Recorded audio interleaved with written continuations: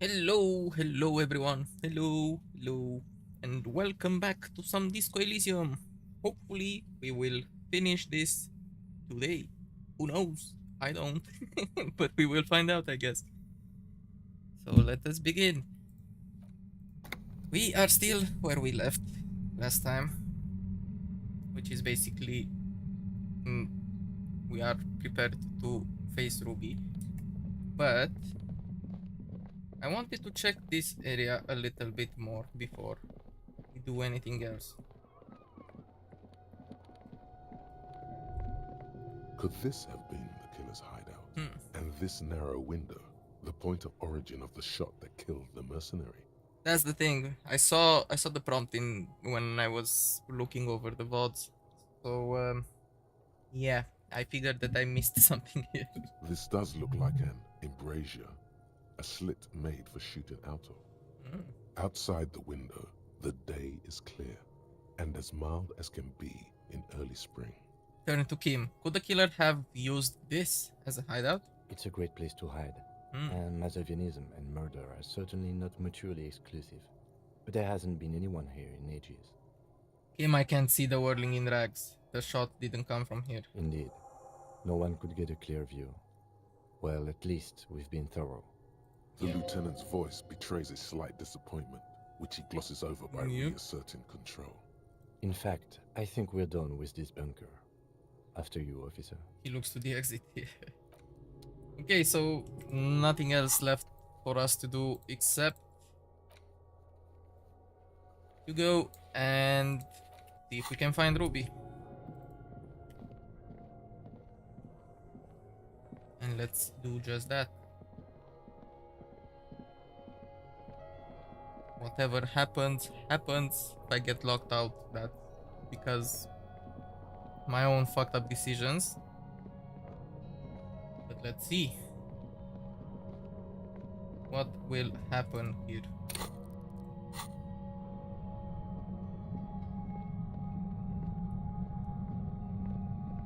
We are just walking. We don't want to scare anybody.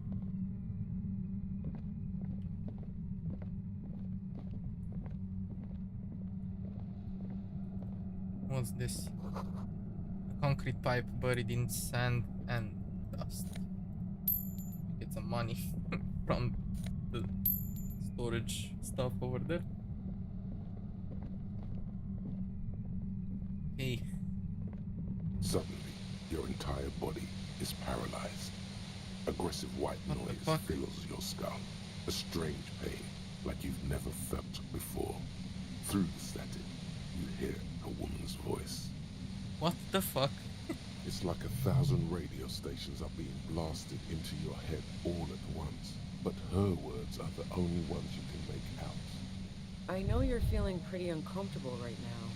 Don't move too much or fight it. That'll just make it worse.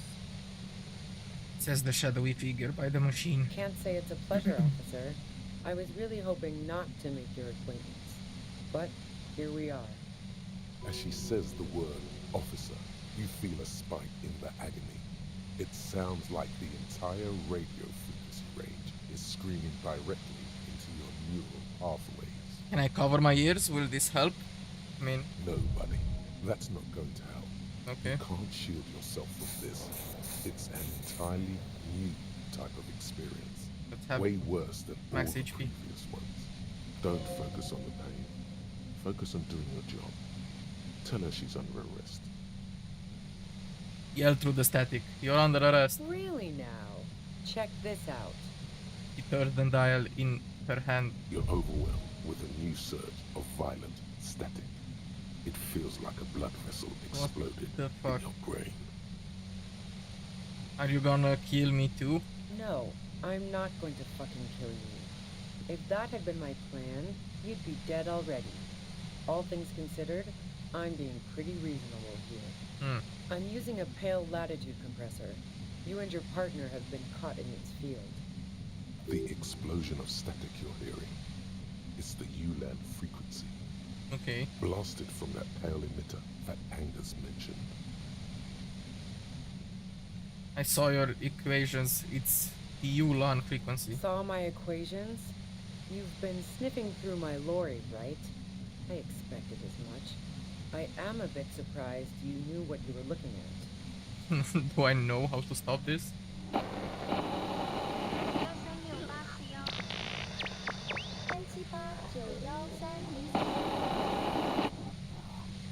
Okay. A pale latitude compressor is Hmm. used to sort of make the pale more manageable. With a lot of these, you can force a radio signal grid on the pale, literally crunch the distance across it. Signals are relayed across a series of repeater stations fixed to buoys. Not a fun job manning those stations. All alone out there in the pale, people lose their minds in just a few years. So, what we are experiencing is a concentration of radio waves. He gestures towards something with great effort. Precisely. This is an industrial strength paraboloid. It's meant for forcing dimensions on something that doesn't have them. Needless to say, the frequencies used are out of this world. At the upper limit is the large prime number generator station. It's used specifically for pale latitude compression. That's why you may be hearing some numbers. But you might also hear, or think you're hearing, local radio chatter. She's been holed up in here for a while with no one to talk to. Keep her talking, and you just might get an opportunity to break loose. What's this goddamn pale anyway? The pale? It's the end of the world.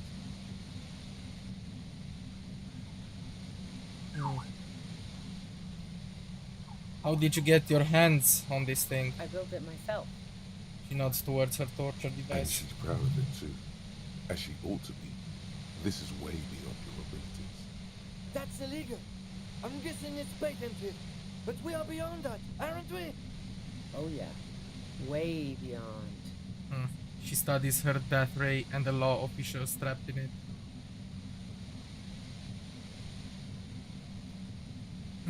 Have you experienced the compressor yourself? Yeah, I stuck my head in there before using it on you. It seemed like the ethical thing to do. Can't say that I enjoyed it. The field was weaker, but I can imagine what you're going through.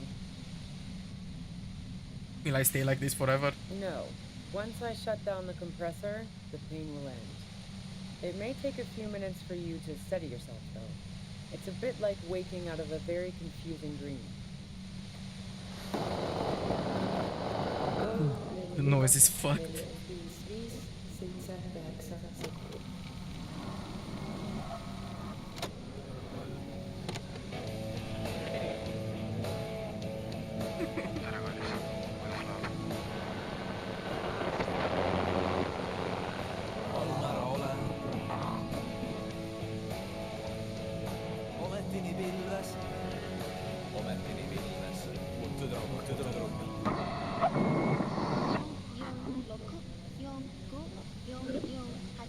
I'm just letting the sounds go through. I don't know.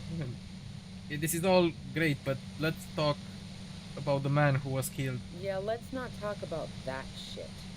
You were hunting me and fell into my trap instead. That's all there is to say about it. So she thinks of you as hunters, not cops, and of herself merely as prey. Please, could you just turn it down so I can ask you something? If you've got something really important to say, you can do it through the white noise.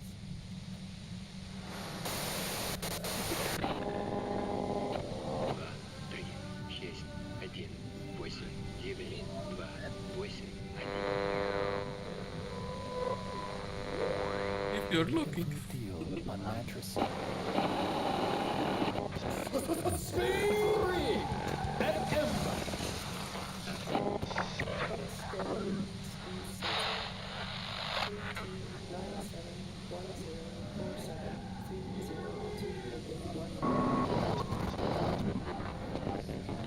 What the fuck? This is... Oh fuck.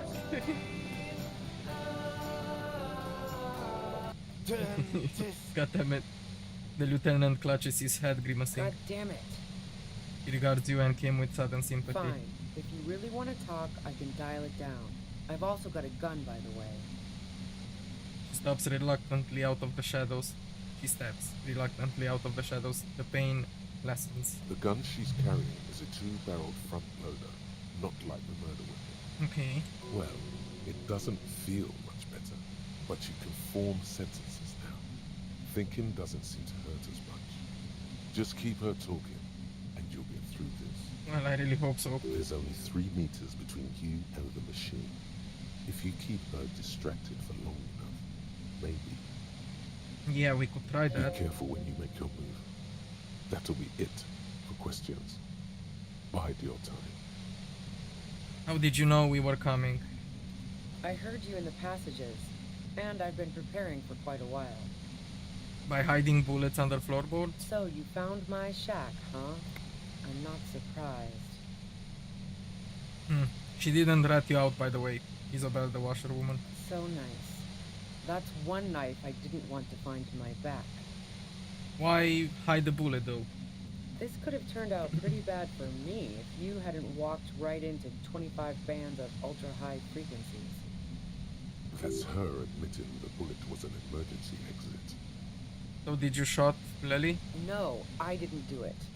I only helped stage the lynching, though I doubt that makes much of a difference to you. So she says she didn't do it, and she doesn't trust you. Is it you specifically, or the citizens' militia that she distrusts? Well, that's a good Who question. ratted me out, by the way? Was it Titus? No, he wouldn't have broken first.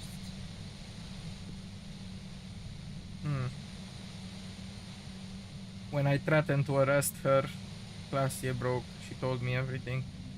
I mean, both choices are saying pretty much the same thing. But the second one is closer to what happened. So Oh. Well, I guess I always knew she was a survivor above all else. But she couldn't have known I was on the coast. How did you find me? your first guess wasn't entirely off. Titus and his boys, man. They told us you were on the coast. Even now, Kim is a paragon of professionalism. He is trying to make a clean cut of telling her she was betrayed. Well, fuck. Those guys liked me, I know it. If this is what happens to people whom people like, A dull despair is creeping into her voice. how the fuck do the rest of you get by? Wait, wasn't it you who called me the human can opener? It's not personal. I open them up. I do it by asking questions. No, honestly, I don't know how I do it. I just stumbled in there. Can you please explain? No. Wait, wasn't it you who called me the human can opener? It's not personal. I open them up. I did, didn't I? Now you've come for me. Fuck them all the same. I do it by asking questions, and I have some for you. Honestly, I don't know how I do it. I just stumbled in here. Can you please no? Let's do the first one. Like okay? what? I already told you I didn't do it. A strong moral compass. She still wants the opportunity to make a case for herself.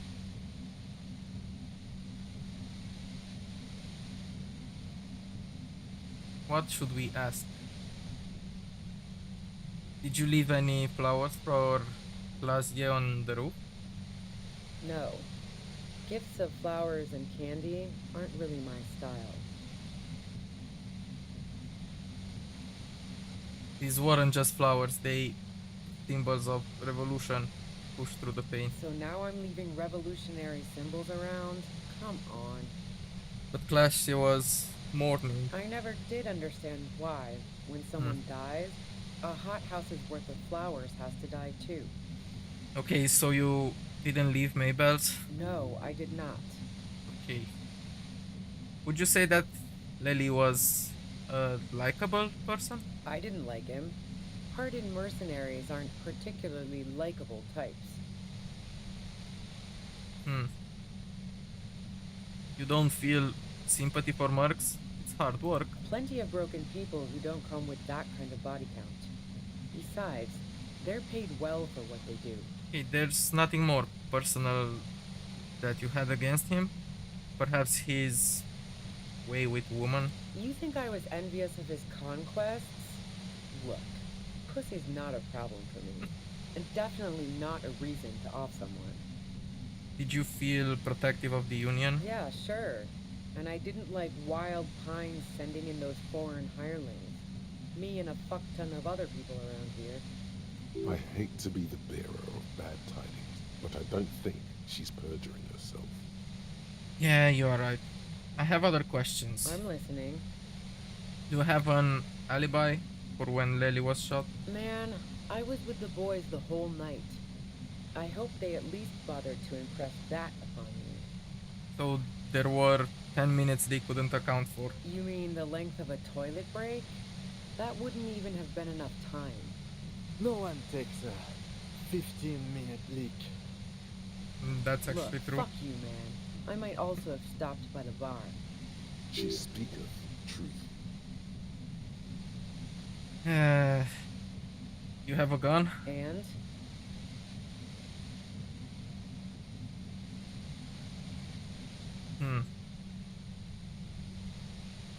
I can't quite tell what kind of gun is it. A Noctway 80 front loader.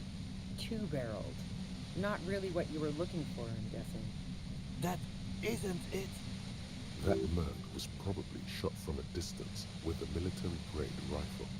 Otherwise, everyone at the whirling would have heard the shot downstairs. So where did you get it? The gun store. What gun store? Trigger Happy Jacks. That doesn't sound like the name of a real store. What did you think? That I'm going to squeal on my gun supplier? Huh. Sorry, I'm not that kind of gal. I see it's a front loader. Do you have another gun somewhere? Sure don't. The breech loader? No.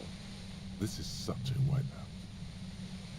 Do you collect guns? Maybe old rifles? No, they're not practical. Break too often. Okay. There's other evidence I want to ask you about. Yeah. Evidence. You liked Claudia a lot, I considered her a good friend, yeah. but you wanted to be more than just friends. Oh, so that's where you were going with this. Said you wanted to run away with her. That's a very sentimental way of putting it. We both had pasts we didn't want to catch up with us, and we enjoyed listening to music together. Why not go on a road trip? The lieutenant watches her expectantly, occasionally shaking from the pain. Okay, fine. I was into her. There we Claudia go. was into me too for a time, I know it. We even fooled around once. Okay. And yeah, after that I thought maybe we could make a go of it. Claudia only said they maybe kissed. Someone is lying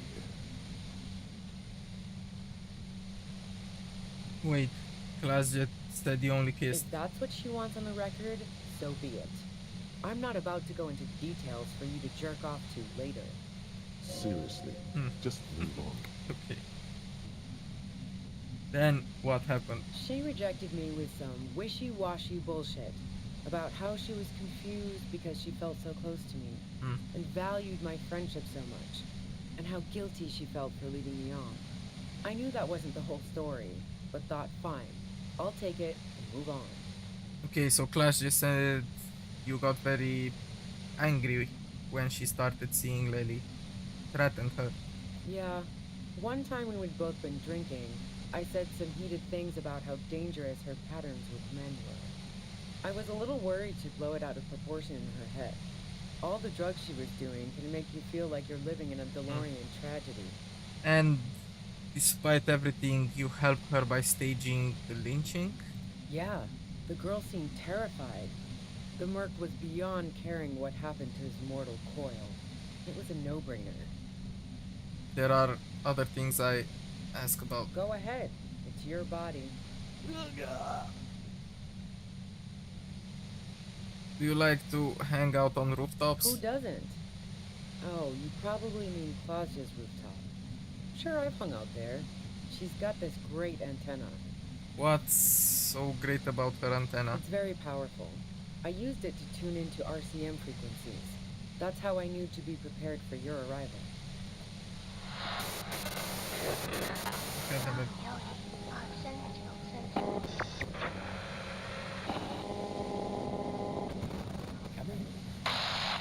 Is that the only reason you hung out on the roof? The view's pretty bomb, too. But you might say the antenna was the main attraction there, yeah. Along with Claudia. So you're sure you didn't shoot the merc from the roof? Yes, I'm sure. And anyway, as I said before, the shot had to have come from afar. Hmm. You're running drugs for the Union? I've been through your lorry. So, Heart of Gold Tommy fucked me over too. Never trust a musician. Maybe twist the knife, just in case. Make her more desperate.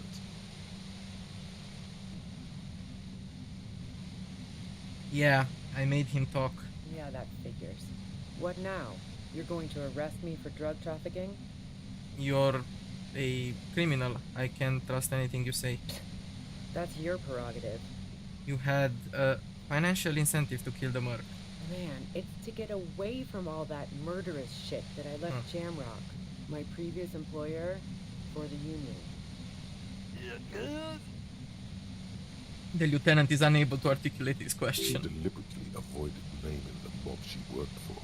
You might be able to find this out later. Maybe. I got lucky being a dispatcher. Never had to do any of the really dirty work myself. This gun has only been used for self-defense against serious scum. She turns the knob down just a millimeter. There. It's going to be easier to reach the machine now. But you're threatening us with it. Based on what I've heard about you, you are serious scum. She responds, holding your gaze. Okay, let's take a step back. Yeah? Where? More questions before doing anything. Are you sure about that? I mean, I have a 92% chance. I mean, sure. Who killed the merc if it wasn't you? How should I know? As I keep saying, he already had a bullet in his head when I got to him, and there hasn't been any useful gossip over the radio. Those rings around her eyes. Her tired voice. She's been staying up late, listening in on the conversations crisscrossing Martinez. Police radio? You've been following the case? Who hasn't? You know, I can still see him there, in Claus's room, lying on his side.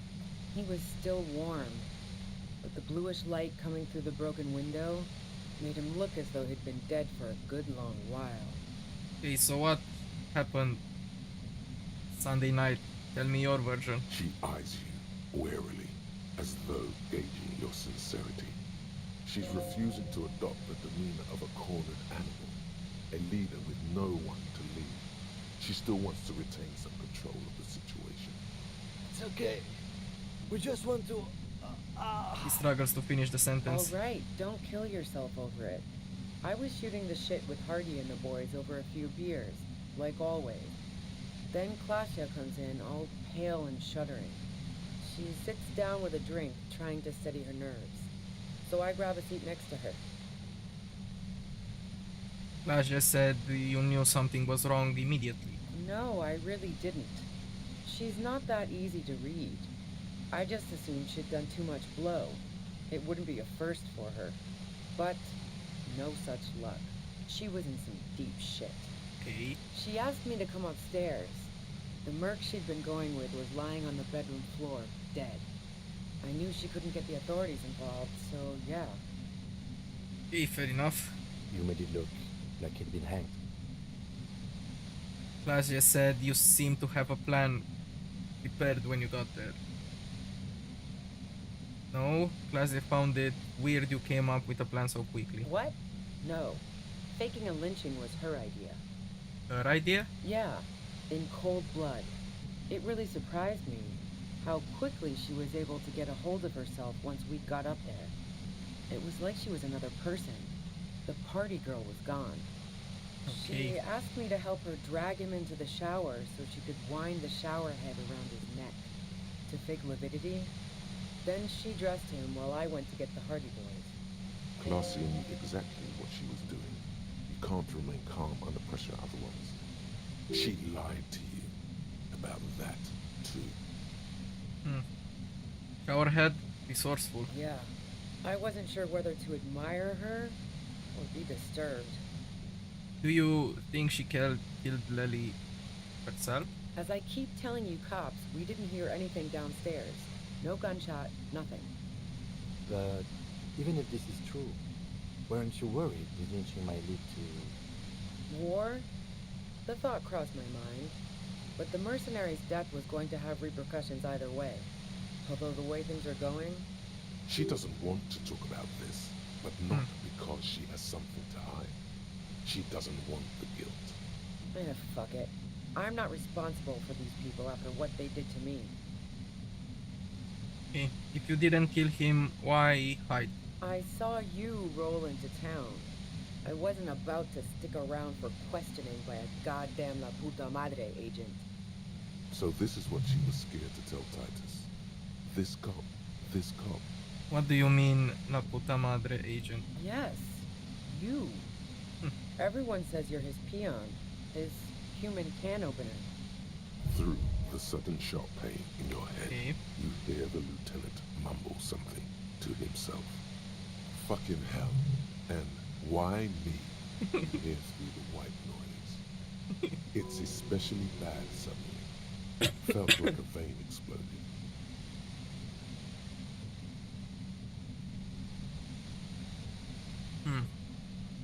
Who's everyone? How do you know this? Everyone in Jamrock. The cops, the criminals. Why do you think I'm holed up in here with a goddamn death ray waiting for you? If she knows that about you, she must know your real name too.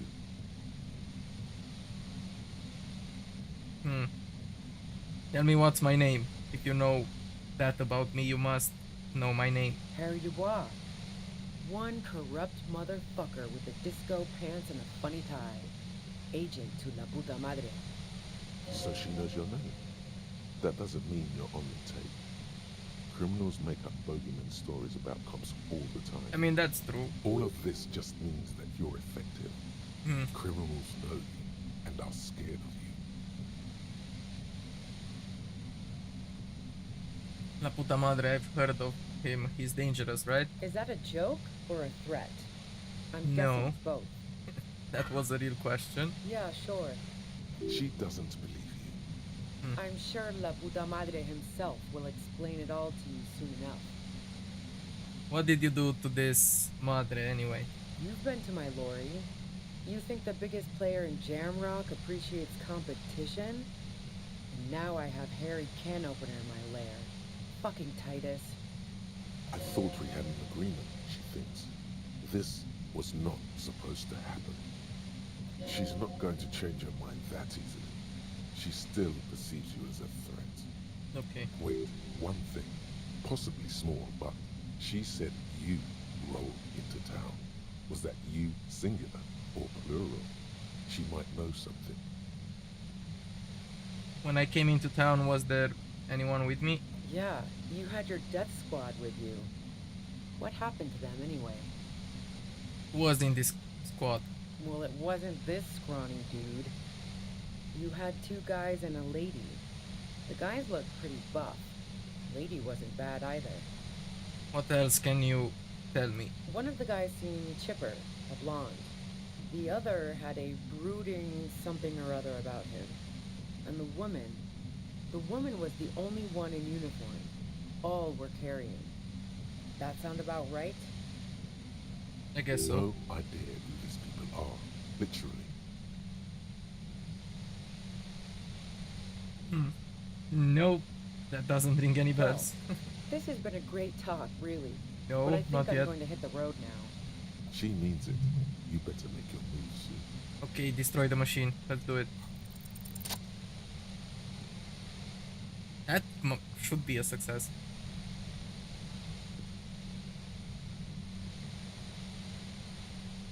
Okay, this is fucking weird. She's not doing anything. You did it. The compressor lies broken on its side. It's quiet in your head again. It still hurts like hell, but... You're under arrest. She looks at the machine, assessing the damage. Her hand trembles. Oh, fuck it.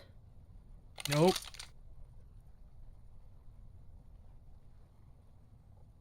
What are you doing? Problem solving. She mutters. Ma'am, put the gun down. That's not the solution to your problems. You are... Oh, yes, it is. Well, this will be hard.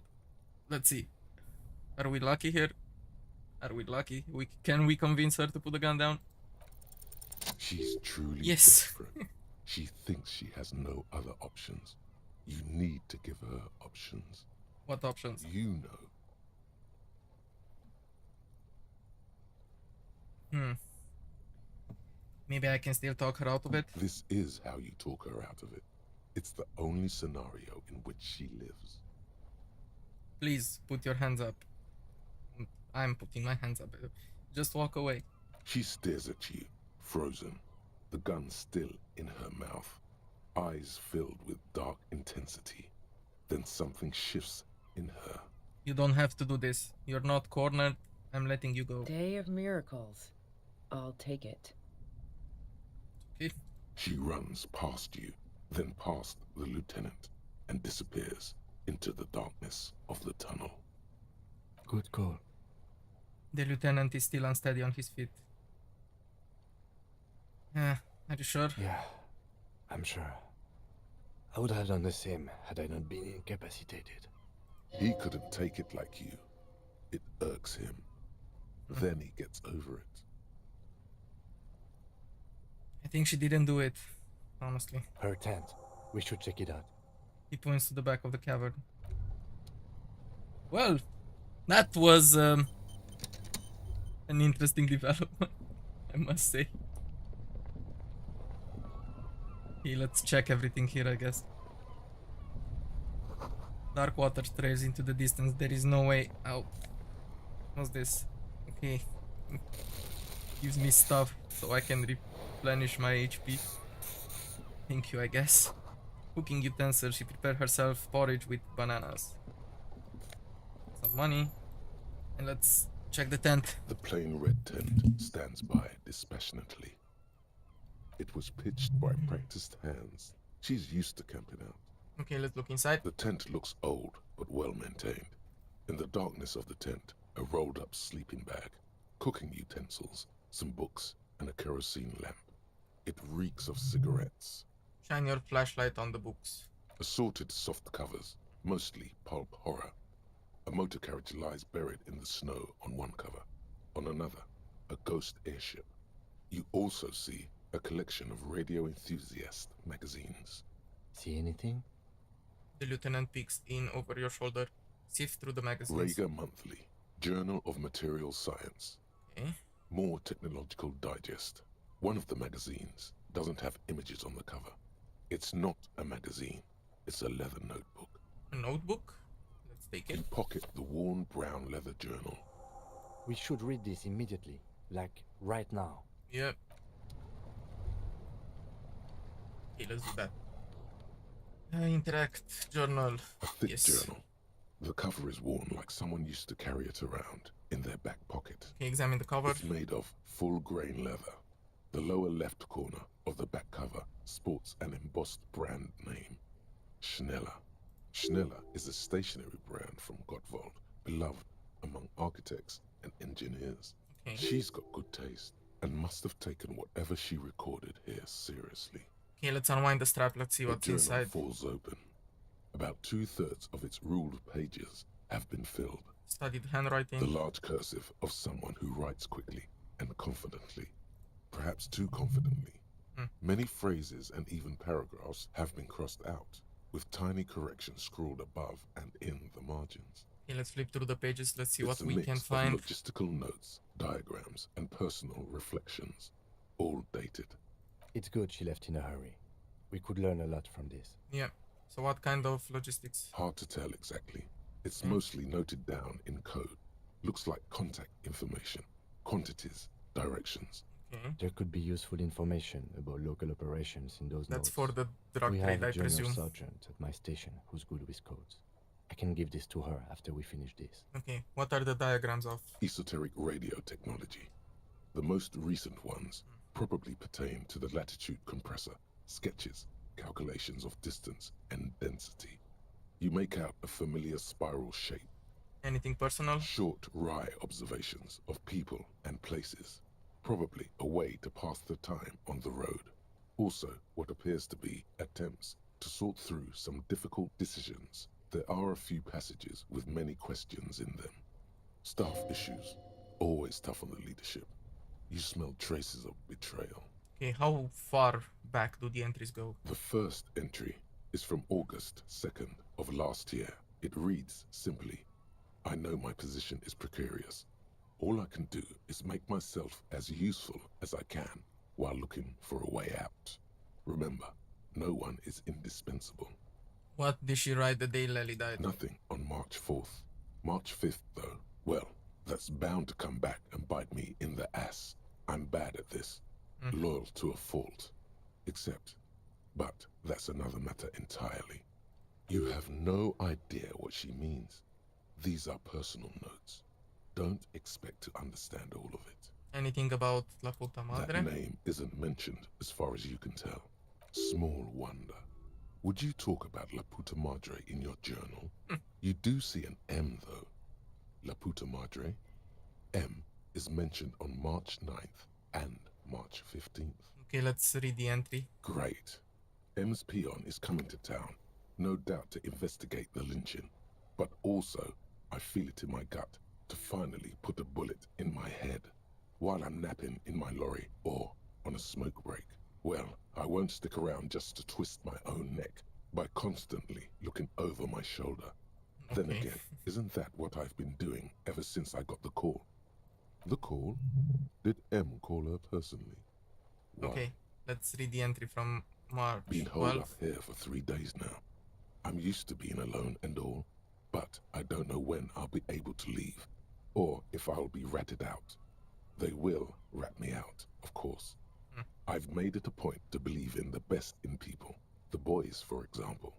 But experience tells me, did M feel truly betrayed by me? I was feeling threatened. He'd have to know if he threatened people, they'd take measures to protect themselves. Even I know that. Economic measures first of all. Gotta make a living, right? I can still hear his voice in the receiver. Taste the plastic. The entry ends abruptly. The call was a courtesy. He must have held her in high regard to personally tell her he knew about her plan to run drugs for the competition. So what's the most recent entry? The most recent entry is from today. It reads, even when I leave here, if I leave here alive, what's my next move? Staging a lynching is a crime, even if I'm not accused of murder on top of that. Forever on the run. Not really my idea of the open road. Man, I was really looking forward to winning. Well, you shouldn't have run It then. looks like she might have been framed. The lieutenant taps on the page. If she didn't do it, then maybe it's good that we didn't catch her. I wouldn't go so far as to say that. Hmm. We have other reasons to arrest her. Besides, Unfortunately. I'm not sure her life as a fugitive is going to be much better than we does. Especially if she has problems with the Madre. Kim, am I really a La Puta Madre agent? No, I don't think you are. Ask someone in your precinct if you want to be sure. He truly does not believe you are. Perhaps he shouldn't be so trusting. Well, I sure don't know. His trust is well placed. You aren't. You can feel it. Then who do you think killed the Merc? Classio was the one who pointed the finger at Ruby. Perhaps she was trying to steer us away from herself, or But no one heard the shot. maybe she had an accomplice. Either way, we need to keep an eye on her. One thing is for certain. We have business back in the whirling and rags. Questions to ask. We I should get guess. to it. Yes. That's all. The face of King Fleecell smiles at you. Okay, let's see For what some reason, they the mean by smile, local concerns. unsurprisingly, much of this section is taken up with articles declaring unqualified support for the dock workers' strike. You skim the headlines. Paint the harbor red and white. Martinez tames the wild pines. A city in revolt. First we take Martinez, then we take La Delta. Finally, there's a brief article by the writer, G. Martin, accusing the owner of the Capeside Apartments of illegally attempting to evict certain communist tenants simply for not having paid their rent. Ah, This must be Gaston's handiwork.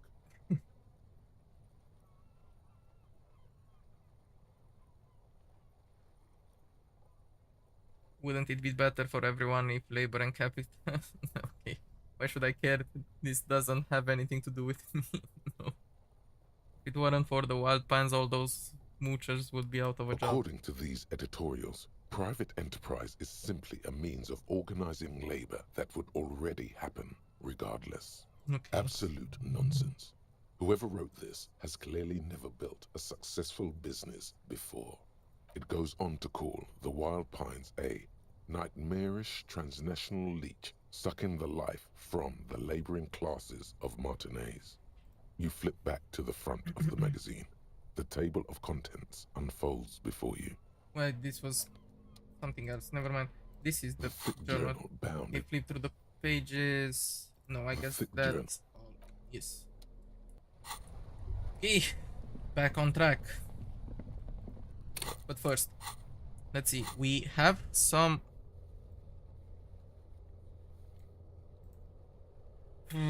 things to do here.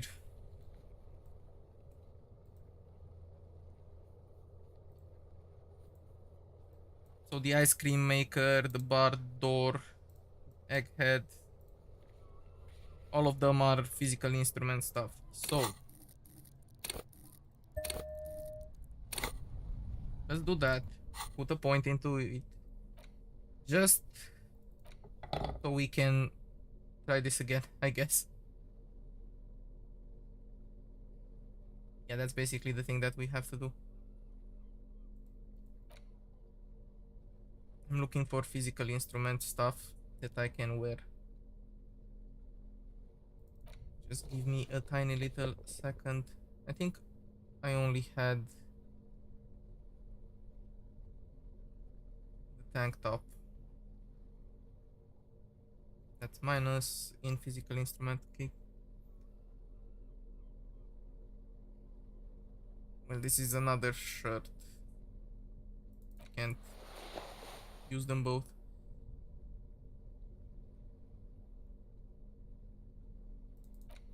I believe the scarf will help. Okay. Let's go try the checks, I guess. Because there's nothing else that we can do here. We can continue doing stuff. I mean, we have to learn about this, but everything will be answered in the wording. Look for Ruby on the coast. That's done. Okay, Ruby's gone. Go to her tent. You found Ruby's journal. Read it. See interact tab in your inventory. Yes. That's pretty much it. That's the way out. One of the way out. Let's see what changed. Because this could not be good.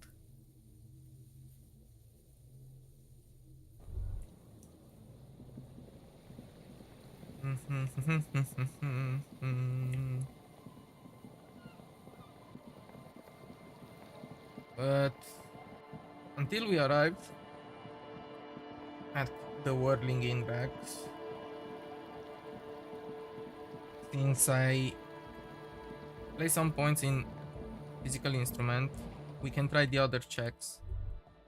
The large-headed youth. Yes, okay. Challenging. Will this work? You know Nice. it's in your lungs where the There we pressure go. should vibrate. In your heart that's alone. And in your solar plexus where the hits should land. So does every chordate animal. Might as well just go through all the things that we've unlocked. Okay, needs more bass. The young man makes a sudden move like he's about to turn the volume down, but that would be ridiculous. And melody. A good melody is what makes the song really stick, so that you can't get it out of your head anymore. Wow, okay. We should start with the melody. But where would we get that stuff from? Nowhere. I'm not gonna become some... No. I don't know. I was thinking you would know. I'm sorry. I don't know anything about Nordic music. I'm just the party boy. I get the people going and say it's hardcore. He feels ashamed. He can't be of more service to the future of dance music.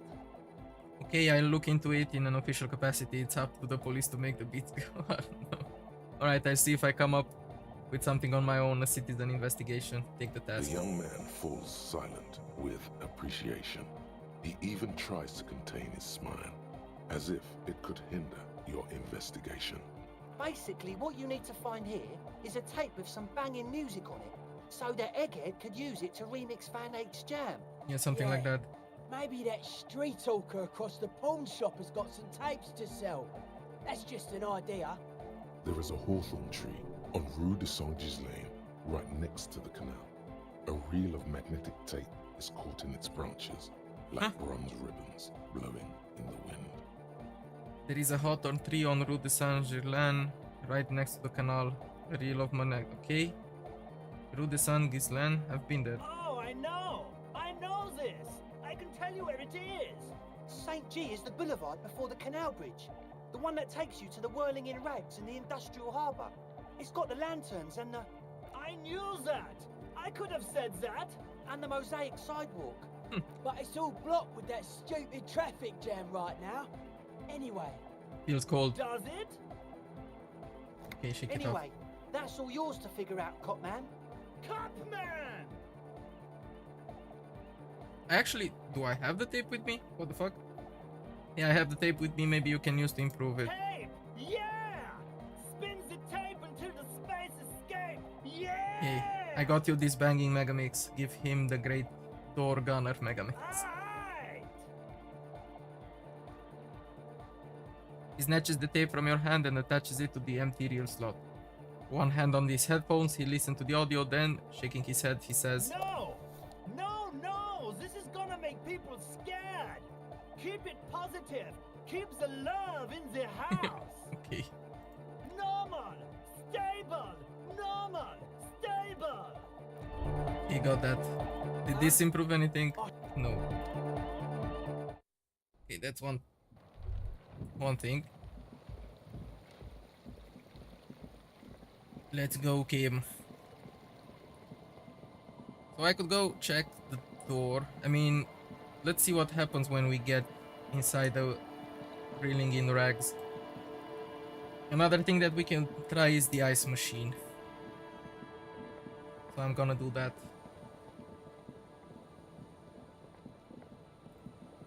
Nothing else that can be done until we reach that area.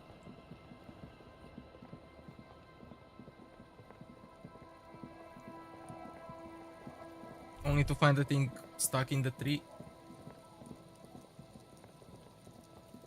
And I don't know exactly where that is.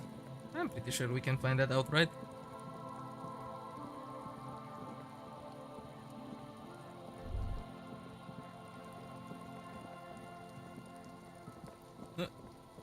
Wait, what's this? Stop. Just up ahead. Danger. Huh? What you have isn't enough. You'll need more firepower. A ranged weapon. Water streams down your Kavulzun KR2 multi-tool. It looks impressive, but what can it do against military-grade weaponry? What am I supposed to do? Be prepared. Make sure you have your pepper box in your hand. Your fingers reflexively reach for the Villiers 9mm pistol in your pockets. I'm not sure I feel ready for what lies Then ahead. you'd better get ready. Whatever happens, I've got your back. Okay. Gone.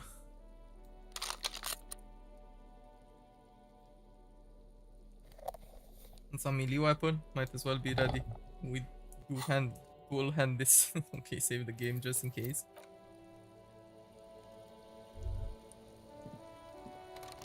So I can go in here. Okay, let's see. I'm all out of shits to give, loincloth. Welcome to the fucking reckoning. Put your damn gun down. Oh fuck. People are gonna get hurt. We need to talk this through. All right? Shut up. Not gonna talk yourself out of this, loincloth shit fuck. This is the mercenary at the gates. His Yeah, chest rises and falls under the ceramic breastplate. His fingers reach. it's going down apparently. Him? What's going on here? The lieutenant raises his left hand. This is a misunderstanding. Nothing irreversible has happened yet. You can just return to your unit and forget all about this. The Kipt is merciful, willing to spare us if we just forget about our murdered and humiliated commander. I think we should just kill everyone, Corty. You are all drunk. Come to your senses. You won't gun down 7 people in the middle of the street. This isn't a frontier town or a jungle outpost. Easy, Lizzie. Let me handle it. I know guys like this. I'm sure we can come to a peaceful agreement. Ain't that right, fellas? He is facing overwhelmingly superior firepower, and he knows it. Peaceful. Huh? Who's this one? Oh, it's that. I didn't even see. It's the guy that's resting there. Up there. In the corner of the building. The fuck? Nest in your abdominal cavity like a little wild mouse. The masked man's words are barely intelligible, but you can hear them. Fuck, there's a third one. How did we miss something like this? The lieutenant points to the helmeted figure. This third one, he is the most dangerous of them all, heavily armed. The lieutenant is genuinely worried for his life. You should consult him before getting in there. Yeah. Whisper, the big one is the mercenary at the gates, the scab leader. If this turns into a firefight, we should take him out first. Yeah. A sound strategy. He's the leader. So what do we do? My plan is not to get killed, but we have to intervene. We're out of time, this is. The mercenary tribunal. Yeah. Stop, this is the police, get between them. Get lost, comedian. You cops had your chance. Now it's fucking time for some justice. This could go wrong. He licks his lips, waving his gun at the crowd. Losing his balance for a moment, he staggers backward. Fuck! It's the only word you can make out. Easy now, no one needs to die here today. Oh, people are gonna die today. We're not leaving it like this. These tribals hung him up for everyone to see. No one is going to kill anyone. Let's just put the guns down and talk like civilized human beings. With a wordless gurgle, the killer loads his long rifle.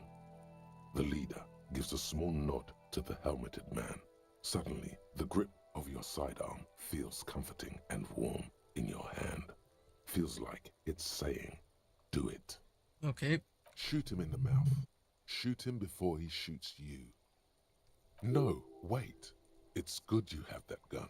It really is. Just soften him up first. Present an argument. Will this work?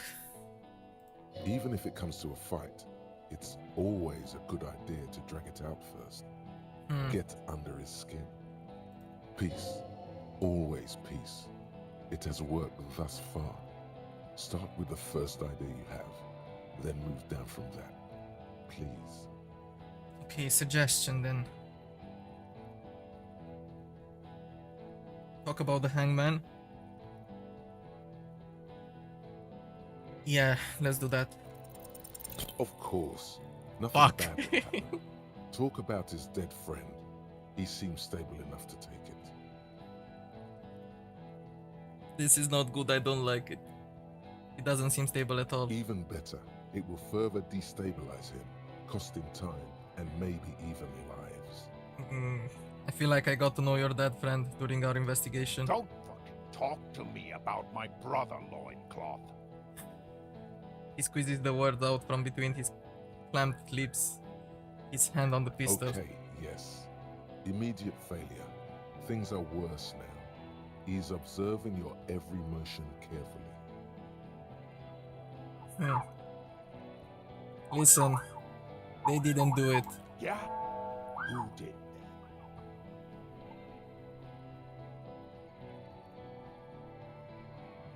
It was someone else, someone who's not here now. How fucking convenient. Of course, this didn't work. Then puts his hand on His the gun. fingers are twitching. That's a draw reflex.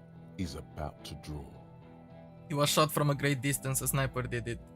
You think I'm fucking stupid, cop? What if I just shot one of your pals here, right now, huh? How about the kid?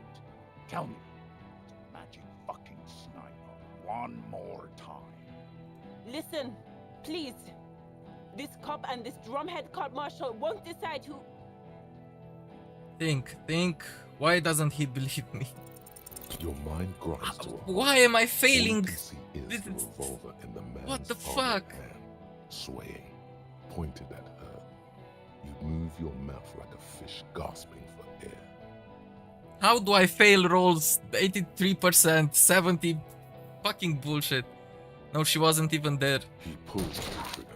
A plume of I'm not taking this. Fuck me. We do it again.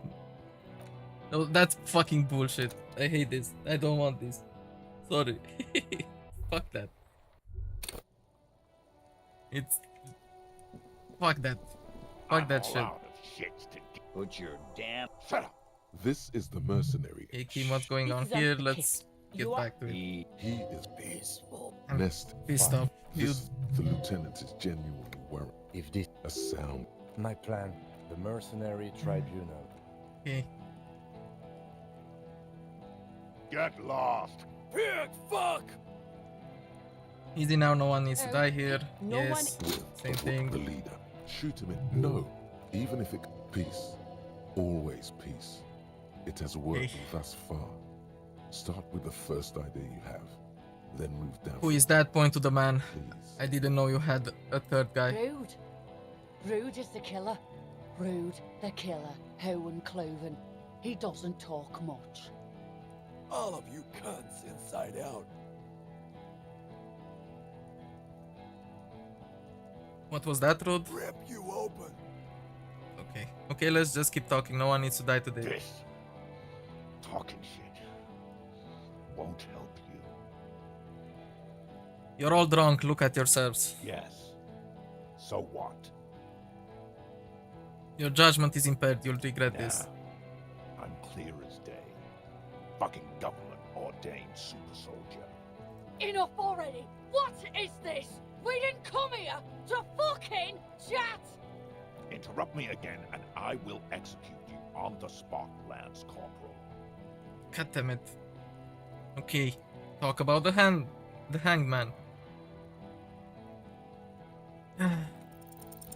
Dangerous. There we go. Ask about him That's how first. it was supposed to You happen. don't want personal facts about his dead friend coming out of your mouth. He has to start it. I knew you weren't a goddamn scab leader.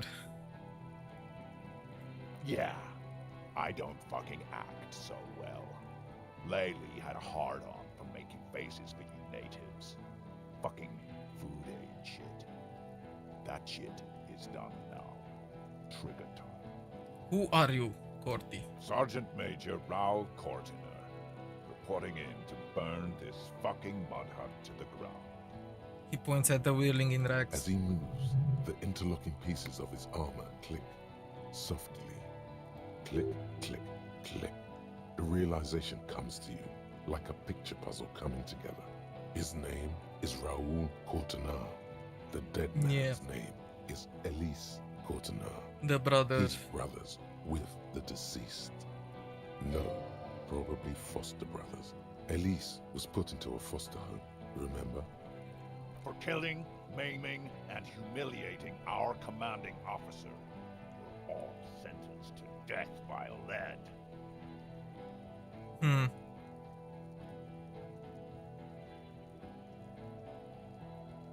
Cortiner, I know that He name. sways from left to right, inspecting you. Raoul and Ellis Cortiner. Look him in the eye. I'm sorry about your brother, Raoul. He wasn't my fucking brother. We just grew up on the same farm and got beat into place by the same sick fuck. And then went to the same military academy and the same unit and the same war. Same fucking mud hut town, too. He looks around, then wipes his face with his armor glove. Okay, good. Listen, you're Lelin, okay? He had blue eyes, didn't he? Your brother. Baby blue, yeah. Like someone fucked up and put a baby's eyes on a grown man. He smiles, pulling his face in a strange way. It was creepy, but bitches like that shit, I guess. Hmm. Or, I don't know what bitches like. I just know how to mow down cloths. Listen, you're Lelin, everyone says good things about him, okay? Your brother did not deserve to go out like that. I promise I will find his killer. Find his killer. Cop, his killer stands right there. He waves Checking at the his man pants, behind you, okay? And you're standing in the way, protecting him. I know what this tactic is, Silo Sam. You're gonna die for them. Right here. Today. This did nothing. You think you were onto something? You just wasted time. Please, act. Think of an argument. Yeah, Alright, there we go. here we go. This is an illegal tribunal. Krenner would never sanction this. Who's the commanding officer? Take your pick. You only have time for one argument. Choose wisely. You were called Donwell once. What happened? Grinnell does not give you the right to conduct the tribunal. Just a question: who is in charge of your unit after the death of your colonel?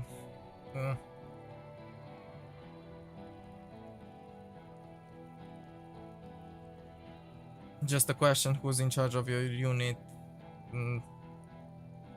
Maybe Donwell will also help, but I'm going for the first one. Who's in charge of your unit after the death of your colonel? I am a Grinnell Major with over 15 years of live combat experience. When my colonel gets hanged by clay monkeys, I lead the platoon on a retaliation strike.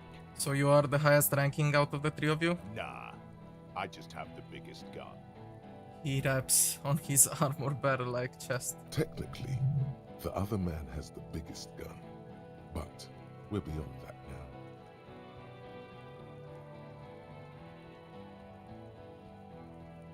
Hold on, what's the highest ranking colonel? King Reaper. He says without irony, okay? As the leader of this group, reconsider your actions. This does not need to end in bloodshed. You're right. But you see, I want it to end in bloodshed. Okay, it's not much, but he's thinking about something else, and his hand is off the gun. This did something. Easy now. Tell them these men didn't do it. There's a peaceful way out. Listen, they didn't do it. Yeah? Who did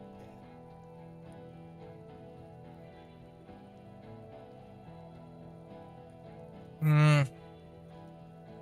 Saying, wait, I just need a little time to figure this one out, won't help. Titus wasn't. Clash, maybe. If I said it was Ruby, but she wasn't, that won't help at all. Maybe it was me. No, it wasn't. It was someone else, someone who's not here now. This is a little bit fucked.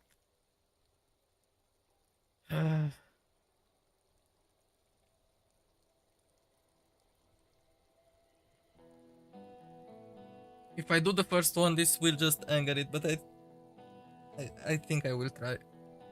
I mean, I know it's not good. We could say it was Ruby, just... And she's not here, is she? Doesn't look like she's here.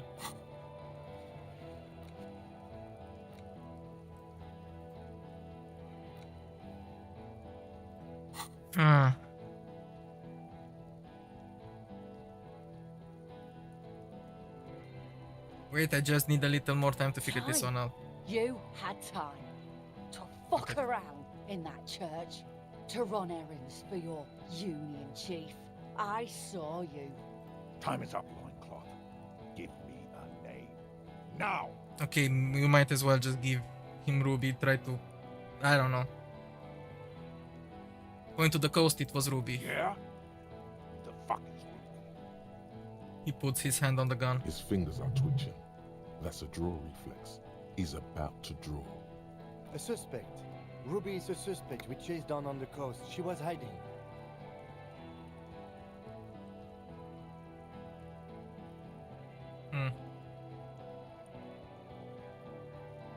She's wrapped up in some really dangerous La Puta Madre stuff. He was jealous of Lely. She wanted Clashy for herself. This is some sorted stuff. Fled, trapped us and fled like killers do.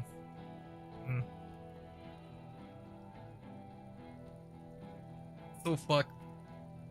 She fled, trapped us and fled like killers do. You think I'm fucking stupid? What if I just shot one of your pals here, right now? Huh? Go ahead. Tell me about some other cunt. He points his gun at Elizabeth. Goddammit. Listen, please. This cop and this drumhead cop marshal won't decide who. Think, why doesn't he believe me? The Hardie Boys confessed to hanging him, all together. Titus said we took him out back and hanged him. He said it loud, in a public place. Listen, he was shot. He wasn't hanged. Listen to me. You're lying. DePaul heard it. He doesn't move the weapon. A Kiel Model 40 revolver, 8 rounds in the barrel. The gun slowly sways in his hand from the inebriation. You heard wrong. She and these men have been helping us find the shooter.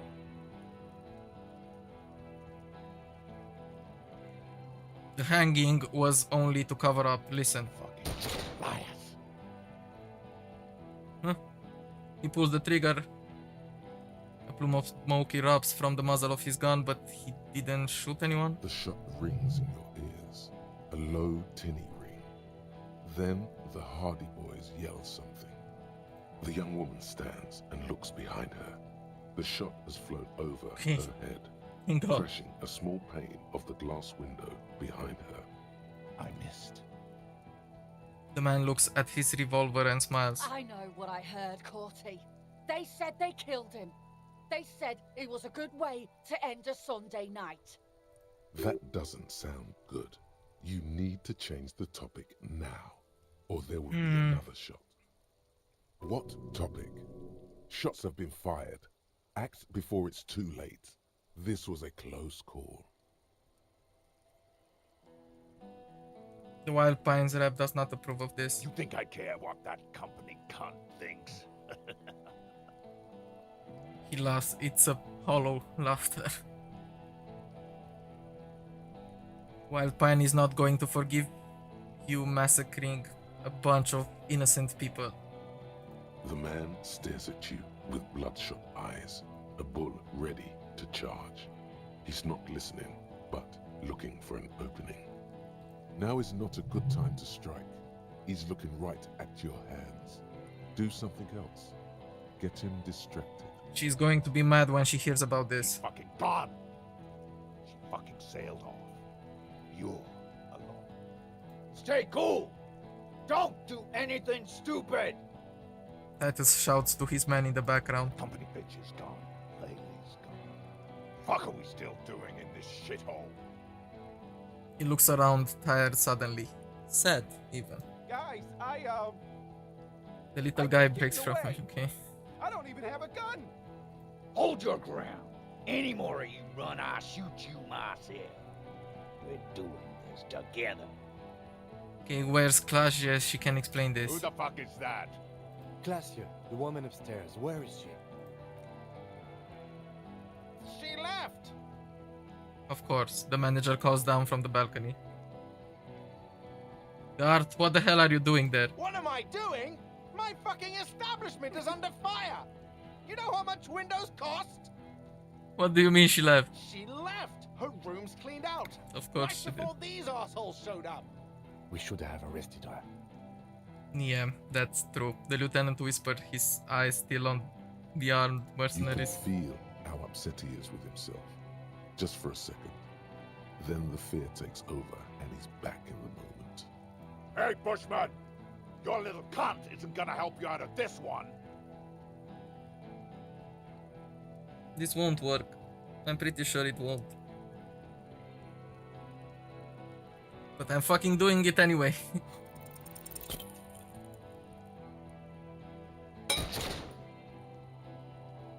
A small explosion expels the bullet from the chamber. Check With failure. a puff of smoke, it hits the man square in the chest. Now we dead. Producing a soft clicking sound in the armor. Like dice rolling. The kinetic energy of the 9mm front-loaded bullet is distributed evenly across the chest piece and Well, we each dead. hands. Go ahead. Give it another try. Throw the gun at him, die. He didn't do anything, look at the gun. Do it. Primitive. Take me out. Throw the gun at him. This is so stupid with my work.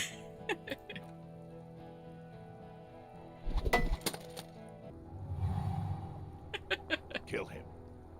Yeah, and we did.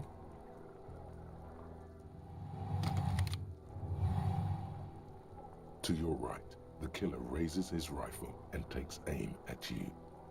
His moves are steady, but the long barrel of the rifle sways slowly. Blink, think. You stare down the barrel of the gun. You see Rude's mask behind it, his eyes in the slit of the helmet, like a camera lens, focusing on you. 0.6 seconds remain. There are 6 little black dots in the tip of the thick barrel, like a honeycomb. This is a knock cannon. It shoots 6 rounds in one pull of the trigger. Is there anything we could use to protect this frail body? That gun will tear us to pieces. He's drunk. Drunk fighters overcorrect. Move right, he aims further right. Get him to overshoot. Kim, where's Kim? From the corner of your eye, you see the lieutenant raise his pistol and aim it at Rude. He's trying to find a straight line of sight before the rifleman can take you out. It's not easy. He has 0.4 seconds to do so. He won't make it. You're on your own. He dodged the shot. You leap No, left. we dodged. A swarm of angry lead passes mere millimeters from your side, tearing fabric off your coat. Feels like the lightest of tucks. Thank God.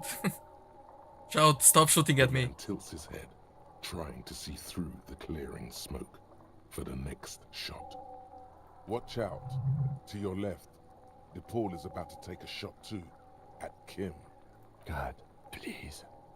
The lieutenant says quietly without trembling. He aims face He's pale. aiming for the eye slot in Rude's helmet. An extremely difficult shot. 2 shots ring at once. One from the lieutenant's pistol, and the other from DePaul's. It's aimed at the lieutenant, but it misses. You hear Thank a God. scream behind you. Kim, did he hit the rifleman? Blood gushes from the helmet's eye I mean, of socket course he did. As Rude staggers back, disoriented. The sounds coming from his helmet are not human. An unbelievable shot from the lieutenant. Who screamed? Glenn, dying in a puddle of blood behind you. Fuck. His mangled torso has 2 gunshot wounds. Blood gushes out of them like red geysers. You see 2 cold eyes looking at you through all the smoke and panic, and a pistol raised, aiming at your chest, point blank. Then the man squeezes the trigger. Look him in the eye. A look of happiness. His eyes seem Why did I throw the gun? bright, shining like stars. Something in the fear must distort him somehow. He is evil, and the end. Here it comes. Death. I mean it. Let it happen. And I will replay it. Fuck it.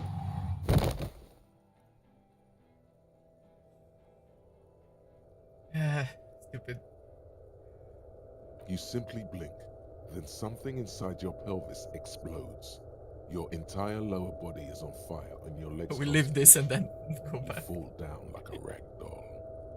The pain is too immense to scream. It pushes the air out of your lungs.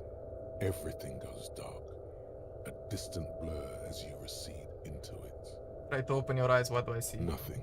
A persisting darkness, dancing lights of pain, distant shadows cast by them, like a hellish play.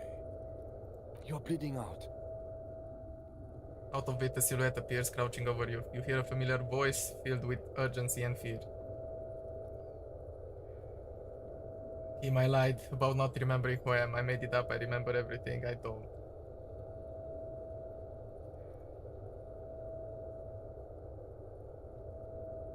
Live fast, die old. Wins from pain. Kim, I lied, okay. Stay with me. Everyone knows I made it up. I'm just drunk, a stupid Yes, drunk. keep talking. You hear me? Stay awake. But you can't. It's so hard. Your eyelids grow heavy, and the sounds ever more distant. And a cold comes over you. The lieutenant, too, is somewhere far away, almost gone, when suddenly you sense something behind him. A shadow towering. Someone stands there, raising his pistol at him. The lieutenant does not see it. He's pushing down on your wound with both hands. Yeah, we don't like this. Scream immediately. He's gonna die. No, Kim. No, you say, and hand out your firearm to him. Your hand trembles, and your I threw my eyes are firearm, full but of sure. fear. That's all it takes. There is no room for hesitation. The lieutenant moves like a spring unloaded. He grabs the gun from your bloody hand and fires behind him. You hear a roar of pain, a death scream. The sound disappears like someone pressed stop on the tape. The hulking figure, too, is gone. And so is Kim. And we did, And I the guess. whole I don't know. world. This is death. All in One more total door, darkness. baby. One more door. No, let me back into the fight. The fight? There is no fight. The fight is over. Yes, It I was not. see that. But I'm trying. Years ago, you have laid here forever. Keep falling deeper. Take the door. He's not taking it. His body is not taking it. Oh God, no. He's not disintegrating. He's swelling up instead. Over the hours, hurting, moaning in his sleep, and rotting, and being disinfected, and smelling of drugs, and feeling saliva in his mouth, drifting in painkillers, thrashing in his wound sleep. He can't go. Not before the case is solved. There was a radio in the distance. A radio of the world. Playing sounds. Good morning, Elysium. Soon you will return to the world. You're thirsty. Reach for the glass of water by the bed. The world is still there. Sleep some more. Hours turn to days. Soon we will get up again and go through it again. Finally, we know what the infernal engine was outside. The clarion call. The engine of a caprice Kanema. No, it was him. He is the infernal engine. Can't you see? He never stops. He only gets worse.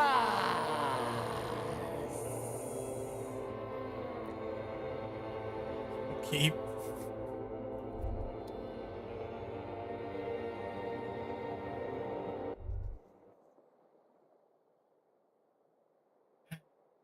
You see the lieutenant's familiar shape in the orange jacket. Yeah, I'm alive. It turns double, then triple, from the pain.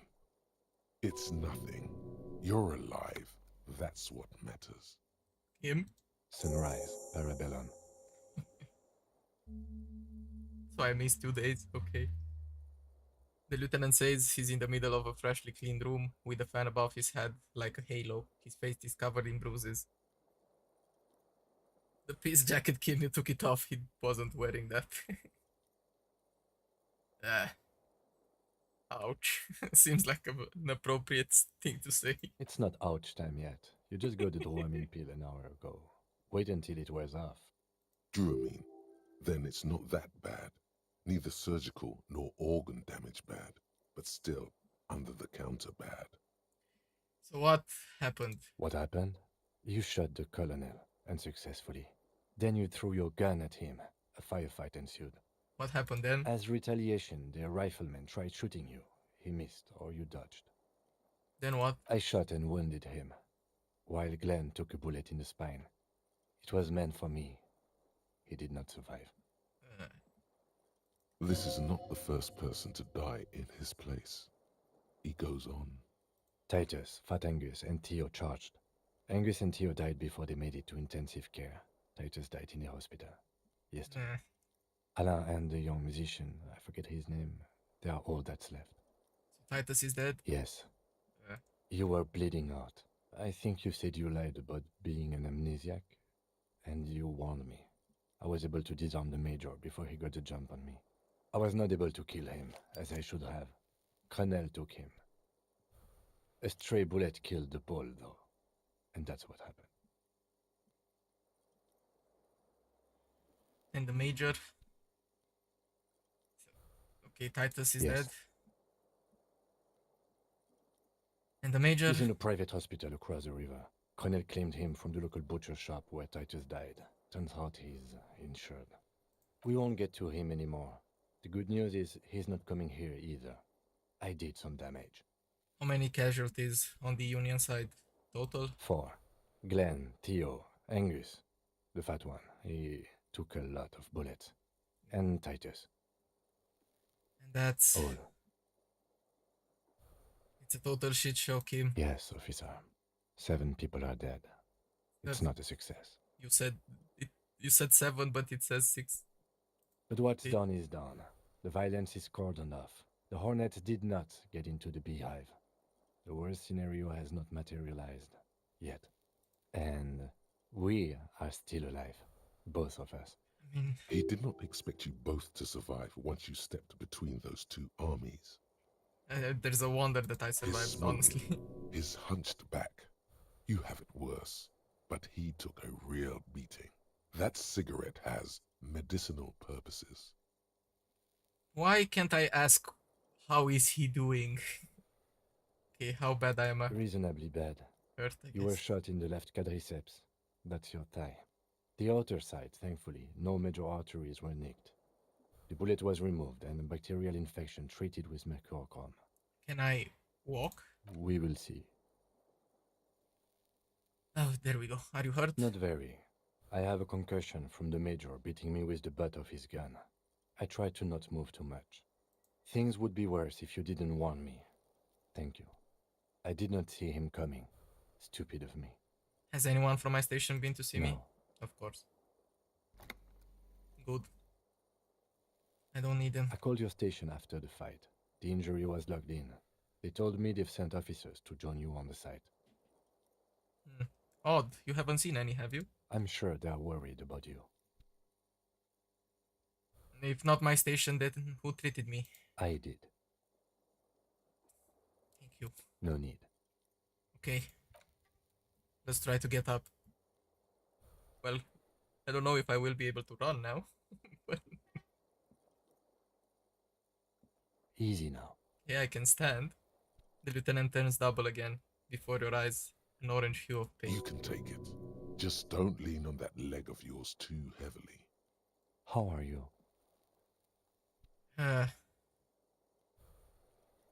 My disco days are gone. Your disco days should have been done quite a while back, Lieutenant Freighter. The room is Mr. clean. Gart cleaned it. It took him an entire day. How long have I been out? 2 days, in and out. You've been up enough to take Dramamine and curse. And drink water. What happens now, Kim? I honestly don't know. You don't know? We can't talk to Everard. The harbor is in lockdown. I mean, I expected Everyone much. in there is outside our grasp now. Joyce has left too, thanks to our meddling. You don't think it was a good idea? I don't know what to think. It might not have been a bad idea. There is a pin somewhere in the machine. Something is keeping Connell from sending in a death squad. He looks out the window. Maybe it's her. Maybe she kept her hand. Either way, Ruby's gone. And Classio too. We really should have arrested her, you know? Wait, you've checked? She's really... Guard confirmed she left 20 minutes prior to the tribunal showing up. Okay, who did it then, Kim? Who killed the hangman? I don't know. I think the dangerous theory you presented on Classio, or whatever her name is, was wrong. We have not found a motive or a weapon for her. Yeah, honestly, I think our investigation has not produced a single credible suspect. An antique bullet from a Bell Magrave, 446 millimeters. How hard can it be to find one? How hard can it be? You know? Fucking Maybells, Kim. The flowers. What? Yank it out and show the dried flowers. This one, remember? Every piece of garbage in the city is not connected to the case. You don't have to keep everything. He's wrong. No, Kim. Every piece of garbage in the city is connected to the case. Okay, this is because no... Okay, an antique bullet from a Bell Magrave. How hard can it be to find one? It's extremely easy. There are thousands lying around. We just didn't find it. We found one. All completely unusable. It's precisely how easy it is to find one that makes the bullet useless. There's still a 28% possibility the shot came from a distance. We should go upstairs, rethink the ballistics in situ. I agree with this. What else? This is because I'm La Puta Madre's peon, isn't it? Don't be narcissistic. Half the cops in Revachol West are his peonies. Even if you are, it is not a decisive factor in this case. That does make some sense.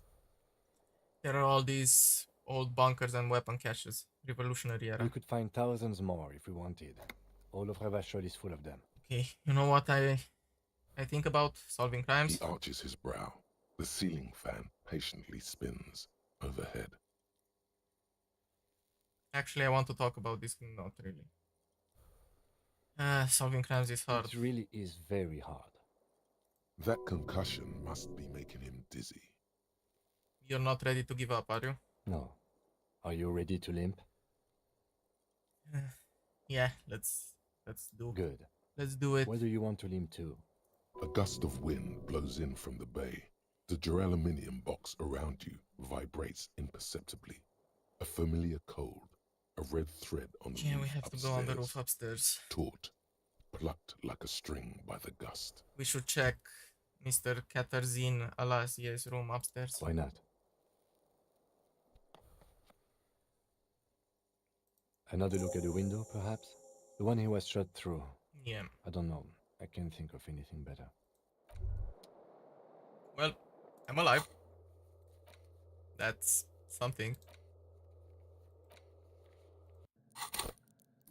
I don't know how I'm still alive. But I'm glad I can continue this.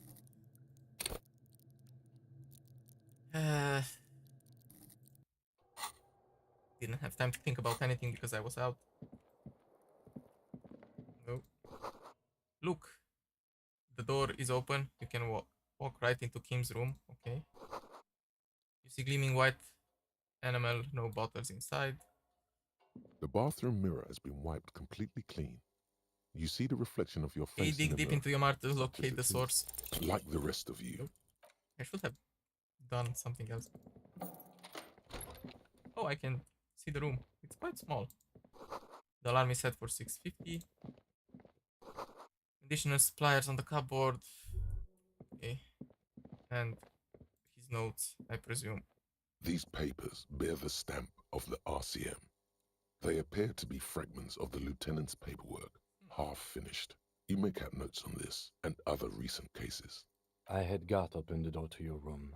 You were running a low bacterial fever the first night. Thank you for keeping this thing alive a little longer. It would have been easy were it not for my concussion. We both got lucky, considering the odds we faced. Let's go? No, I don't Yes? want to talk to you because there's nothing that I can do, apparently. I am sure neither of us feels so... Yeah, sure. So the room is fixed. Newly replaced glass, shining in the morning light. What's this? The stereo 8 player has been reunited with his right speaker. RCM Lieutenant's pants. Okay. Can I wear them? Instead of the Kingdom of Conscience things? Sure.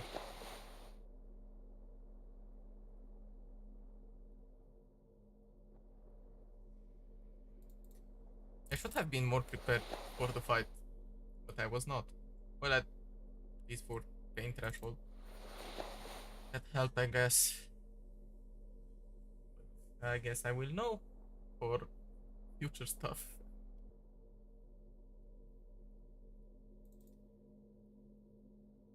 Also, I didn't have the armor on for whatever goddamn reason. This could have protected me. Or even the pants. Well, whatever.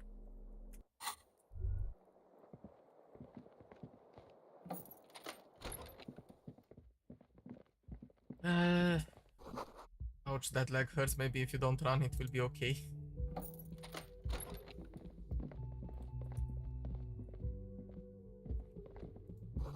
Looks like she'd left something on the table. What? There we go. Next to the stack of bills, you see a note. A few lines jotted down in large, uneven handwriting, just as the writer was about to rush out the door. I'm sorry, I fucked everyone over. P.S. I didn't kill him. P.P.S. Gift upstairs. Gift A upstairs. gift. That's a bomb. The lieutenant turns to the staircase suspiciously, looking for any signs of another presence in the shadow above. What could this gift? I am not drawing my gun yet, but I don't like gifts. He says he's not, but his hand moves instinctively toward his holster as he studies. I mean, who would not do that? Relax. Not everyone is out to trap you. Seems she left in a hurry. It's hardly surprising. Really need to stop running. The medicine cabinet is empty. Not even a toothbrush. Pity. She really cleaned this out. Mm-hmm. She certainly had her priorities straight when she was packing. Okay, let's go up. Please go, please. Why is he? Okay, it's fine. Let's see the gift upstairs. Red thread made of nylon. It leads out of the room and onto the roof. It's that thing.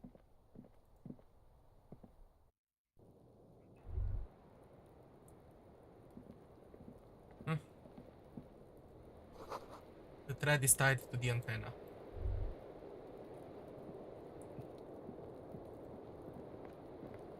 Is this door open?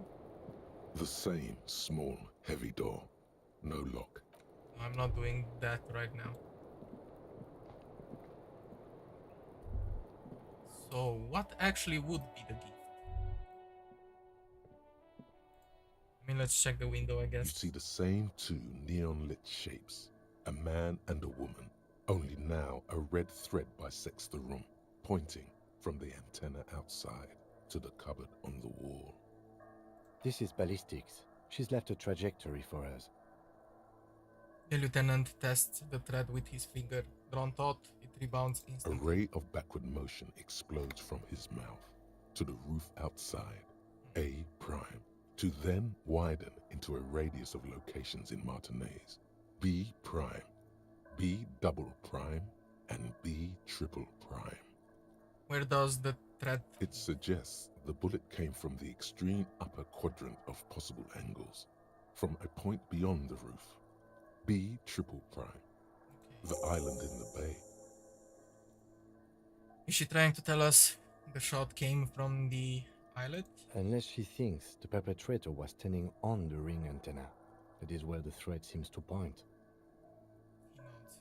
How did she know how to do this? She was there that night. She would have known precisely where the bullet hole was in the glass. She had a long time to think about it after, standing on that roof, staring at the glass. It also looks like there may be more to her skill set than we know. The question is, should we trust her?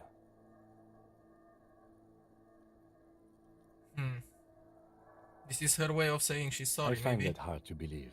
But at this point, what difference does it make? This is also the only point of origin we haven't ruled out yet. So it is. For a second, he seems tired. Maybe we need to go to the island. The wind blows in from the upper door. The lieutenant sighs, looking into the cold distance across the water. I'm going to the island, are you in? Of course, of course. I'm in. He takes a second to gather himself, then says... How do we get there? Joyce Messier had a sloop, but she's gone. Liliane, the net picker? She's tarring her boat. Ah, yes, of course. The village. Let's go. Yeah. So that was the gift she left for us. Another thing.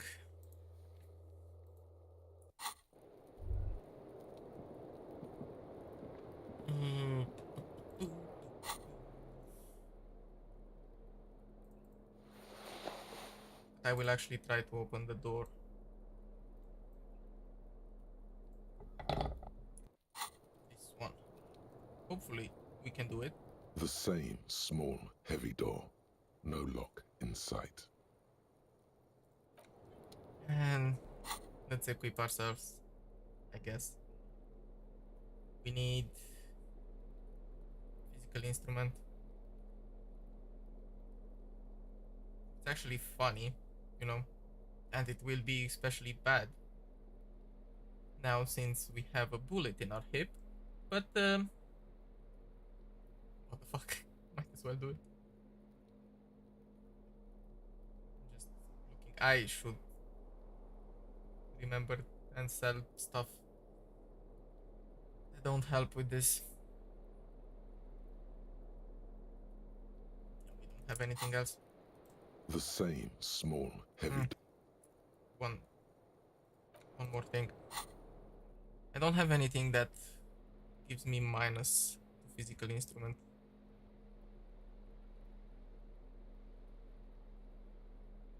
Yeah, we only have the drawback from the thoughts. Insomnia, 7 hours. And that was the same most small, unfortunate heavy thing. door. No lock in Okay, sight. let's hurt ourselves again. You give it another. I don't see how this is going to give new results. There must be another way in there. Through the How? kitchen door, perhaps. Let's explore rather than destroy. I mean, I've already tried that. It didn't seem to work. Well, whatever.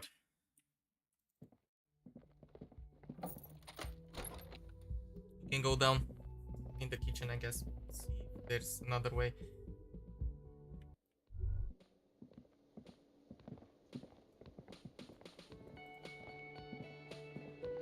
Oh, you're up. It's good to see you back on your feet. Yeah. Did you like your room? I cleaned it for you. I did, thank you. Big improvement. You're welcome. I thought it would be nice for you to wake up in a clean place after you, let's be fair, defended this establishment and its clientele from gunfire. I give credit where credit is due, and that, sir, was an honest effort. I was watching until it went down. Crawled inside then. Bullets started flying. Anyway. Pierce his throat. He really wants you to realize that he was also on the balcony looking by. In the danger zone, so to say. I wish you a quick recovery. Also, you and your partner are staying here free now. Okay, This establishment nice. supports cops. The stay is free, the drinks are not. Just felt I needed to specify that. Where did everyone go? Oh, you know, people don't tend to stick around after shootouts.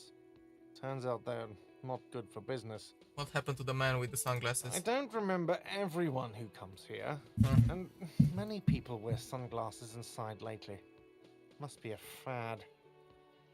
Okay, so I have to mention, when it happened, you were right out there on the balcony? Yeah, I was, yeah.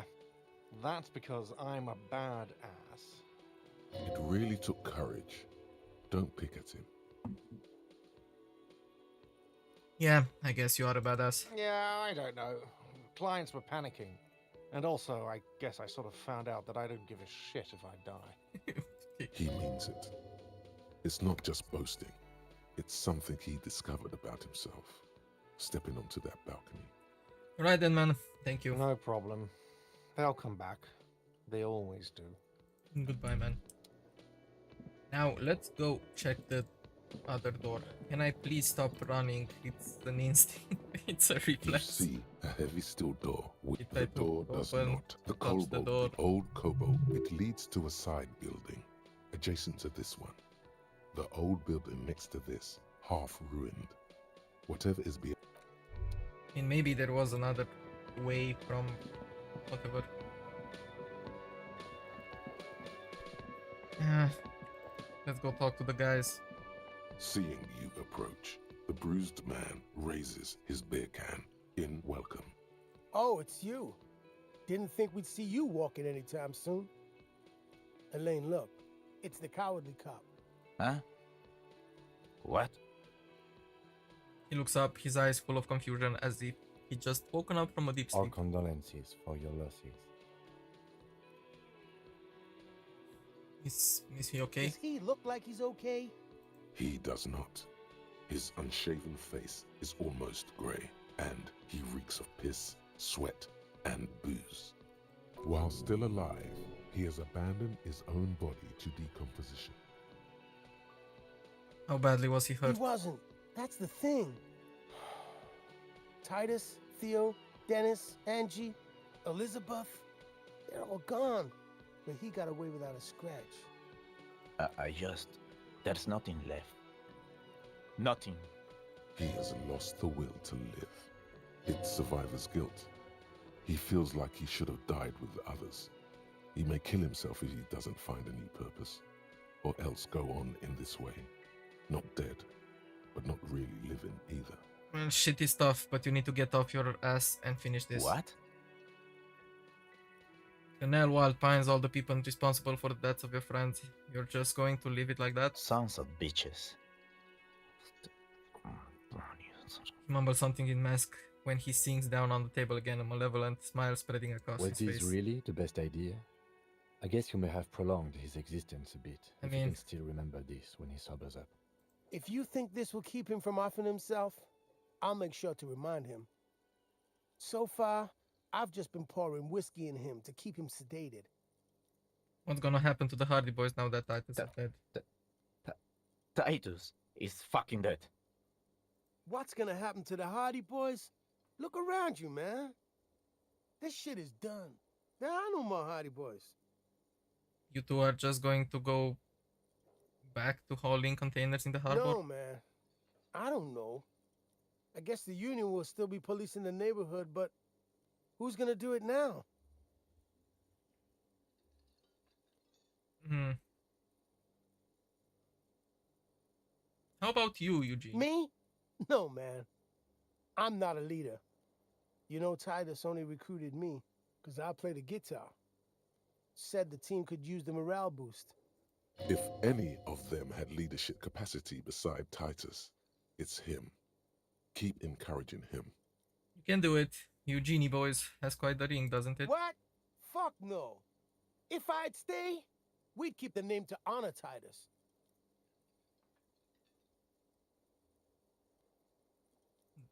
That's a noble thought. You're going to do alright, no one is born to lead.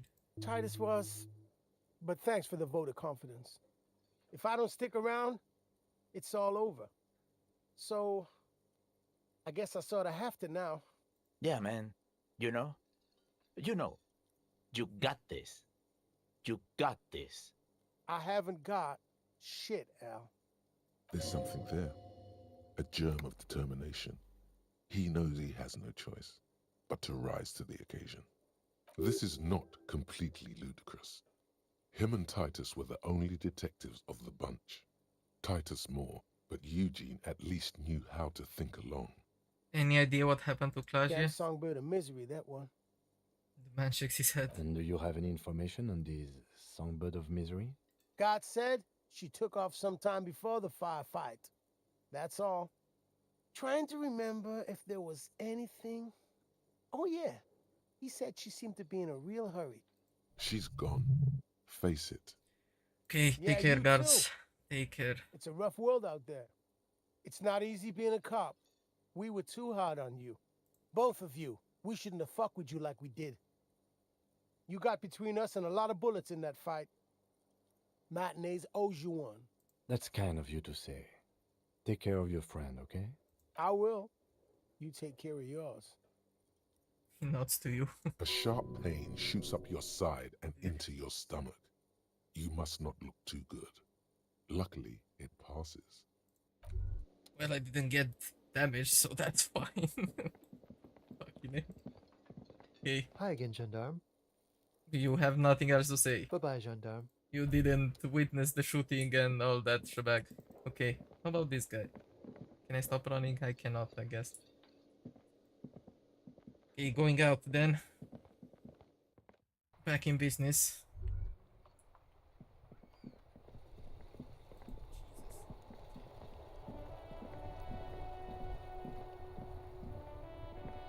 The graffito has been painted over the traces of the fight that took place here. It smells of blood and heavy fuel oil. This was Cindy the Skull. Looks like Cindy the Skull finally found the words for her masterpiece. The lieutenant crouches, touching the fuel oil with his finger. Looks like it, yes. This is still fresh. It wasn't here yesterday. I smell heavy fuel oil. And blood. Some of it is even yours. Heavy fuel oil. Isn't that flammable? Why should I do this? I mean... Nah, it's fine. Not yet. I mean, we can talk to the old man, I guess. Then we will try doing the other stuff. Mon Dieu, officer. It is worse than I thought. Believe me, I know all about that kind of pain. I've had hip trouble for the past week. Okay, sure. Maybe it's time to slow down, enjoy life a bit. Anything I can do to assist you? Bye for now, man. So what I plan on doing is what I wanted to do before the shooting and all that shit. Which is to try to get open the machine. Maybe we will be able to do that now. This orange machine is dead still. It has a hand-cranked ice cream churner and an electric freezer. The ice squeaks beneath, and it's already unplugged. There's no... So it doesn't melt. The ice is still okay. Never mind.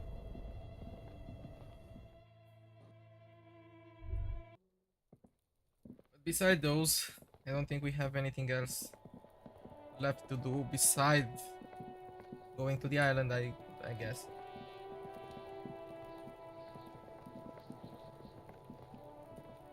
Everyone says you started crying in the middle of a firefight and then bled like a pig. I guess that was cool. I guess that's true. Cool. That's very cool to Kuno. Just don't think because you got half your dick shot off and you're an invalid now, Kuno's gonna treat you different. Kuno doesn't reward weakness. Just wondering. Business as usual with Kuno. Kuno's cold like that. Feels good for some reason. Watch out, pig. It's a dangerous world out there. But Kuno's got his eyes on you. What's that supposed to mean? Who knows? I got my eye on you gesture repeatedly. Who knows? Okay. One last fucking thing, I guess. There's not going to be anything in here, I presume.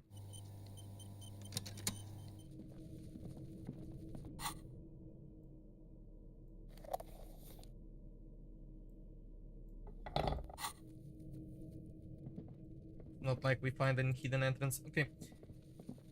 I will go check the gates. I think I can click somewhere there. I guess we will run. Hopefully this doesn't damage anything.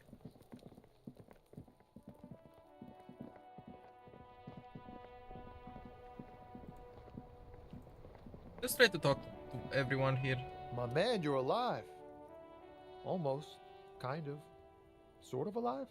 Have been better. Man, what a day. I missed out on most of the action, but I heard it was quite the encounter. Had a strong sense of finality to it. So what's next? You guys heading back to Jamrock now? Talk is local union muscle were behind it all. I'd reckon the case is closed, even if it kind of turned into a shit show. I'm still looking around loose threads to tie up. Good luck with that, my man. Ain't easy being you, but hey, you're still breathing, right? Yeah, I guess.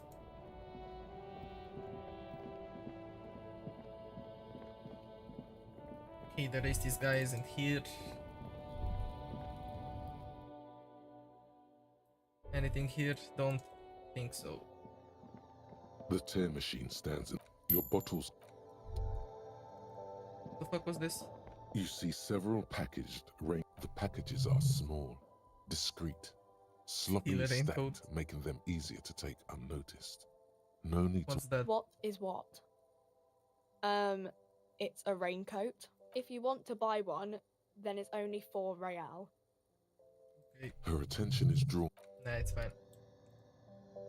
A small cabinet on the wall is filled with various medicine bottles, nasal sprays, and blister packs. Okay, let's get They through. I mean, Okay, here.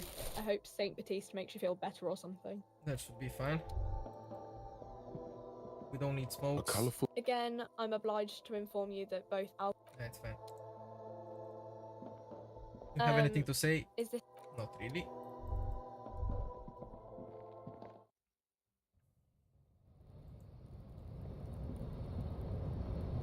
Okay, now, I actually think that we can look inside. A lorry stuck in the window. Fumes of heavy fuel oil waft over you. Nah, not really. I cannot open it. Let's talk to this guy.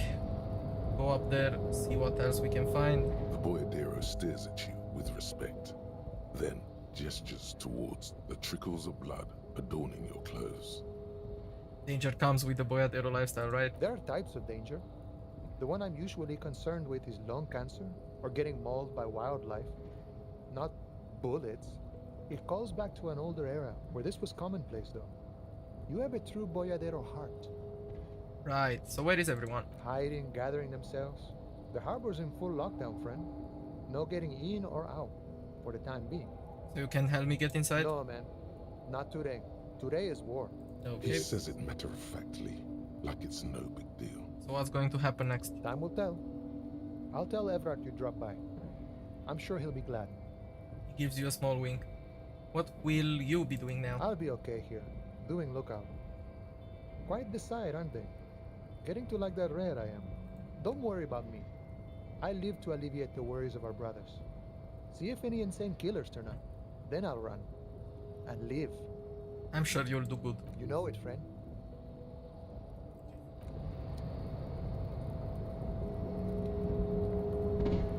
If the big guy is out of here, yeah, we can finally get to that box. So what's in here? Okay, that doesn't really matter much. So this door is closed. Yeah. Well, we can still try to sneak in to the harbor.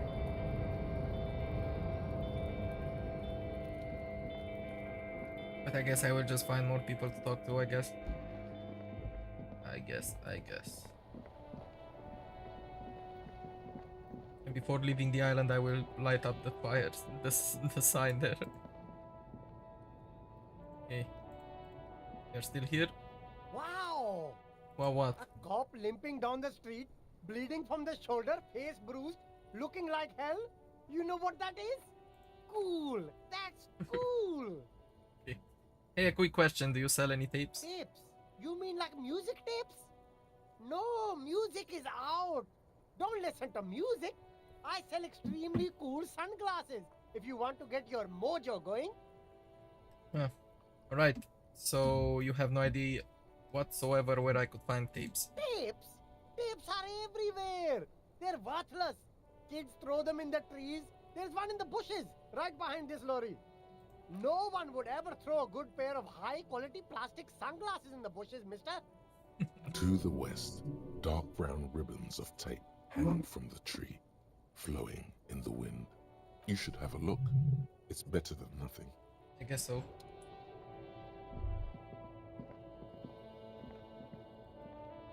Get that tape, I guess. The hawthorn tree on Rue de Saint-Gilles Lane. Bronze-colored ribbons of magnetic tape are caught in its branches, fluttering in the breeze. Just like promised, you've stood here for what 97%. seems like eons, guzzling the sickly fumes of lorries and carriages. Good hot dog. Patting the Pet the tree tree. reveals a small sticker which has almost been worn to oblivion.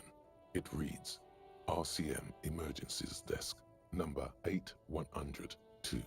Underneath a slogan, Mankind, be vigilant.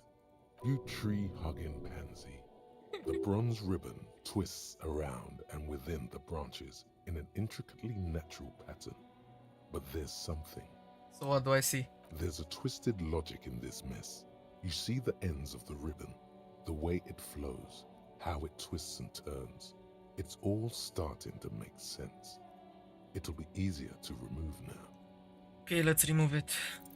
With slow and deliberate motions, pulling, bending, and unraveling, you manage to extricate the magnetic tape from the branches. It curls up into a mess inside your pocket. If only you could find a way to re-spool it, so that you could hear what's on the tape. Maybe Roy from the pawn shop can help you with this. Maybe. What's the tape for? I'm too embarrassed to say. This is part of your church thing, isn't it? Of course it is. It's too broken to play, you understand, right? It's not like Egghead and his friends know how to fix it. I think at least one of the ravers would know how to fix a broken tape if they were to set up a You could nightclub. also get it fixed at the pawn shop across the street. We shouldn't waste our time. It's fine, Kim. I almost got shot Good to death. idea. He might have the tools. The tape projector in the pawn shop uses similar tape. I can waste a little bit of time for Disco, right?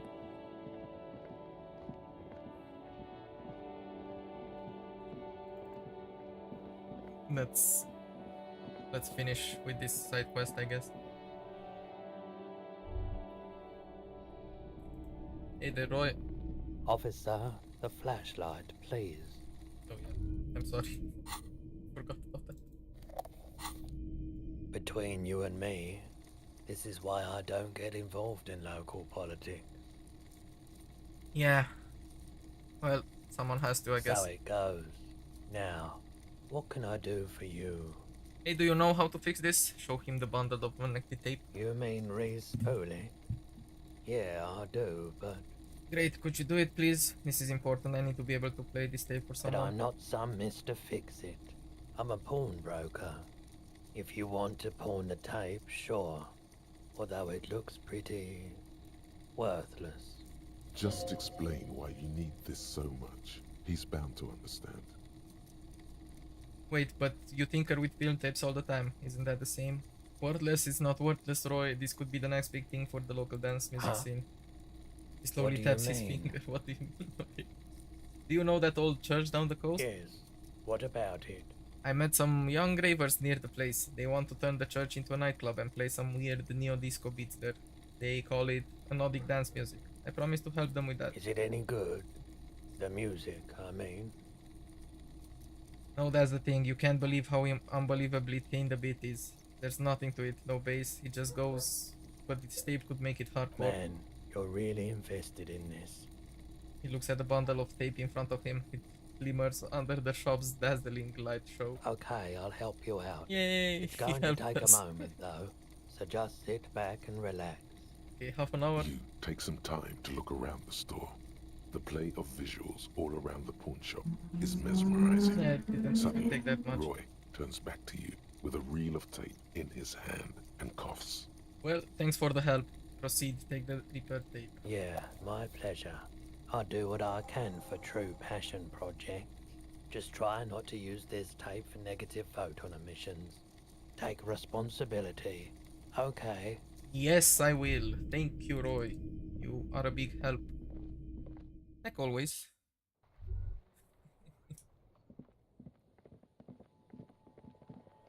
Okay, now we just need to go deliver the tape, then we will be off to the island, I presume. I believe there's nothing else, well, except if I'm missing something, but I don't think I am.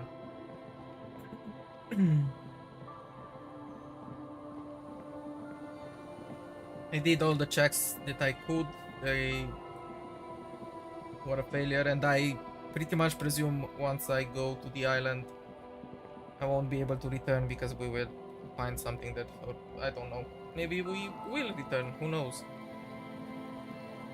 Well, you should come back here when it snows, a strange feeling passes quickly. Okay, weird. But I went through that area when it snowed and whatever. The large-headed. Incremental Okay, progress. I found this reel of tape. Maybe you can use it to hard up Ike's jam. Yeah! Remix time! Tape goes here, into deck B.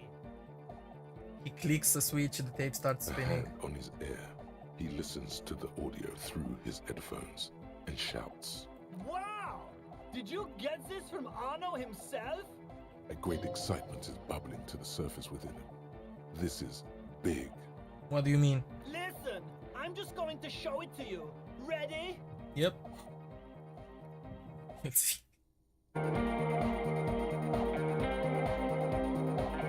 Hey, that actually sounds good. It's a little bit too loud, but... Okay. Wow! Here's that! The signs matched perfectly! Now if only we had the beat for the full assault, it would be unbelievably hyper! Intriguing. The way I see it, Van Eyck based his remix on some famous original piece, like a folk song, something local. Seems you found an initial part with the main melody. I think it's just happenstance. Chaos in action. Contingencies of our limited existence. That and Egghead's fantastic talent. He nods to his friend behind the third Lloyd's tables. right. Egghead's technical talent is the key. No, this is definitely part of the same song. Something cut from it. It fits too well. Maybe Arno Van Eyck lives around here and just threw a part of his song away because he thought it was shit. Be how it may, if it fits, it fits! Bring up the volume! What about the bass? Do you have any ideas for that? Andre looks back at you. Yeah, I remember. You said it needs more bass. You can't just leave it without a bass track. Honestly, nothing surprises. So nothing springs to my mind right now, but I'll see if I can come up with a solution down the lane. Yo, the warrior! The warrior of dance music! Don't be too hard on yourself if you don't figure it out. I think the jam's already pretty ultra. But it could be hyper hardcore! Huh? I see you're here again. Offside. Okay. I'm doing what I can. It's not easy for him. He looks like a well-thought-out individual. We've He's also... synchronized. Okay, never mind.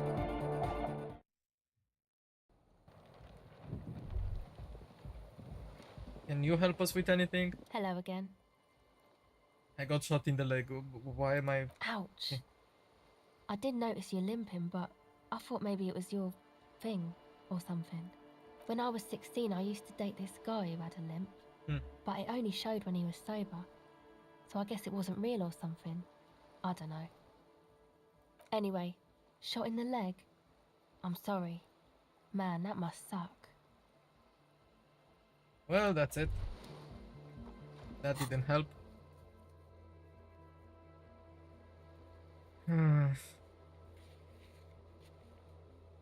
I can't get this open. Okay, help Ravers. Can't do that.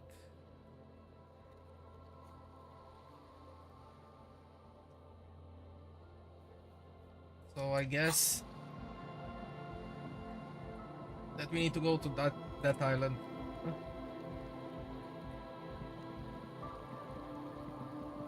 Yeah, it's not like I can do anything else. apparently. So we are going to the island.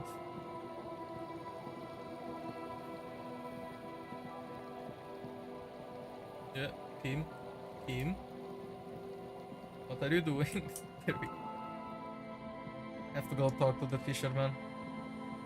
The fisher lady. Over here.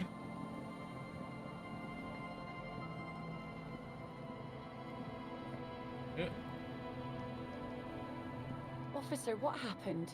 You're limping.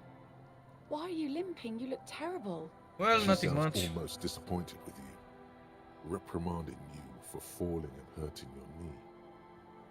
I just got shot in the foot. It was pretty badass. You would have liked Is it. this from the shooting in town? We heard gunshots. Not that we don't hear gunshots all the time, but they were closer than usual. There was an exchange of fire on Rue de Saint-Guylaine. It's nothing to be worried about, madame. You didn't only get shot. I dodged the second shot. I can also get not shot. Well, good for you. I have a question for you, though. Of course. Can I help you with something? Can we go on a date? Alcohol, man. That's it. Alcohol? We've been She through doesn't this. even understand. You It's asked fine. We her need to get to the island. That won't be a problem. It's wind still and the tar just dried. We've got 2 days of relative sunshine ahead. Can we borrow your boat? If you promise to bring it back. I and can no promise scraping that. the hull. I just got it nice and yellow. And no drinking on the boat. And no joyriding either. Of course, ma'am. It's only for a day or two. Official police business. Aye. What if I want to nod along attentively? The crow's feet disappear from the corners of her eyes as she smiles at you. So what's on that island? Can I get the... Nothing, just ruins. Used to be some kind of fortification there before the war. For the commonards. An anti-aircraft gun, I think. Bombed to bits in the landing. I haven't been there myself. Always steered clear of it. Hasn't been there herself. Who has then? You said you haven't been there yourself. Who has then, if not you? My husband used to drink there. Him and his drinking buddies. Always seemed like a bad place to drink to me. People died there during the landing, you know. My mother told me. This must be one of the many fortifications that was used in the dying days of the revolution against coalition forces before they took this city. The kids sometimes go there too. I know they do, on rafts. I tell them not to, but they bring back old bullet casings and such. Which kids? The twins. God forbid they bring the girl along on some rickety barge. Can we maybe ask your twins about that place before we go? Would that be alright? Be my guest. They've a strange way of talking. See if you can get anything useful out of them. I seldom do. Okay, is there anything I should know about getting there? Well, most of it's sunken. Underwater. That means concrete underwater. Cut your boat if you're not careful. Be sure to enter from the south side. Water's deep there. Okay, that means concrete on the cut your boat if you're not careful. Be sure to enter from the south side. Water's deep there. Aye, aye, Captain. Thank you. We'll use your skiff to get there. Please be conservative with the fuel, will you? Just filled her up, but it's a small tank. Yep, I will try. Okay, let's go. Speak to the twins. Hey there, twins. The scruffy-haired little boy kicks a stone while the other watches him do it. Okay, kids, you've been to that island, right? On that island? The one who's busy kicking his stone points to the bay. Yes, that one. I need to know what's there. That's, nothing. It's just a seafort and some plants. You can take a raft there. It's great. And we make a fire. We make a fire. Mm-hmm. Gather the sticks for the fire. And bullets. Or not real bullets, empty bullets. Bullet shells. There are a lot of them left over from the war, but this could be important. Wait, you mean shells? I don't know what those are. What then? They're lights. The fire guy comes and asks us to put the fire out. Your nerve endings sting from the mention of a guy. They must mean a human being on that island, but it's cut off. Someone lives on the island? No. The boy answered, shaking his head vehemently. Yes. His brother looks at him, then at you. Let's go with yes. The lieutenant raises his eyebrow and whips out his notebook. Why is he the fire guy? Because The boy pauses to think. he asks to put the fire out. The other explains, okay. Why does he ask you to put the fire out? I don't know. He doesn't like it. He don't like people to be there. You shouldn't go. Yes. The other one adds laconically. Standing with his hand glued to his sides like a little tin soldier. He mentioned something about lights? I don't know. Did you mean there are electrical lights? He points to the street light. Yes. The boy looks at his toes. Is there anything else you can tell me about this guy? Age? Does he live there? No, he doesn't live there. I don't think. Okay. No, he lives there. Been there twice, 2 times. He doesn't live there. He isn't there sometimes. Anything else? What does this guy look like? I don't know. They say some almost in unison. Excuse me. How come? We ran. He just yelled we shouldn't be there. Your father used to go to that island too, didn't he? Our father killed himself. Don't say that, he didn't. His brother punches him. The boy's eyes well up like he's about to start crying. Say nothing. I'm sorry. The one says to the other, rubbing his brother's shoulder affectionately. Is that all you know? Is there anything more you can tell me about this island? The boy says, rubbing his eyes. It's clear that he has no intention of finishing the sentence. Lights, fire guy. We should check up on that island. Yep, bye kids, take care. Maybe those guys know something. Man, you're like bleeding now. Reality's really messed you up. Okay, that's not helpful. How about this one? Uncle. Wake up. There's no wake. I mean, might as well try, right? The legend, he's back. And firstly, I got smokes and piss and... Okay. That actually didn't help. Okay, well, I guess we are taking the boat. Where is the boat? This should be the boat, right? No, that is the boat. Okay. I mean, we might as well save, right? Save. Click. And let's take the boat. A skiff with a small steering engine in the back floats on the calm mirror of the sea. Its 2 seats are empty. Once you get in, that's it. One pull of the starter handle, and you're off into the bay. A strange trepidation comes over you. Are you sure you want to go now? I mean, what else should I do? We can't just go. We don't have anything else to do. The union is closed. Everything that I have left to do is locked behind checks, which I failed. So, continue. Have you made all the necessary preparations? Closed all your accounts? I mean, not really, but... Remember what the net picker said. It's a small tank. You won't be going back and forth on this. You take the engine key, I hold the boombox. What? Yeah. What? How else do we blast Sad FM on our way to the island? Fine. Let's blast Sad FM then.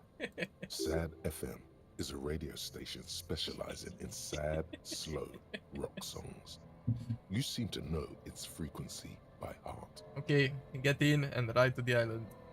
Let's do it.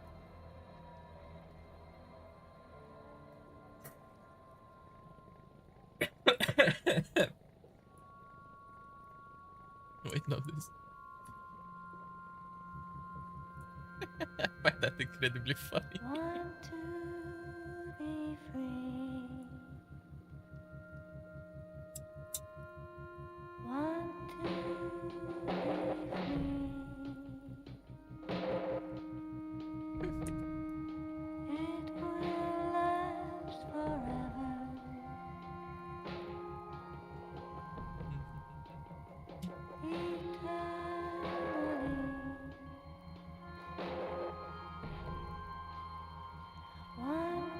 So I find this to be so funny.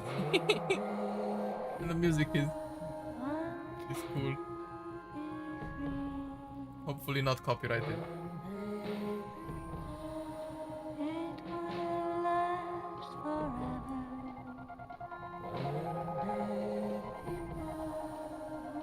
Because let me tell you,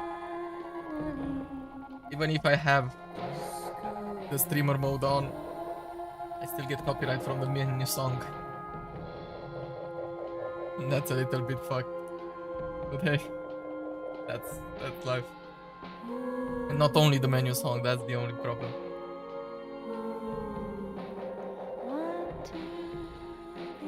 Well, it's not like I can do anything about that. Only turn off the music entirely, but it fucks with the experience, you know?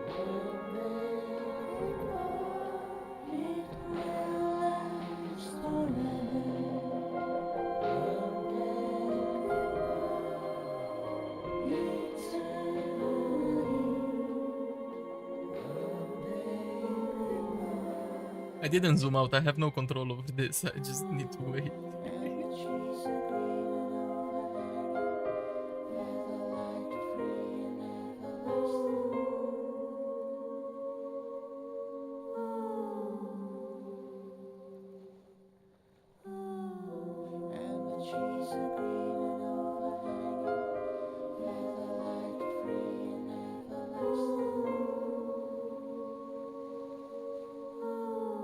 This actually seems kind of final, I don't know why. Maybe the final confrontation, I mean... Confrontation at the Whirling seemed like the final confrontation, to be honest with you.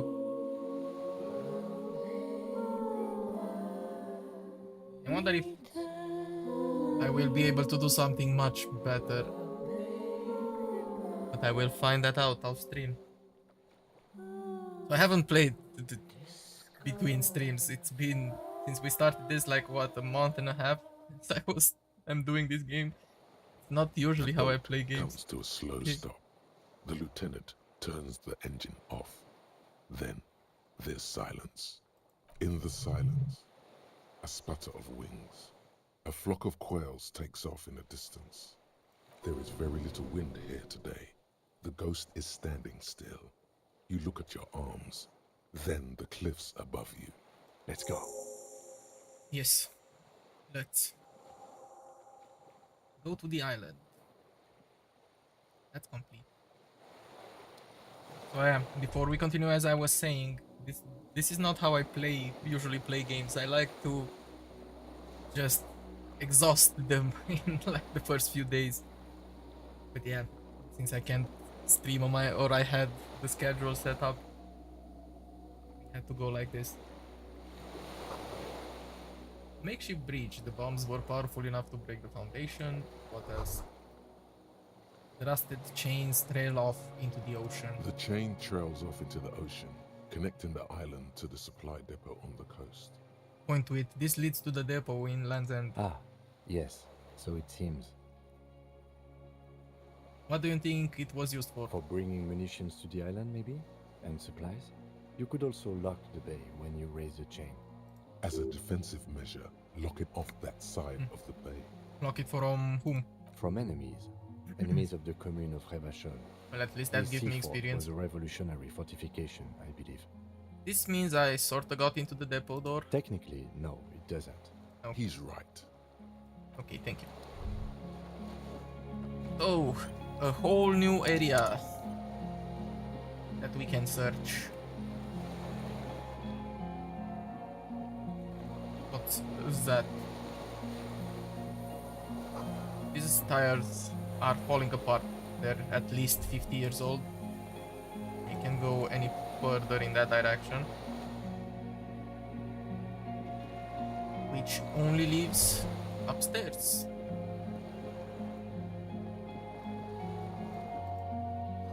Some fuel has leaked out of the barrel, black viscous oil, tension inflammable. There's a lingering trace of mazut in the air. We have some doors. This is the entrance, that's the exit, most certainly. The barrel says ICM. You see a star with little specks in it. Huh? Be careful not to fall, the cliff space looks steep. And can I actually fall? No way to get up there, the stairs are gone. Okay, inside is the only way, I guess. We go through the building. The fuck? Oh, I'm up here. Okay. Careful, those stairs have collapsed. Yes, I can see that. This was once an armaments rest. Twin cannons were attached here, medium distance, large caliber. What's this? An old cylindrical generator is nested above the ammo lift, with makeshift electrical wiring running out of its side and across the floor. The cables disappear into the wall to your right. The lieutenant puts his hand on the metal barrel, checking for warmth. Okay. It's cold now, but someone has been maintaining it. The wiring has been repaired. Where do these wires lead? Downstairs, somewhere. So what kind of generator is Liquid this? carbon. I would imagine it takes mazut. He points to the open fuel cap on the side of the dynamo. The kind that's favored by vagrants and fuel thieves. It's been a long winter, long and cold. If anyone stayed here, they'd need a generator. Tap on the side. In the hollow ring, the canister is empty. Dust falls from the generator and down into the ammo lift. What does this mean, a generator here? I don't know. I'm not a philosopher. I mean, why is it here? Someone with basic electrical skills has restored it in order to keep the room warm. Maybe it's the fire guy. Maybe. The wind outside picks up suddenly, with a faint howl. Inside, it's warm. Okay.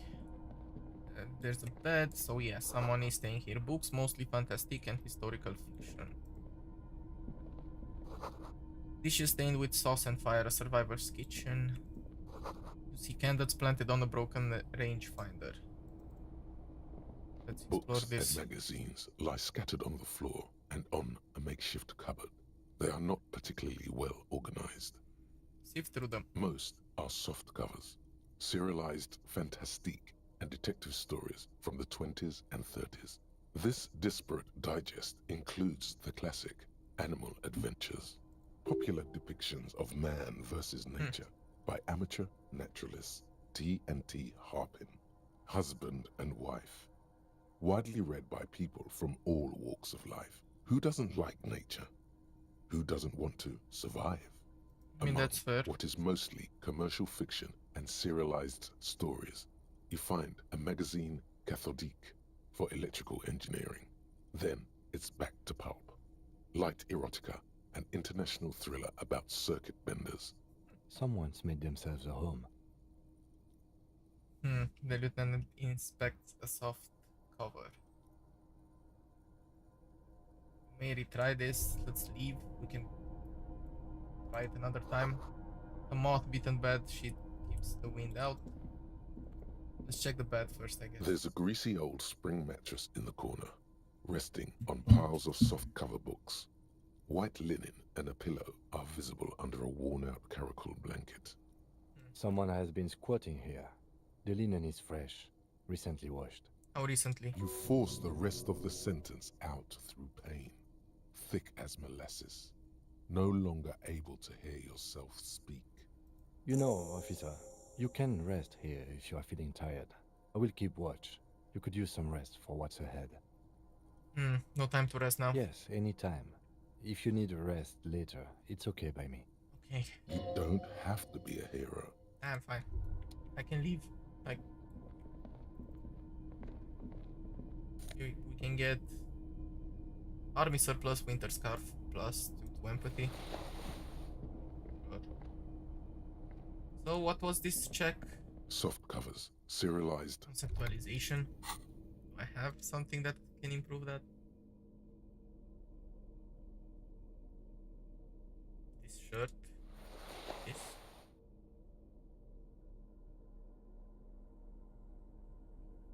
The coat.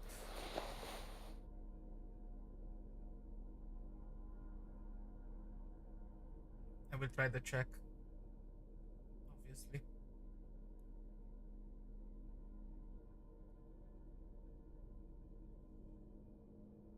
Physical instrument, suggestion, empathy, okay, drama, encyclopedia, whatever, blah blah blah blah blah. That's all.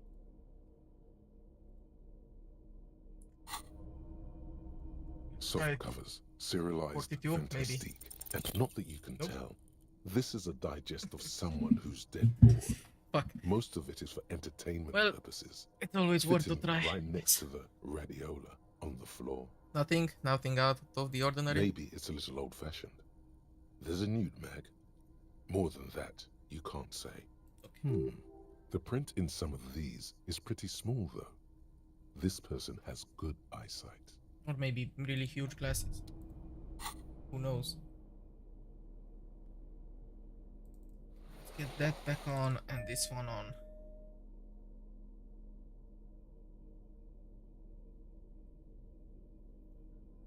And where was that? Yeah. This scarf. Losing a shit ton of composure. But it's fine. Hand-eye coordination.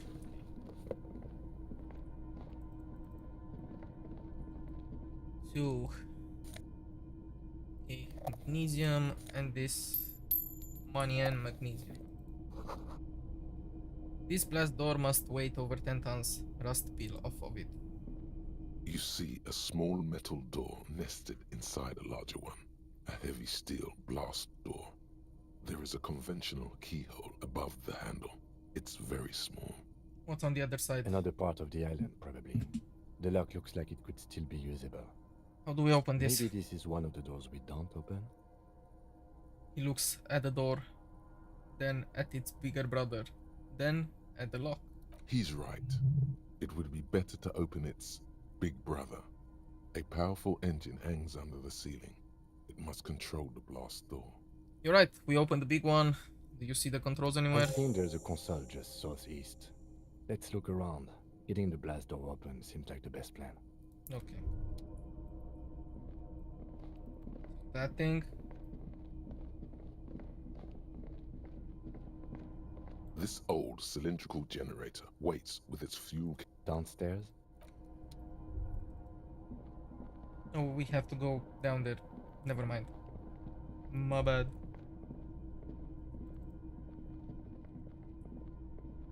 Because we can do this. The hatch is jammed shut. This is the control panel. Green paint flicks off the monoblock aluminium cabinet. There are rows of switches on the front panel, a frequency band, and even a keyboard. Okay, run your fingers across the keyboard. Keys rattle like teeth. This keyboard hasn't been functional in decades. What is it? The console of an anti-computation device. The generator upstairs, with wires coming out. They terminate here. Could this open the blast door? Possibly. Urgence, ouvert, allumé, radiodiffusé. It sounds like this device was used to control the electronics here. Maybe it still does. This device was used to control the electronics in the room. It could open doors, control lights, function as a radio computer. Okay, push light interior. Nothing happens. Slide radio The dial. dial slides under the glass, silently. Maybe we'll You have to make out fuel the different generator. stations on the UKV frequency. The words, Feld Insula, are written on the band. Insular. This is an off-air radio computer, I believe, used for military communications. Okay, turn emergency open. We need to restore power before using this, officer. The generator, it didn't look like there was fuel in it. We should look around outside. There are barrels all over. Yeah, I know where Maybe I can one of get them this. Still has something in it. He looks into the dim light to his The right. boat engine. No. Failing that, we could go back to the mainland, get some from... My kinema. I don't want to do that. Let's just look around. No, I wasn't implying that, actually. I didn't think that would happen. Huh. Water rushed below, far down below. Huh. Oh. I have a shit ton of magnesium. Okay, now we are here, oddly enough. The firing slit, you can't see inside. It must have been a direct hit to take out such a huge chunk. The distant sound of cargo ships, signal horns echo on the water.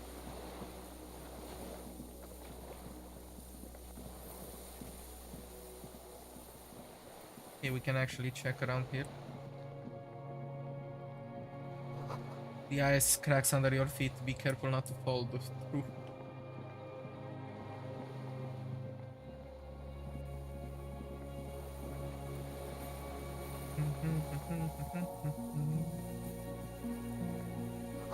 The winch is broken. The rust has eaten what remains of the chain. Okay. A strange feeling looking at the water. Maybe you should just wander off into the sea. Leave it all and walk in. Why? Perhaps there's someone there, under the water, waiting for you, where it has always been. Maybe you know it's going to hurt. Raise your side. In the still mirror of the bay, you see Martinez, reflected. Tall edifices of ruins reach into the water, like shimmering towers. And the shacks too. Pine trees and motor lorries, upside down. Islets and posts, like stepping stones, lead into the water in front of you. Go. Step in. It's been too long. But it's cold. Yes, cold and still. But love is warm, like the inside of her mouth. No, no, no. Yes. No, no, no. No. We're not starting with that. Not now. Not this time. This thought is over. Shake your head. Yes. Okay, nothing else here. We could go up before trying to open, since, yep, the main route, I'm pretty sure that one is the pain in your pelvis makes you wince and you continue. I'm pretty sure that the main area is after we turn on the generator, open that door, so in that direction. This is just side stuff. At least I hope that's the case. Inside of the fortress, you make out the console from the blasted door. From the blasted door. Yeah, this is only a tower. The depot that supplies this chain is long gone from the coast. Weathered artillery map showing coordinates in the Bay of Revachol. An old medicine cabinet, newly stocked with through a mine. I mean, might as well. Lom fuel canister. That's good. There is another bed There's a here. rain-soaked mattress, It's a mattress. on a concrete slab, only half covered by the crumbling roof. At the head of it, double embrasures, firing slits like two eyes in the wall. B triple prime. This looks like a good place to shoot from. Yeah. Inspect the A mattress. single-person mattress, modern, civilian use. Brand name, Marjorie. There's a fuel stain on the cover, along with cigarette burns, and an empty can of beans on the ground next to it, filled to the brim with cigarette butts. Pick one out of the can. The silhouette of a tobacco picker adorns the paper filter. The brand, Tio Moteri. Contemporary Revacholians prefer Druan, a local blend from the southern islands, or Astra, the legendary cigarette from Grad. Tio Moteri is favored by older men for its paper filter tips, sweet smell, and added tar. Tio Mutiri, like the ones we found at the Land's End, remember? I may have been wrong when I said it wasn't important. This means the same person could have visited both locations. I didn't see any signs of smoking inside, though. If people live there, they keep it tidy. This here may also be a smoking spot. Okay, let's inspect the wall. There's a firing slit in the wall in front of you, like a little window. Touch the concrete first. Quite old and grimy, from years without cleaning. by anything other than the rain. Okay, look through the hole in the concrete. And we should see the springs whirling in rags, screech right? as you lean on the mattress and crane your neck to look out. A small piece of Martinez coastline opens up in the square in front of you, like a tiny landscape painting. 1 kilometer across the water, the ruins look familiar. On the left? A towering skyscraper, its top floors shaved off by artillery fire. Capeside apartments. Rue de Saint-Ghislain, 33A and 33B. On the right? The red chimney and collapsed back of the 4-story tenement in front of the whirling in rags. Rue de Saint-Ghislain, 10. The doomed commercial area. And between the two? The box-shaped silhouette of the whirling in rags. Its sloped roof, a tiny fleck of light catches your eye on the rooftop. Sunlight reflecting off the upstairs window of Clausia's room. Motherfucker. What does that mean? Do you have line of sight to the window? Yes, there's an opening between 33A and 10. I can see to the roof. I can see it. Through the scope of a rifle. The shooter would be prone, lying on the mattress, barrel resting on the embrasure. Cheek against the cheek rest, hand on the hair trigger. On a calm day like this. Him, I could make it. I could make the shot. Good. I think we have it, detective. The origin of the shot. This is the sniper's nest. Affirmative. Why didn't we come here before? Why? We don't go everywhere in the 1,000-meter radius of the crime scene. That's not procedure.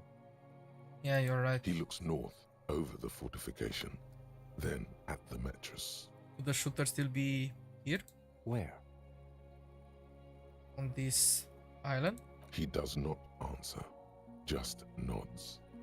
With his back hunched, he looks around once more and says, "We should move now." Yep.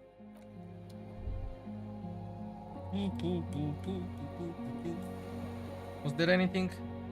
I don't think there was anything. There's a rain-soaked B triple prime. This. Nope. Okay, have another point. Have the fuel canister. That's good.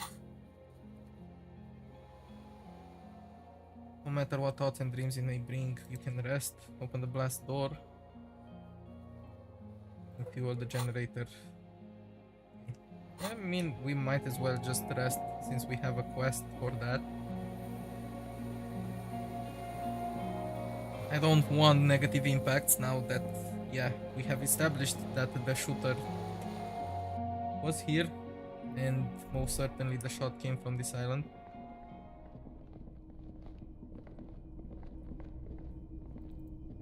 So let me just go rest a little bit. The greasy old The offer still stands. The bed is quite inviting. Okay, maybe a little shut eye, just an hour. You face the concrete wall. There's less light there, in the dark corner. Like a dog, you lie there. You didn't realize how tired you were. Your body is still nowhere near healed. Curl up with your knees close to your chest. The blanket feels cold. The entire room does. Concrete and cold. Minutes pass. Half an hour maybe. The sounds of the sea beyond grow distant.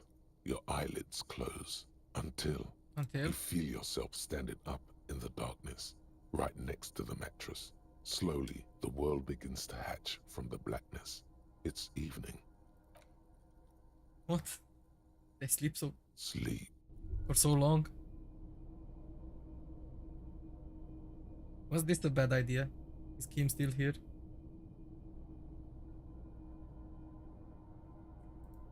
Can I please get up? Huh? The lieutenant is no longer here. Go outside the beach.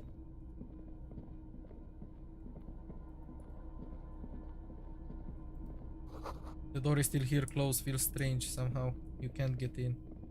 No, this is a dream.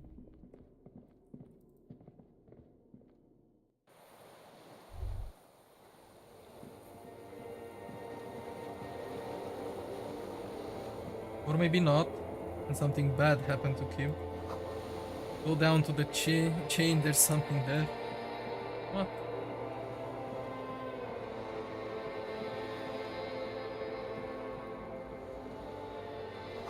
Now do it, walk into the water.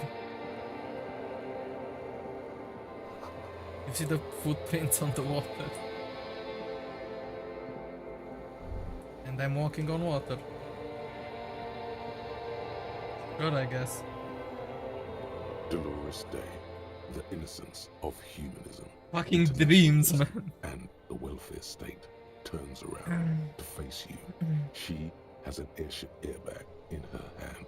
She seems to be in a hurry. Okay, don't say you need to talk right away. Melt the ice first. This way you're already talking. But you don't even want to talk to her. What the fuck? She would only be cold and mean. Let her go.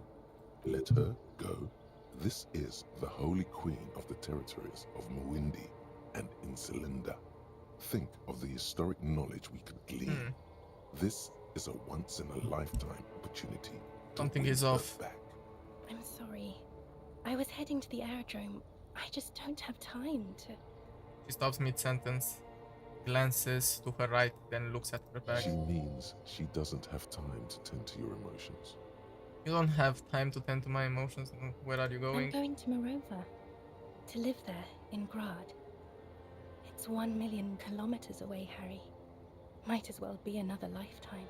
And what's in the bag? Just my scepter, my globe cruciger, a spare silk gown, a toothbrush, travel documents, the crown of immortality. Crown of immortality? Aren't you already wearing one? Oh, this.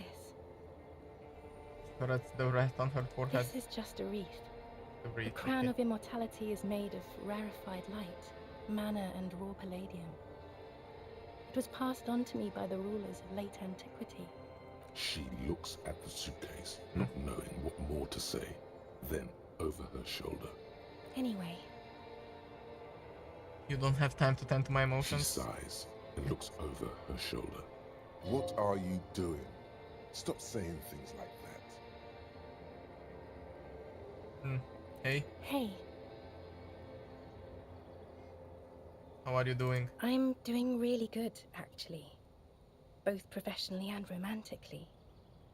I've come to a fulfilling and peaceful period in my life. Well, how are you doing, Harry? Well, I'm in my head. I miss you. Well, I'm in my head too. We're all in our heads. Do you miss me there? Sometimes. Not as often as I used to. So much time has passed. More than it seems here. She stares at her feet, the zebra stripe on the intersection. The lights on the video rental glow in her hair. Okay, go. Goodbye. Is what you want to say, but you don't. Hammers clang in the distance. Children laugh. God damn it. Everything was fine already. The light from the video rental casts shadows on the ground. She turns her face, and it's illuminated by it. Red and cyan. I can't help you. I'm totally useless. Everything I've said is lies. I want the exact same bad things you want. To stand here like a pillar of salt, saying, Go, Is goodbye. what you want to say, I but want to where? go. There's water all around. God damn I it. can't help you. Okay. I'm totally useless. God Everything I've damn said it. is lies. I want the exact same bad things you want. To stand here like a pillar of salt, saying, Can you stay for a moment? We need to talk. We need to have one more massive epic showdown. No, Harry. No. I don't want a massive epic showdown. I want to go to the aerodrome. I have tickets for the 10:20 flight to Morova. She looked at you plaintively. We don't have anything to talk about anymore. Every fair enough. combination of words has been played out. The atoms don't form us anymore. Us, our love, our unborn daughters, it's all gone. I have to go to the aerodrome. I have to leave Revachol and you. And you have to be alone. In hell, forever. That's just the way it is. Oh God, whatever you do, don't try to kiss her. Not after that. You're still reeling. You'll fall over if you try now. I brought you this figurine of a headless Fall Rider. I don't want it. It looks expensive. I don't want it. I thought you liked figurines. I thought the figurines were for getting you back. That's not what figurines do, Harry. But then the figurines don't do anything. She looks at the headless Found Rider between your fingers and doesn't know what to say. The figurines don't do anything? Anything at all. But I thought the historic figure she had. She liked war games and figurines. Yes, I thought it would be good. A form of communication when words are found. Yes, it was a good idea. But she felt obliged by the headless Found Rider to give you things in return. Things she no longer wants to give you. So she refused. That's how it goes. Your figurine rider idea was naive. What about dice? I had some custom dice made in this place, a Doom commercial area. Harry, I don't want things. I want to go to the aerodrome. Okay, I won't give you things then. I didn't ask for things. It's too late to give me anything. I would have liked the headless Fallen Rider back then.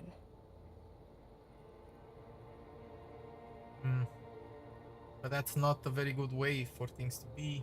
I get the feeling you're not really Dolores today. But you said I have a vast soul and you will always come back to We it. both said a lot of things. We were very young. It was her. I can feel it. I can see it in her tender long fingers, in her wrists. Her hand wrote it, said those things. Actually, you didn't say it, you wrote it in a letter. A handwritten letter. I kept it in my paperwork. As Queen Regnant, I write a lot of letters. She brushes a strand of white hair out of her eye. You need to recite it to her, for effect. All of it. No summaries.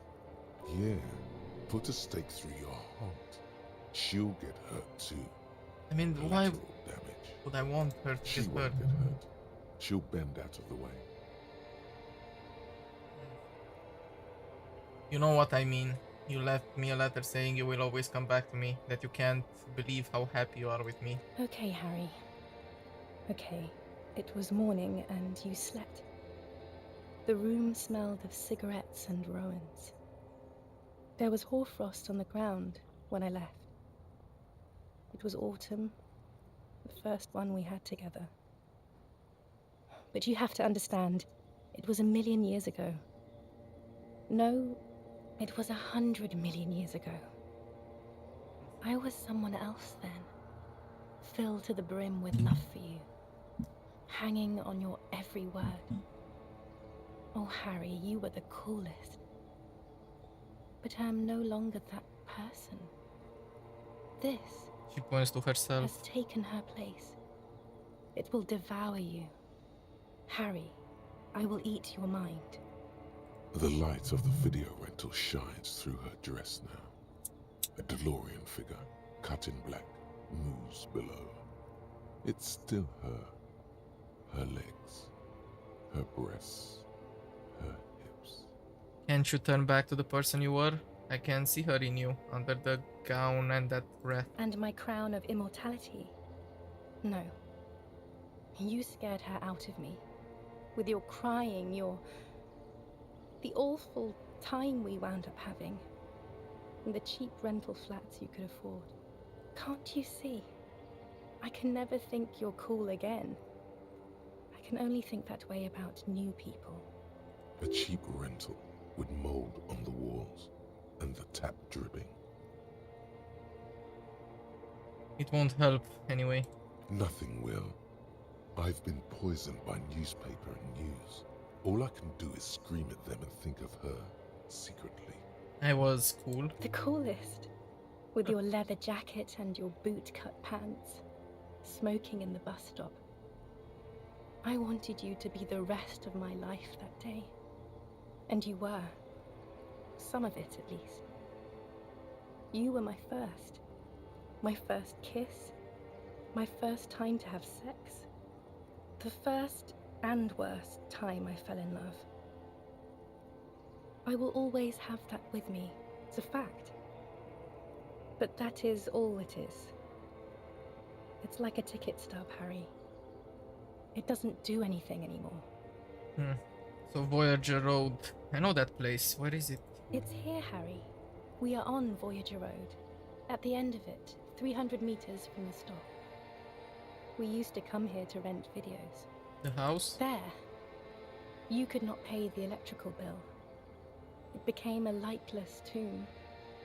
The years you spent training for the militia, my parents' money, it was not good.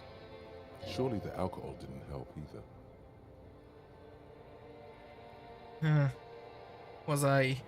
Were we drinking? Everyone has a little glass of wine every now and then. I certainly do. It's a Queen Regnant thing. I don't think it was the alcohol. It was inevitability. So what now? What happens now? What is the next thing we talk about? Is there really anything left?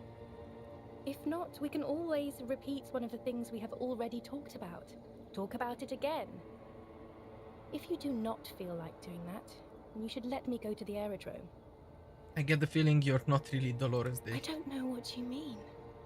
Dolores Day?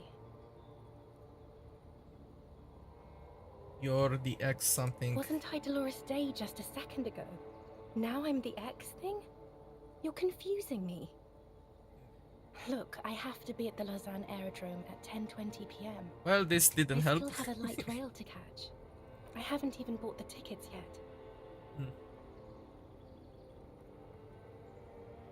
I'm glad we're having this conversation. I'm getting so much closure. I'm glad too, but I have to go.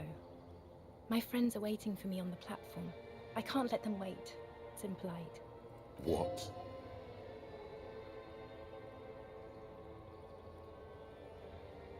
What? Cool, your friends. Say hi to your friends for me then. I will.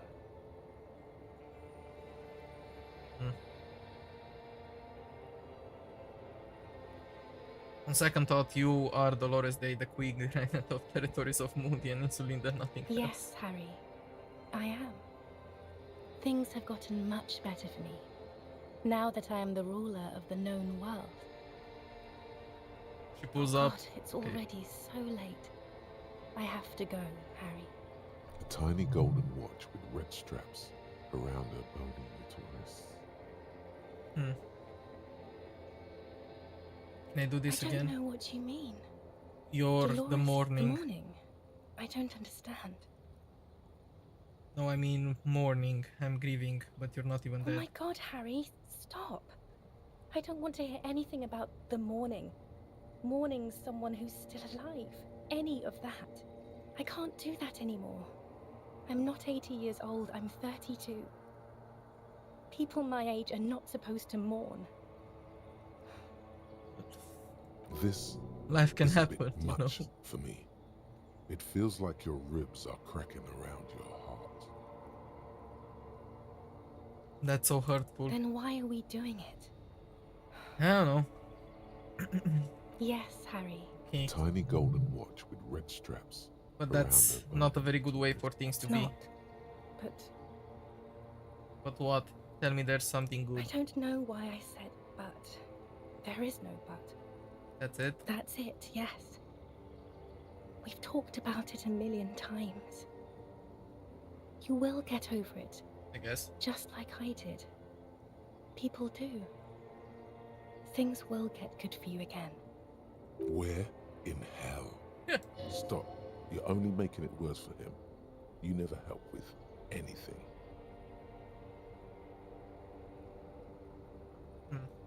I'm not getting over it at all. It just takes some time. For you, I think it will take something like 20 years, maybe?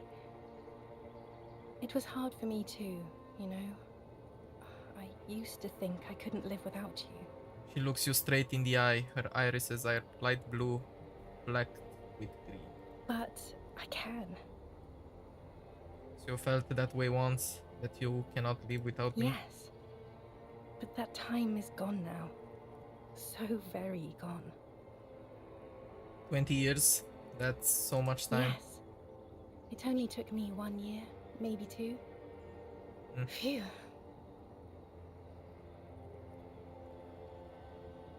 It doesn't have to be like this. Maybe we could try again. No, Harry. We can't. Why? We already tried again, and it didn't work. Is that how it is now? We should just try all good things twice and then give up. By that logic, not you too. So, what went wrong when we tried again? I can do it better. I don't know. Please. She shuffles from one golden sandalfoot to the other. In the distance, a streetcar screeches. Why? Why can't we be together? Harry, we can't be together because you're insane. Her eyes turn to sorrowful ovals. She avoids turning them to you. Insane? How? They're turning moist now. Her eyes. She slowly shakes her head and tries to get hold of herself, brushing her hands in her gown. So what do you mean by insane? You know what I mean. Everyone gets a little down. A little down? You've worked there for so long, you can't even talk like a normal person anymore. It's always lists with you. Questions. Questions? Did someone say questions? I don't have lists. This is another list, isn't it? Yes, but it's not possible, no. Lists are absolutely normal. Everyone has them. You just list everything you want to ask. In descending order, usually. It's best to do them like that. It's not just the lists. You get sad, Harry. Too sad. People can't get that sad. It's impossible to watch.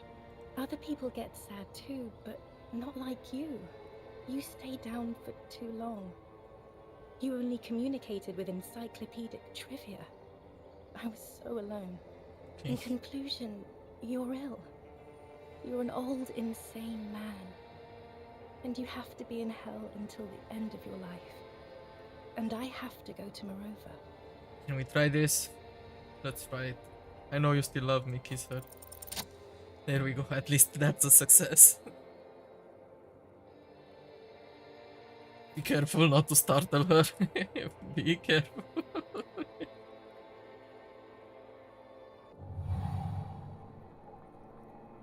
With your feet trembling from the steps you took, tepid and fearful, you stand against her body close to you, radiating warmth. With your eyes closed, you move your lips on her mouth. She is not kissing you back.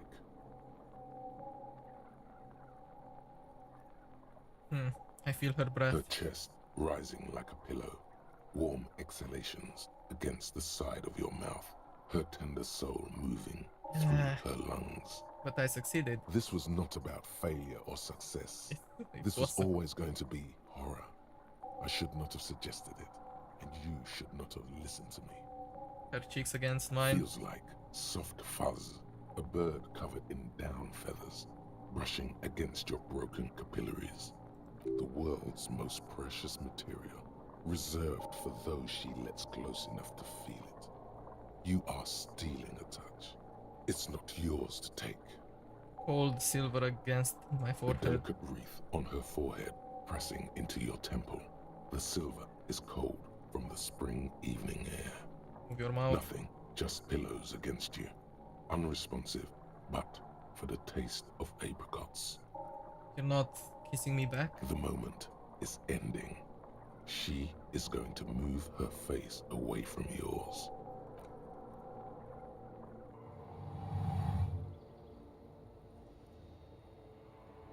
Well, that's awkward.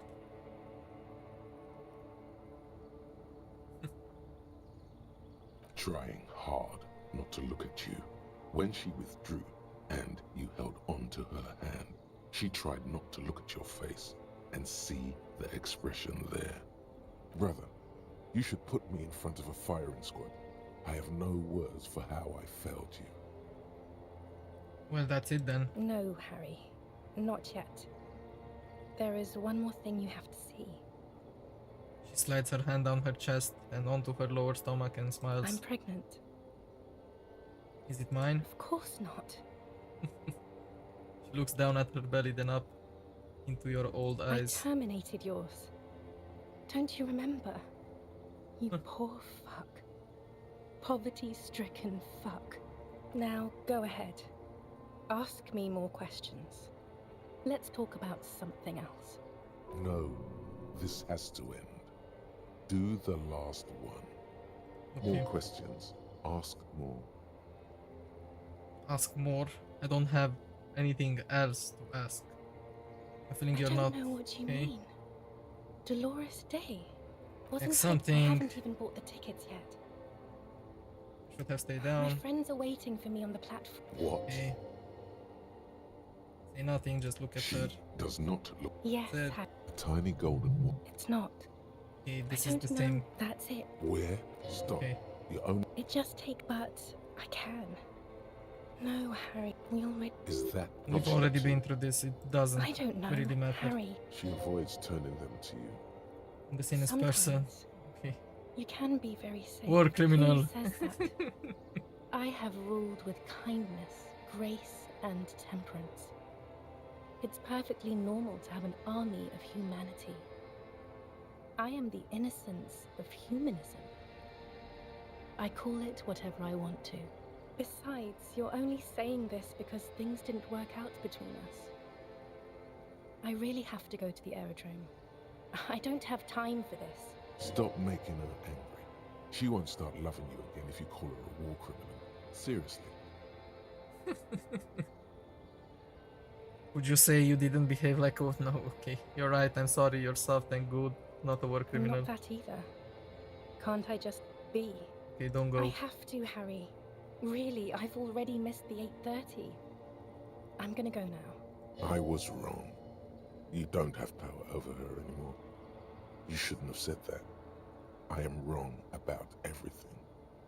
You should go on without me. Okay. Wait, can't we sit down and have a coffee first? There's a cafeteria on the corner. Hold on, what is there? Okay, but I swore I wouldn't let you go. You told me, you asked me to be this way. That was someone else. I betrayed her, overwrote her, and I'm happier for it. And I'm really going now. The time is up. I must be on the 10:20 flight. Will we ever see each other I again? won't see you, but you will see me. How can that be? Oh, Harry. This is a dream. I mean, of course it's Can't a dream. you see? I'm already in Morova by now. Who knows how long ago this happened? A year? 2? 5 years ago? How will I see you again then? Right here, tomorrow night. Once this dream starts happening, it keeps happening. 3 times a week, at least. And Harry, it really, really looks like it started happening again. Yep. There's the video rental. I'm suffocatingly beautiful. And young. And I smell of tutti frutti chewing gum. Like I did that time when I asked you for forgiveness. After leaving you the first time. So long ago. But this is intolerably bad. Oh yes. This is real darkness. It's not death or war or child molestation. Real darkness has love for a face. The first death is in the heart, Harry. See you tomorrow. Okay, I guess I will see you tomorrow. Fuck. So that's why he was drinking, at least we know.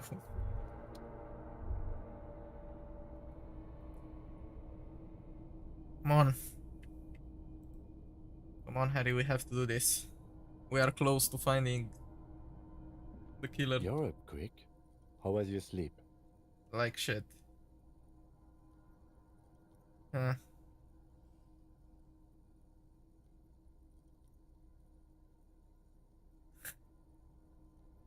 Swallow the blood and conclude. Let's comb the entire island centimeter by centimeter. That's the next step in the task chain. Okay.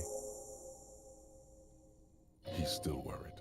You must have really thrashed and squealed in your sleep. I was fucked. Soft covers. You don't care about that. Well, what we have to do now that we are back in this reality and we are not dreaming anymore. ICM? This feels familiar somehow. RCM sounds like RCM, Revachol City Militia. It does. Why? The RCM may descend from the ICM. May? It's impossible to say. It was chaos after the war. The name was good for getting people to join us. Revachol West was mostly workers and criminals. Okay. Nice political thoughts rush through your neocortex. A mediocre athlete would pant from dragging around his body on a busted crutch. But not you.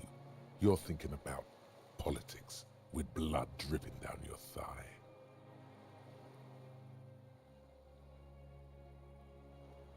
ICM sounds like ICP, very close to the International Collaboration Police. Nice and normal that way. That's just a coincidence, officer. The COMEL was founded in 32. He bows to inspect the barrel. And what is the ICM? Insulindian Citizens Militia. It's the official name of the Communals Army, the black and white army of the revolution. Sounds an awful lot like. A white star, point to the star on the label. No, an upside-down star. Okay. With its horns in the sky, the symbol of the commune. Are those stars too? No, that's the uninhabited archipelago. A DeLorean-era symbol of Insulinda, known as the face in the sea. Looks old. What still doing here? After 44 years? That's not nearly enough to hide what happened here, Lieutenant Gefreiter. I guess One you're of right. these barrels was still leaking fuel, as you saw. The city is full of things like this. Old bullets, guns, fuel. Okay, let's finish the thought.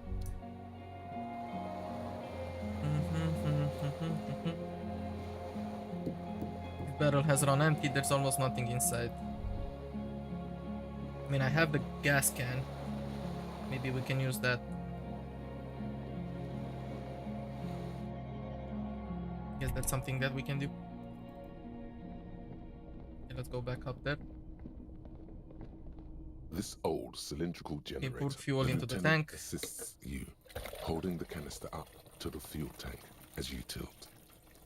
Dark brown, viscous fluid pours out, and the room fills with a chemical smell. There's a red starter switch on the side of the cylinder and a start rope on the other side. The lieutenant flicks the switch. Pull the rope. The recoil start wakes the old generator up. The machine sputters like an old warhorse before settling down to a rattle. That should do it. Yep. Okay, now let's go and open the door.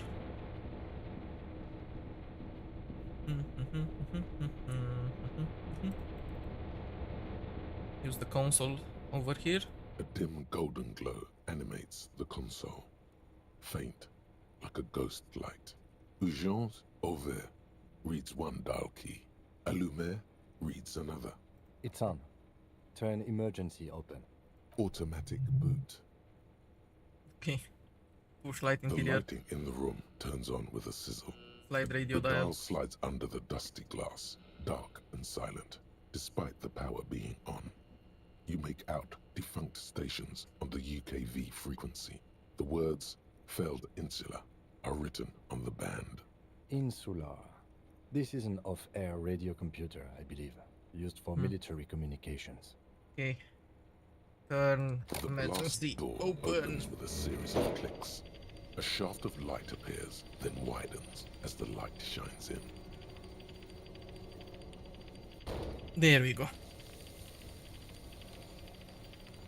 Can you please open a little bit faster? Sure, take your time, I guess. There we go. After you. What's there? Point to the door. A thin wisp of smoke rises from a charred black fire pit.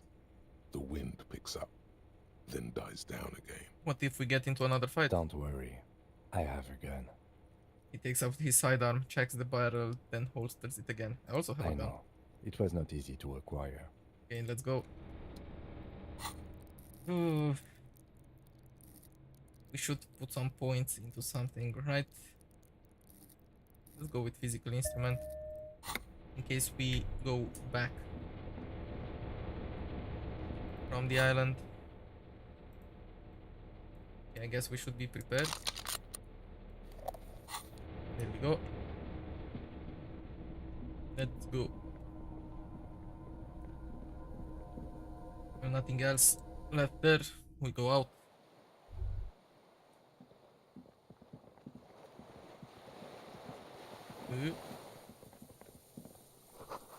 Small white flowers blossom all around you. A rubbery dinghy, it's deflated, broken. There's a guy there. Okay, let's do a quick save. Just in case.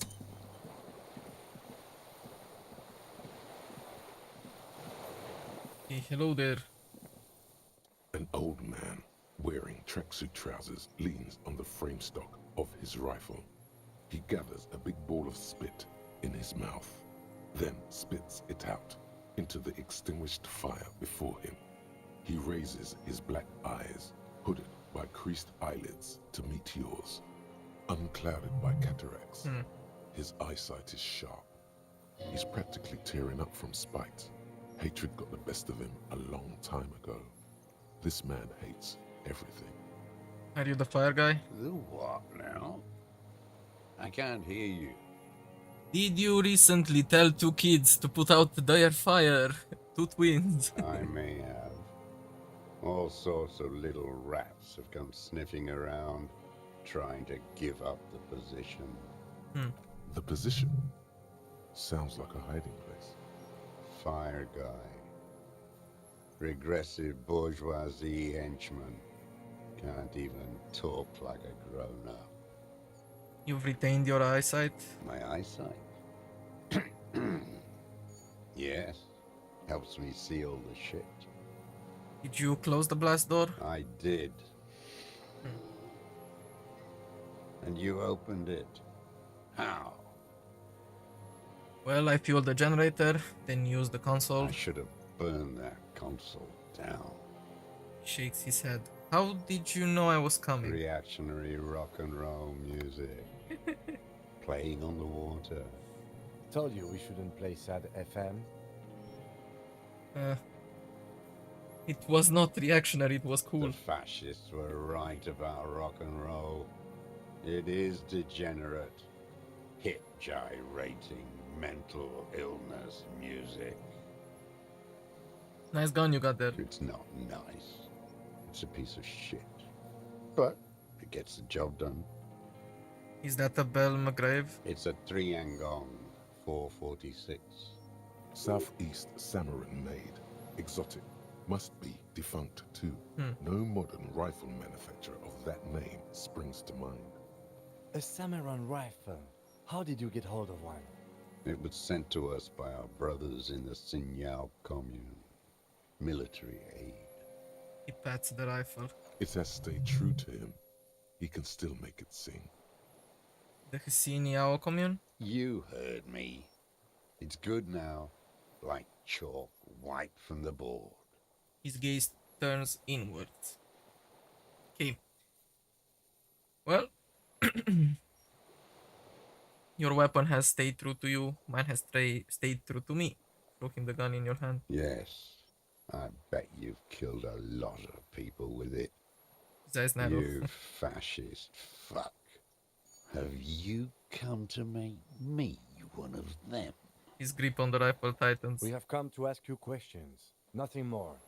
The lieutenant puts his hand on his holster. If you do not comply, we will take you in.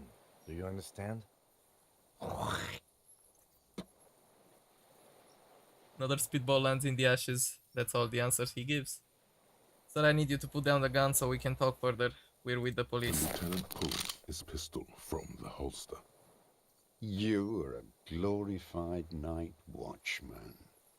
This is a service rifle. I can only lay it down before an enemy commander of corresponding rank. I am an enemy commander of rank. Put it down. The words, I am an enemy commander, sound cold as iron from your lungs. The old man still hugs his gun. And what rank would that be, dog? Lieutenant W. Freighter. A big wheel of the 4th Regiment of the pederast army. To hell with it. It's a walking stick anyway. It's out of bullets. The old man lays the rifle down carelessly, then stares at it just lying there. Like an amputated limb in the sand. Pick up the gun lying in the sand. His gaze follows your motions. The rifle feels surprisingly light in your hand. Frame stopped and patched in places with tape and wire. Inspect it closer. The rifle's in a shabby state, like a crutch that's seen too much travel. Hieroglyphs are embossed into the forearm, made of walnut. On the butt, you see Vespertine writing, burned into the wood. Triangon, 4.46mm, made in Sinyao. This uses jacketed ammunition, The right 446. type and the right calibre. The lieutenant nods, glancing at the gun. He's liking this. It's, as he said, it's a Tiangong made in Sinyao. No one said it has to be a Belmagrave. We were just guessing. Yep. From ballistics, it could easily have been a Triangon, too. It doesn't matter if it was made in Shanti Shanti. All it has to do is use jacketed ammunition. And it does. Stow the gun. The old man keeps following your motion with his gaze. His right arm twitches suddenly. This looked very much like the murder weapon. It can be used against him to get a confession. In time. So what have you been? Okay, let's ask, who are you? My name is Josef Lilianovich Dross. Political Commissar of the 114th Anti-Aircraft Division of the 4th Army of the Commune of Revachol. I am a deserter, a partisan, and a prisoner of war. This is my termless surrender. His eyes turn to the reeds again, dead and dull. The Commune of Revachol? Do you mean the ICM? Your holdover from the...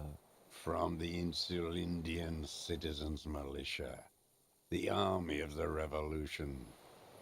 I was recruited in Jamrock in 07, trained in the École de Contrôle Orient, and consigned to emergency defense duties in 08. I left my unit on the eve of the landing. When I returned here on May 14th, the commune had fallen. Still armed and ideologically trained, I wrote a criticism of myself and resumed partisan duties. Okay. 51 minus 8 equals 43. So you've been on this island for 43 years? No. I've been on other islands too. Where? I was an resurrection until they turned it into a spa in 18. Then I was an E-48, a nameless sound, until the sea washed over it. Then I came back here. That was 22 years ago. So you said you deserted your unit? I was just 16 years old. 15 when I volunteered. I had a lapse of faith. And of courage, too. Lapse of faith, you say? You could say I misunderstood the historic role of the proletariat and thought Mazovian socioeconomics were fallible. For a second, I doubted the irreducible laws of historic materialism.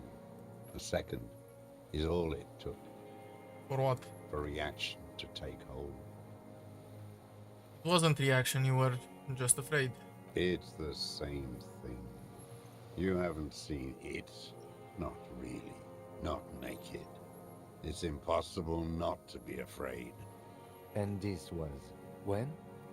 The lieutenant instinctively looks at his notebooks, but does not take it out. May the 13th, 08.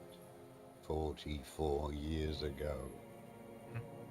The horizon was black with coalition airships.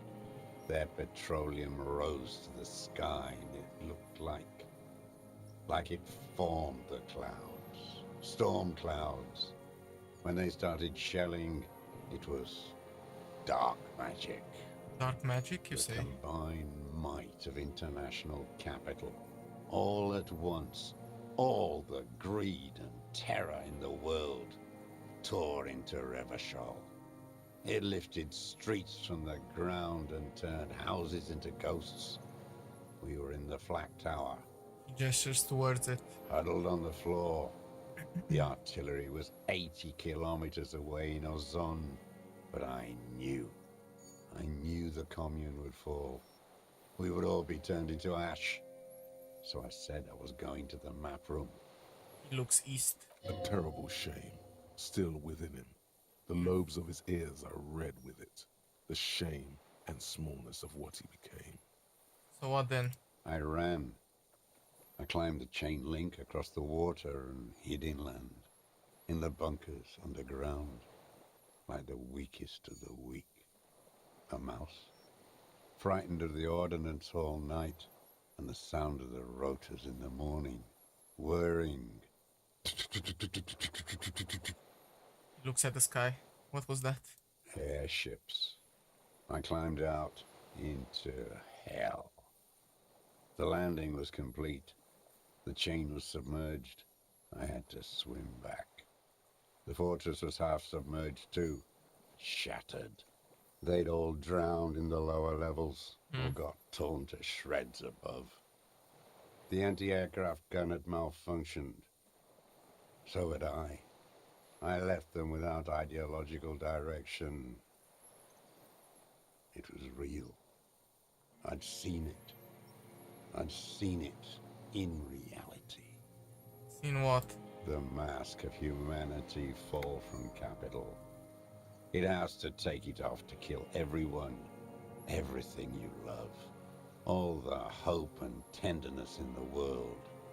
It has to take it off just for 1 second to do the deed.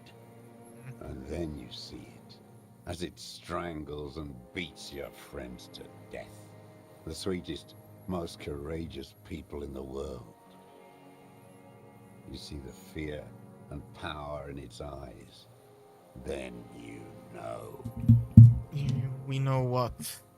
Or you That know the what? bourgeois are not human. Say nothing, let him finish. I had to fight it. I had to never stop. The old man falls silent. Black eyes keep piercing your skin as he looks to some great distance behind you, shaking his head slowly, retreating from it. So how have you survived all this time, actually? How does anyone survive? He looks I at his steal. sword. Okay. Now hold on there. That's a choice. You could have become self-employed. Create the system. You're insane and grotesque. Everyone steals.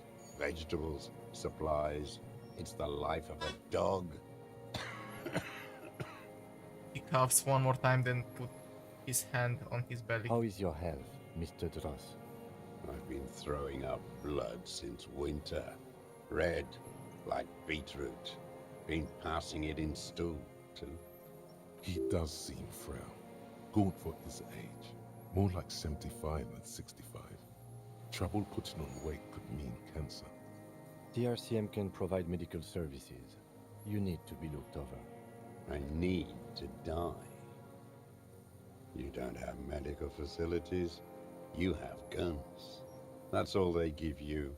Toy guns. We have Dramamine and other opioid-based painkillers. You must be in pain. I have been running out of that stuff. The light goes in his eyes. He smacks his dry lips. There's no way he could manage the pain without them. It's safe to say he is addicted to painkillers by now. Okay. You like that, Dramamine, don't you? It's the little joys. The dark joke. A sunshiny day. Morphine. This is a serious situation. You need to be looked over, and we can do it. There's nothing to look over. The triage is in, and it's black. Administer morphine. Moribund. So how have you coped, mentally speaking, I I haven't. I have holes in my brain. Years missing. Others filled with pain only. A decade of... His eyes roll into his skulls and back. I don't even know what. Inferno? You notice the lieutenant is about to say something. I would imagine it gets tremendously difficult, mentally, to live in isolation. Traitors. It's better alone. I watch the people of this city turn the lights back on more and more each year. Ruins, glimmering in the dark, like a fucking merry-go-round. It's disgusting. Well, they have to live on, don't you think? He looks down at his shoes, his face parched from the sun and the wind. There's a wince of pain in there somewhere. Are they not heartbroken? How could they have moved on? So what is this place? This island? It's not an island, Dwat. It's a defensive fortification of the commune of Revachol. And I am its last surviving defender. So what was it used for? The congenitally deformed King Philip II built it to restrict access to the Bay of Revachol. We captured it in '02, retrofitted the fort with an AA gun to defend against an airborne landing. Against the whole world. You mean the landing? The taking of Revachol? Coalition military called it Operation Deathblow. I later found out on the radio they called it Deathblow. You're one of them. Tell me, who speaks like that? We had 50 million people on Caillou alone. First, I'm not one of them. Sure you are. You're RCM. Answer me. Who calls an operation against 50 million people Deathblow? Murderers? I know what you mean. You don't know. You haven't seen it. Iblis. Iblis? The black-eyed angel. So, how have you concealed yourself all those years? It was hard in the tens. I didn't have partisan training. They were searching for stragglers, those bloodhounds. He closes his eyes. Floodlights on the water at night. There were posters, campaigns. We communards still hoped, and they needed to snuff that hope out. The East capitulated. Martinez and Cold City were turned to dust. But Jamrock, Forburg, even Coron, and Boogie Street, of course. Those fucking kips had Marsov coursing through their veins. And others too. Some cordons of Revachol was still fighting. There were cells. I tried to contact them. Soon they all went silent. The frequencies dead. How did you get between here and the mainland? At night, I used a dinghy. I only went after dark then. When I got to the city, I stayed underground. Patrols, you lot, the commons too. They'd started snitching. In the city, you move underground? From bunker to bunker. Not anymore. No one cares now. I don't even have to hide. They think I'm another antisocial vagrant. I could walk straight into that town if I wanted. I just... He falls silent, his gaze fixed on the shacks, huddled together across the water. The weapon cache under St. Ghislain 22B, point to it. In the basement, have you been there? So you finally found it. There must have been a small squadron's worth of arms in there. Elmer Graves, right? Yeah, they were damaged beyond use, though. I know. So you've been there? Sleeping. Some nights. Ammo scrounging on others. Those McGraves were shit, even before they corroded. Some had bullets in the chamber, however. You feel the dots connecting. Little dots on the map he's walked across. So there's a small bunker under the Feld building. Have you stayed there? The propaganda bunker. I used to, but not anymore.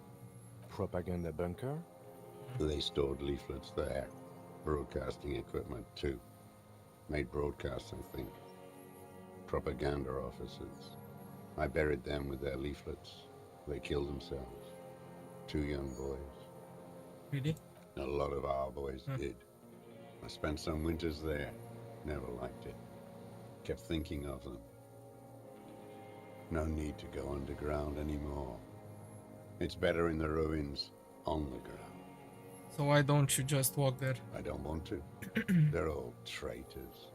Pigs, rabbits, and dogs. Men without ideals are only animals. He does not want to see life moving on. People forgetting, drinking, laughing. Okay, one more question. Do you smoke Tiomo Tiri cigarettes? I do. Ever smoke them on the mainland? They're good. Plenty of tar. I like that boy on the pack, too. Reminds me of the last century. Okay, tell me another thing. The old man looks across the water at the city, the ruins, the motorways rising above it. You said this is your termless surrender? You're with the RCM. The coalition-appointed mob that enforces bourgeois morals in Revachol. A so-called Lieutenant W. Freighter.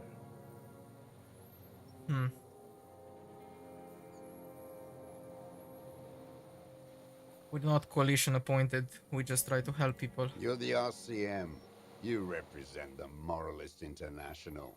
The enemies of humanity who took this city. I represent their adversary, le Parti Communiste d'Insolande. Take me to them as a prisoner of war. I have relinquished my weapon. I can no longer serve. No superiors can relieve me of my duty. You bulldoze them all to a mass grave for trying to free humanity. His hand shakes and he breaks into a coughing fit. A spray of blood from his mouth on the black charcoal in the fire pit. Rene, the royalist on the coast, said, The communards signed the Revacholian instrument of surrender. Liberal reactionaries signed that instrument. Traitors who should have been burned alive. My answer to the Communist Party. Is that part of why you've been here all this time? Because the party didn't surrender? He just wipes the blood from his chin. Understood. I don't think you did. You live in a delusion.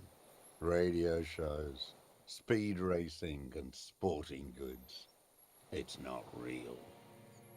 So you're a communist soldier from the communist army? No, I am not a soldier. I am an ideological officer. I belong to the party, not the army. But you said you were trained and assigned to the defense corps. Trained in historical materialism, then assigned as a political commissar by the party. These things used to mean something. Wait, what does a... Okay.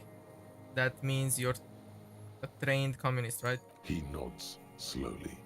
Then another tremor. I'm a moralist. No, you're not. You're part of the meat shield. The human shield that surrounds the fascists while they kill and rape.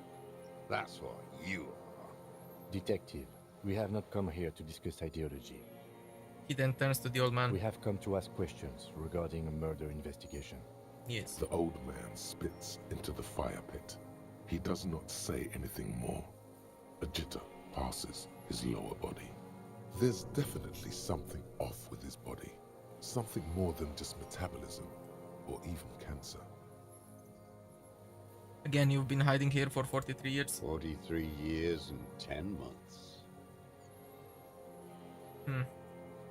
That's the length of my entire life. It's too long. It's not how a human being should live. I couldn't just forget what I saw. He just couldn't. You couldn't give up? He nods. But he can now. What have you been doing during all this time? Hiding, fishing, waiting. He looks across the water. Where the afternoon grows late, on Rue de Saint-Ghislain, people walk home. Street lights will soon be lit. Further inland, the streets are alive with workers, men, women, children, street hawks and migrant laborers. The temperature is steady. Alto cumulus clouds form above Precinct 41.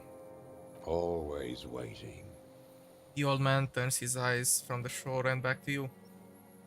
For what have you been waiting? For her to return. And her who? Girl child. Revolution.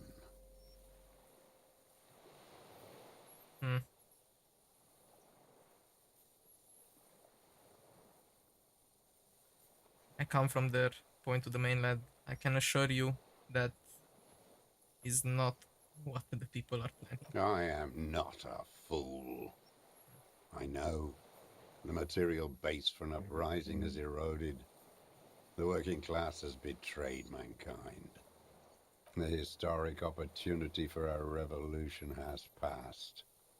It will not come back anymore, however hard I try, whatever I do. Hey, but I have another question. Serious question for you. There's nothing serious in this world. It's What a farce. Okay. What have you been using this gun for? I've used it for killing people. Killing people? It's a gun. That's what they're for. You want a moralist euphemism? Defending your family and your property. I haven't done that. I've used it to kill people. Interesting. During or after the war? There is no after the war. I mean... Class war is never over. So he's continued killing after hostilities ended. Okay. This is it. You can feel it, like battery acid on the tip of your tongue. Something you haven't felt in a while. But what? This is what you live for. This is the shit. The great serotonin jackpot. The solution. Go in straight. No euphemisms. He doesn't like those. No. Be careful now. Slow and steady does it. Make him repeat it first. Don't mess this up. Remember, he wants to tell you. Get personal.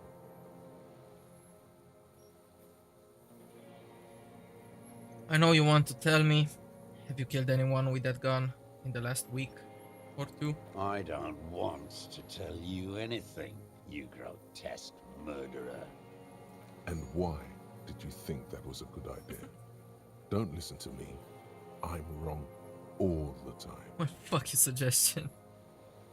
Did you use that gun to shoot and kill a colonel of the security contractor Crenel? The who now? He leans in and cups his ear. He heard you.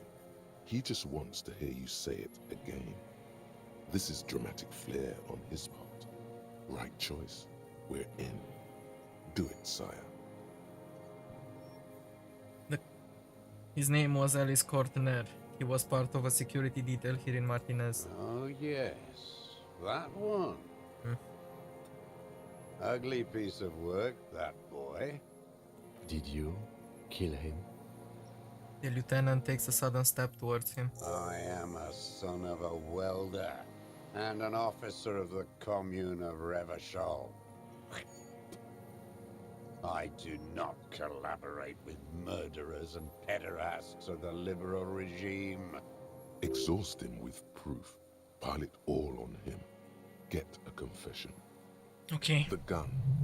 The murder weapon is the perfect opener. The scent of blood in the air. But what else? There was something you can't remember. I don't need your cooperation, I've got this.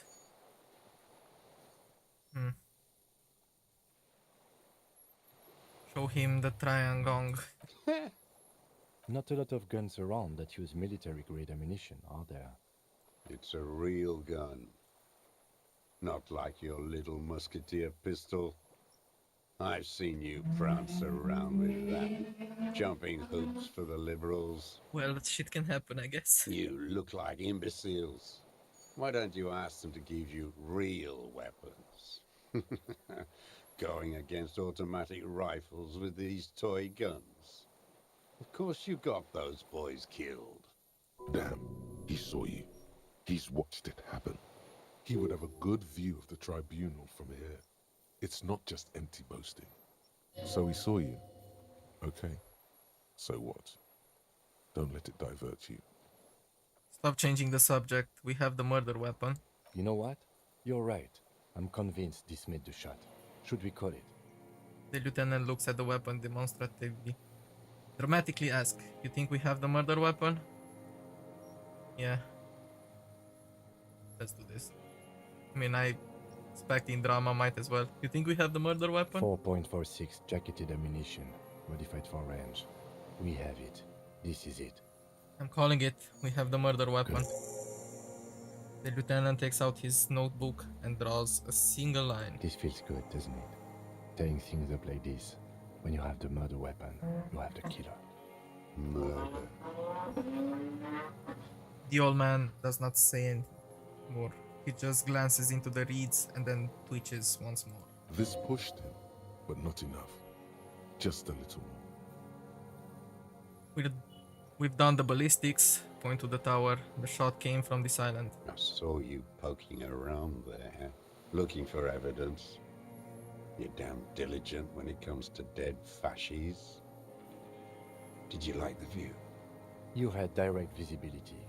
There are embrasures in the concrete, specifically meant for a top follower to use. And you had a long-range rifle in your possession. The lieutenant softened his voice. You've been here a long time, Mr. Dross. Too long. You clearly need medical aid. I'm ready to die. I've done my part. He's practically admitting to it. Dead fascists for fascists. Done his part. You said fascist. You're admitting you killed him? You're sad for your fascia brother, aren't you? One twig got broken. Now the others are sad. He waves his hand. There's a twitch. Then one more. One in his right eye. Almost. He almost burst out there. Keep piling arguments. Anything. Come on, what am I forgetting? Hit yourself on the side of the head. Here it comes. The goddamn Maybells. The dried Maybells on Clausia's roof. Oh, yes. There were Maybells in the grass when you got here. They're revolutionary symbols from the war. There were Maybells behind the victim's window. Show him the dried flower. Damn Maybells. The whole island is turning white with them. He seems tender suddenly. Nostalgic even. A strange mood swing. So many this year too. The spring is coming. No, it's already here. Wash the filth away. I haven't seen these flowers anywhere else in Martinez. Only here. They blossom on the islets before.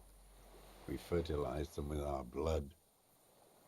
Resurrection was snow white in May, before they ruined it. South, the Bay of Martinez is dotted with little freckles of islets, turning green, with white flowers in white snow. The coast, too, before they piled their containers on top of it, filled with broken, useless trash for fat-fingered bourgeois children to play with. So a young woman called Clausia. Ring any bells? These dried flowers were behind her window. Clausia. You know her, right? She had intimate relations with the victim, the mercenary. With the victim? He turns his sight from the whitening field of flowers and falls silent. Then the muscles in his jaw twitch. Spasm? You know who he was. A coalition-trained murderer, armored and armed. He wasn't human. The blunt end of a hammer, dripping with blood. He was a soldier too. He was a man. Beating us to the ground, moaning with joy. You hounds get so thorough when a company-trained killer dies. I haven't seen you on this coast for 40 years. You know, maybe I should have killed one sooner. Got your attention. There we go. Now you stop beating druggies and prostitutes in your basement. Now you come to investigate. Not when they die by the hundreds. He breathes through flared nostrils. This is it. Shot him. Shot him. Say shot him, not killed him. So you shot him? Oh, the inhumanity. One paramilitary less in Revachol. You can almost see him squeeze a tear out of his eye. His fists begin to tremble from the anger. The lieutenant raises his right arm to hush you. Just nod. I had them in my sights. Both of them. Him and the whore. I was breathing with them, in phase, and I pulled the trigger and flew on the air until I landed in his mouth. He begins to smile. I didn't think I had a shot like that in me anymore. I did. I saw him kneel there with his mouth full of death, and that stupid look on his face. And his dick still in her. Then what? Nothing. I went to sleep. Next morning there were Maybells everywhere. The world was white, or what's left of it anyway. My last spring here. I knew the fascists would come to avenge their own. And so they did. Mr. Dross, are you aware you're confessing to murder? The lieutenant asks after a second of silence. Yes. A single word is all he gives. And you were looking at Dan, the victim and a young woman, having sex through the scope of your rifle that night, before you shot him? The lieutenant takes out his notebook slowly, very slowly. The old man nods. Why? Because that's what they were doing. He shrugs, then smacks his lips. The motive. This is where the motive is going to come from. You can coax it out of him. The lieutenant's preparing the ground. I don't understand. Do you, detective? I don't understand this part. Why were you looking at them that night? I'm always looking. He cocks his head to the side and turns his eyes to the city. Another tremor passes his right side, lower in intensity. Are you always looking through the scope of a rifle? I'm just trying to understand. A rifle scope has the best magnification. And if you don't like it? Click. You pull the trigger? Yes. Think of it as a form of critique. You've got him going. Connect every little piece now. Wrap this up like a gift. So what specifically did you not like about what you saw that night of the murder? Them fucking. I didn't like that. So you were jealous? Jealousy is a reactionary concept. I didn't like the Reaver enjoying himself. Drugged out, soothed in the arms of a young woman. I wanted him to die so he could not enjoy life anymore. And I wanted to see his head explode. That too. She should know better than to hold a child murderer between her thighs. I knew he'd be there for one more second, writhing. That's all it takes for the bullet to reach his head. Now that I think of it, I wasn't aiming for his mouth. I wanted his brains to spill out on her. But you can't have everything. This man has seen past her, like you did. And now he longs to see her covered in blood. To punish her.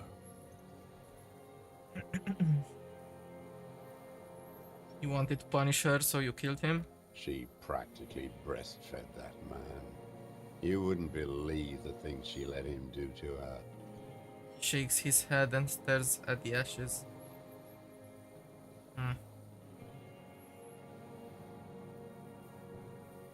I'm not like that. I don't think like that. No one gives a shit what you think. You and your cronies kill 10 working class men a day. I've heard the statistics on Channel 8. So how long have you been watching her? Since she came to Martinez. I saw her sneaking in the reeds early in the morning, behind the Fell building. It was dark, still winter. She didn't have a skimpy outfit on then, just a spot in the night, moving. Past the fell building on the coast? What was she doing there? Hiding something in the water. She had a fag after she'd done it. I was up in the ruins there. She couldn't see me, but I could see her, smoking. She was nervous, but not scared. So what do you think she hid there? Her passport and tickets to Villiers. And from there to Cachet Brut. In the free state of Seminine, hidden away at the edge of the earth, near the Pale. This is the hidden boy she told us about. You looked into it? After she was gone. He nods. Did you keep what was in it? When we found the submersible, it was empty. No. Why would I do that? I didn't need tickets to Villiers. I put them back. If I wanted to extort someone, I'd do better. This implies that he's thought about extorting her. Also, a little inconsistency here. He was surprised to hear her name Clausia before. Would he not have seen it on the documents?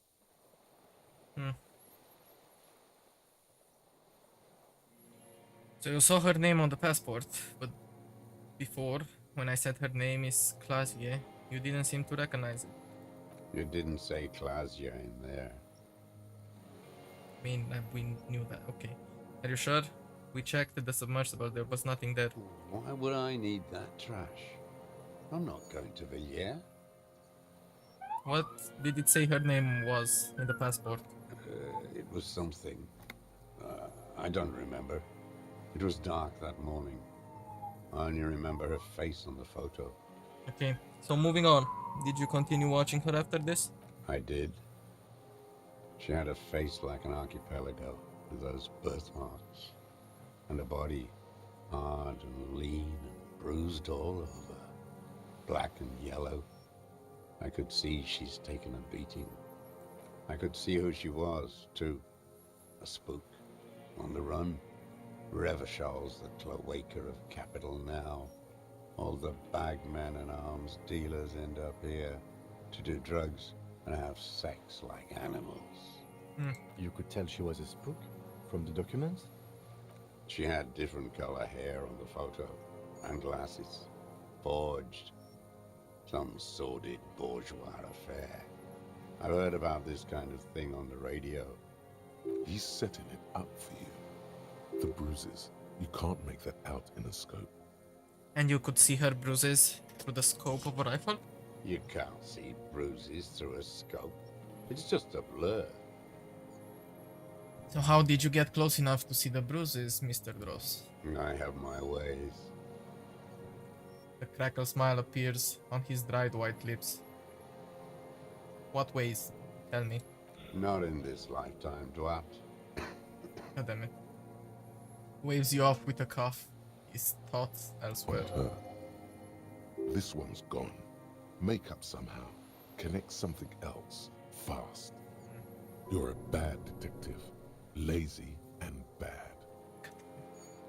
One little thing missed, and I drown in anxiety. No, it's cool. I've already got him. I don't need to be perfect. No, it's not.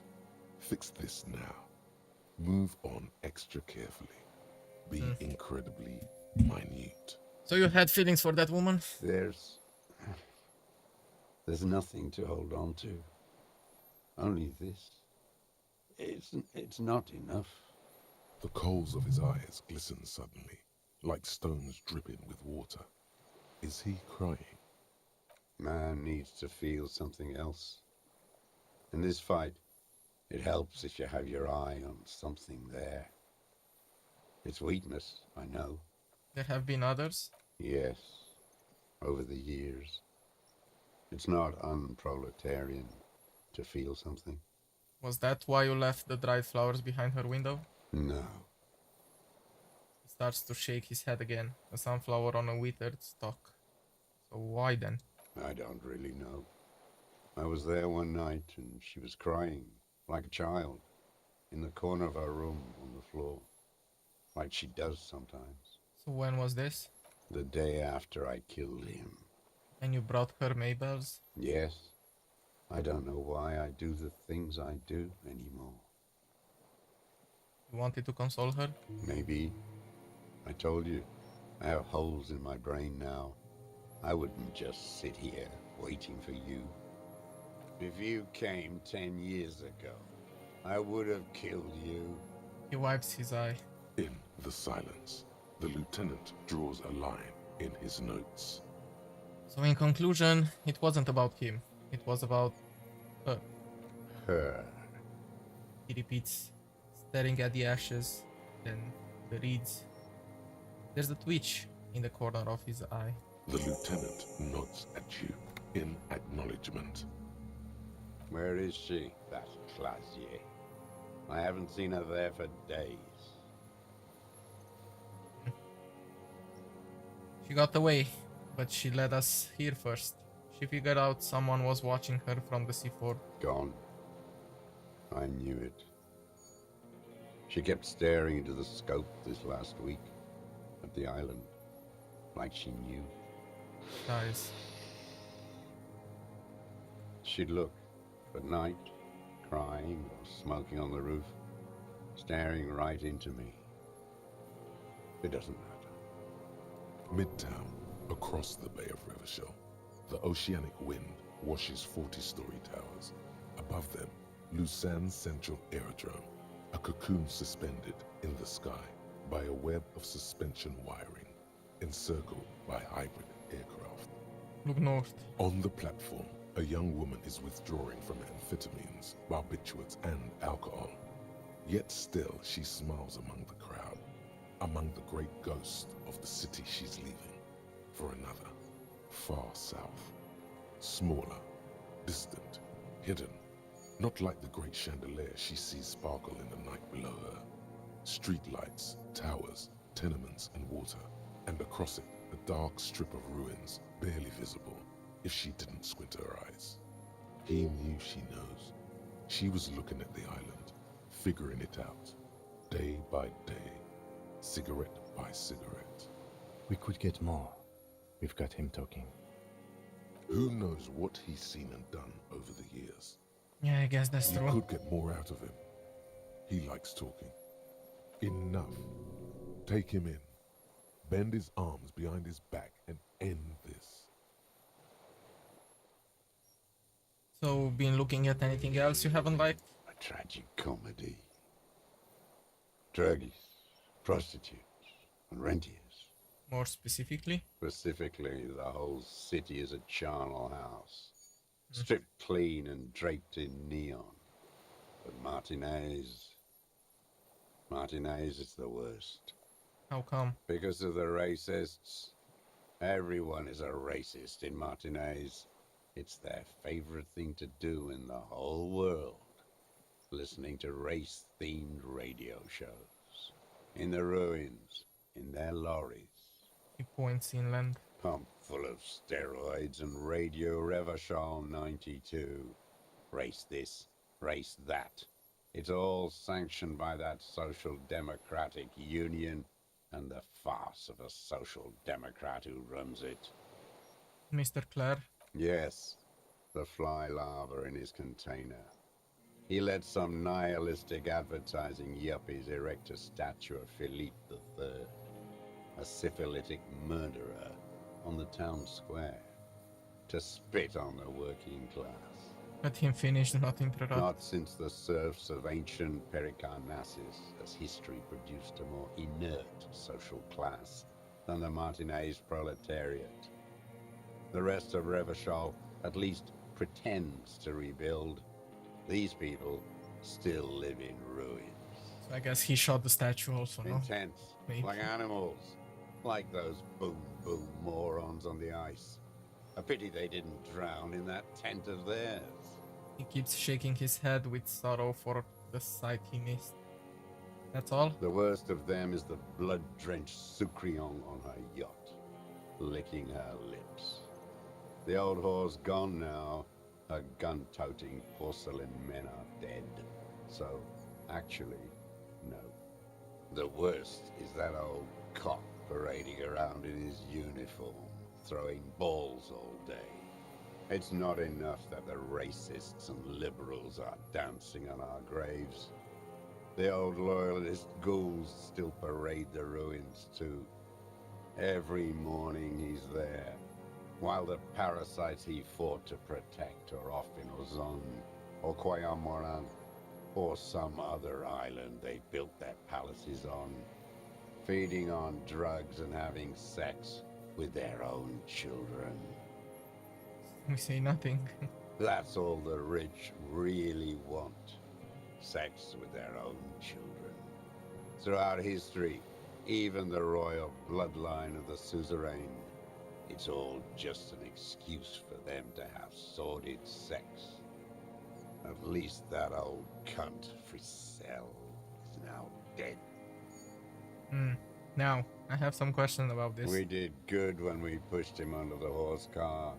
Until, in the 30s, those disco whores.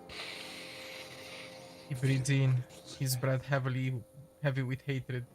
You cannot make out a single word. The disco whores are too much.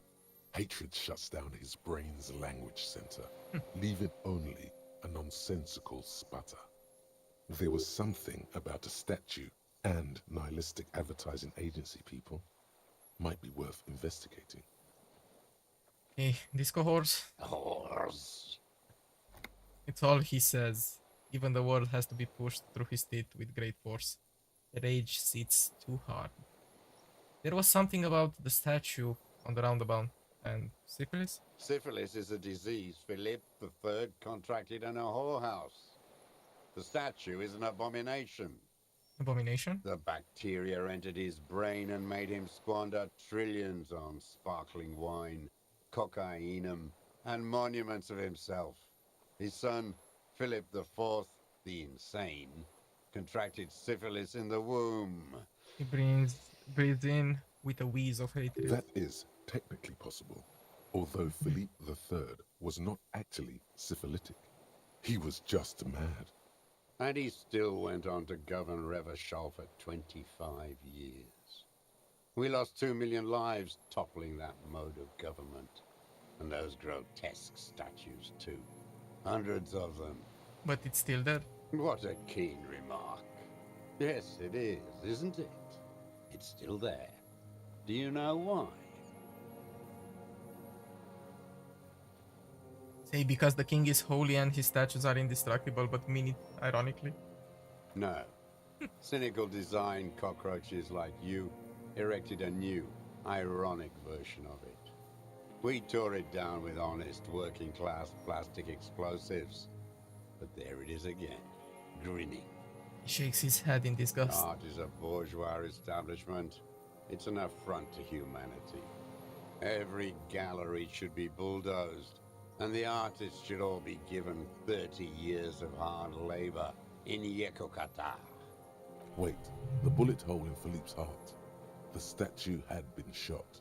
Yeah. That was him. It had to be. He's already proven capable of taking a far more complicated shot from here. So it was you shot the statue. There was a bullet hole in his heart. I did. A needless, sentimental gesture. I should have spared the bullet for a deformed monster of liberal capitalism. Shameful, really. Yes, shameful. So many others to punish over the years. Isn't that right, detective? That's it for the statue then. Tell me, Mr. The Dross. fat union man let them put it there. Corrupt as he is. Probably got a fat check for it too. Shared with the law. Accusations of corruption. Push them aside with a sharp change of topic, officer. Put the heat on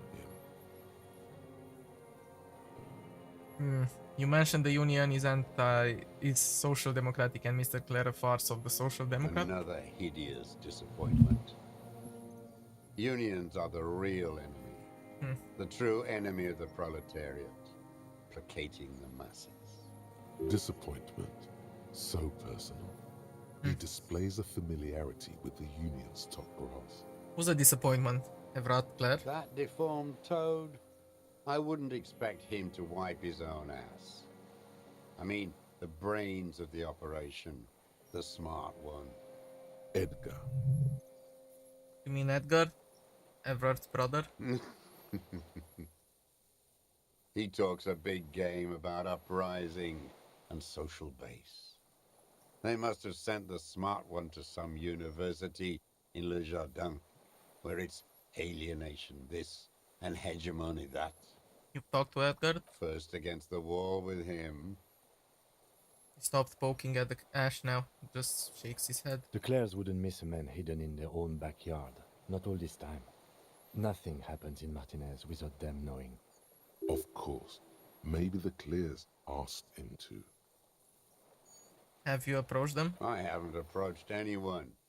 I hid. It was Edgar who came to me. How did he know you were here? He didn't just stumble in like an oaf. He figured it out. Some kids told him about a monster on the island. I told you, he has brains. He points to the path leading to the tower. Stepped right off the boat and walked down where you came. I even kept the door open for him. Thought he was a man of the left. Wouldn't rat me out. I was right about one of those things. So when was this? 20 years ago. Neither of them could walk now, could they? They were less fat then. That's around the time the Clears came to power. So what did you talk about? Edgar did the talking. Paid his respects like I were a fossil in a uniform. Offered platitudes about the struggle. Flaunted his pink degree. Even quoted Marzov. Never trust a social democrat who quotes Marzov. Oh, and charity too. They love their charity. Offered me blankets and social housing. I still have the gas cooker he brought. And he let you be here? Let me be here? The ZOC is an unlawful successor of the Commune of Revachol. We took this fortification from the Loyalists. Even the Clares understand this. They let him be here. Understanding was a courtesy. But why such a courtesy? So, Mr. Dross, did you kill the Crenel mercenary for the Clares to incite a riot? You know why I killed that fucker, Dwat. As to Edgar, I'm not doing anything for that swine again. Again? What have you done for Edgar before? Tried teaching him some Marzovian socioeconomics. They didn't stick.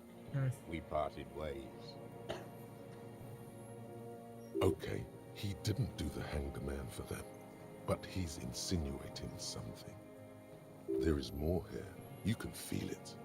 He was not outright lying, but almost. Yeah, I think I can some points into logic. Jesus Christ, I have a shit ton of points. Not too many. Think 2 should be enough. Yeah. Okay. By the cock parading in his colorful uniform, you mean Rene? Every fucking morning for 34 years. Throwing that ball. One ball against the other. I've always loathed that game. That is not a working class game. I don't care what they say on Radio June. Royalist ghouls play it like it was life itself. Click, clack across the water each day. And that uniform, like a parrot's plumage. I won't even mention that he's a traitor to his race. A Patank maniac race traitor. Just not. I remember him. Let him talk. I remember him from La Noce. Not him personally, his make and model. There were tens of thousands of them. I thought we took them all out before the liberals came to their rescue. We missed one. That one. With his shaky finger, he points to the city towards the crater near the plaza. Plaza where a lonely pine tree stands. Fat and plump, like a pheasant, just begging to be popped off. Please, Mr. Dross, shoot me. You'd like to kill him? Not yet. I like to look at him strut around, place the crosshair on his medals, right on his face, and just fiddle the trigger. Think about it. Let the bonbon melt in my mouth. Save the treat for later? The lieutenant asked cheerfully. He is a juicy bonbon, that one. A real treat for the black day. The blackest. When I put that gun in my own mouth, I think, no, don't waste it. Put this lead in that cock, Rene. For the boys he killed. And then I look at him throw those balls, and I suddenly feel He lets out a wistful sigh. better. I even hid one bullet, so I'd always have one for him. Haven't seen him around lately, strutting around. Must be down with arthritis. I hope it hurts like hell. I hope he sweats blood. Hearing it may destabilize him. You sure you've gotten everything from him? I think so. Well, except for the check, but I will do that later. Rene is dead. He died of old age a couple of days ago. No. Yes. I waited too long. I waited too long, and now he's dead? I'm sorry, Mr. Dross. I understand you knew him for a long time. They're all dead now. Fuck him. If he really wanted to kill him so bad, he would have done. There must have been 1,000 black days on these islands. His health ailing. You cared about him? All human beings care about each other. I cared for seeing his head explode. Now, God damn this world. Are you okay, Mr. Dross, to go on? You think I haven't seen people die? It's all I've seen them do. Fuck and die. All the other plans we had. To love. To colonize the Pale. It's all fucked. He's not okay. This is just another black day in a row of black days. Something strange is keeping him together, making him endure. Okay, so what was the deal between him and Edgar? The connection comes to you like a splash of cold water. Dark, cold water.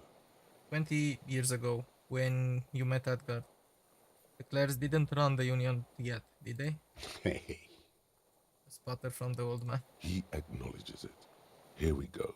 A twist behind the dark bend. So who did? That bourgeois cow. Tiffin Holly was her name. Licked the rich man's hand every time he came to town. Never seen a labor leader so hot on mutual cooperation. And money. She liked that too. That Holly was a real bridge builder and a deal maker. His eye glistened suddenly with hatred. And then she just disappeared? Called in, they say. On the eve of battle. Ran away. Vanished like a piss stain. He squints and smiles at the black logs. No, that's not quite it, is it? Did she? They say her daughter called in, not her personally. But that wasn't really her daughter, was it? No, I guess it was not. You could swear you see the embers glow again under his eyes on the dust. So Edgar had someone make the call. Why is that, Mr. Dross? She couldn't make the call herself. Here it is, the bend in the river. So why? Because she was dead. How come? Because the cow caught a bullet in her right lung. Fell into the canal, grasping her tit and drowned. Or bled. Hard to say. It was a sloppy job, on a moving target. She was going home, waddling, dressed in yellow, drunk like she often was. The ruins are black around her, and she had a yellow leather bag under her arm. She tried to cross the canal, heading home to Grand Couronne or Betancourt, someplace like that, where they build those new bâtiments for the people who flourish in the hell around her, and the ruins. So it was you? Make a motion like shooting a rifle? It was someone. Someone shot her. His eyes grow suddenly. Or maybe grow she cold. just fell. I get these violent ideations. My memory is filled with holes, especially the 30s. All I know is nothing changed. Not in the material base, not in the hegemony. There was no uprising. Just words. The Union fizzled, sogged. Nothing came of it. Nothing. Edgar didn't keep his part of the deal. Sputter again, nothing more. If you were to testify to this, give the RCM something on Edgar, you could work. The lieutenant says in a voice even calmer, as if it were nothing at all. We would strike everything you've done and process you as a POW. You were in a war. You were on assignment. We could even extradite you to the Samaran People's Republic. A degenerate worker state. Go shit. No, thank you. I'm Revacholian. My days are short. I will rot away here, in a moral intern cell. I will not testify to anything. But you did do it. I saw it happen, and I liked it. That's all I have to say. I didn't live and fight for 40 years to end up as a collaborationist. I've heard it on Channel 8, 40 AM, Radio Revachol, late night. Everyone is a blobber in this world. Everyone betrays everyone. They're all already locked up for betrayal. The best ones, the ones with heart, were slaughtered, trampled. He looks to the city. The same old freezing hatred. I'm glad we talked about this now. Glad we talked about what? Okay. Composure, Sassy's body language. I want to ask again about the people you don't like. Glad we talked about what? Do I have anything for composure? I have a minus because I have a item. Let's do that, I guess. 2 points.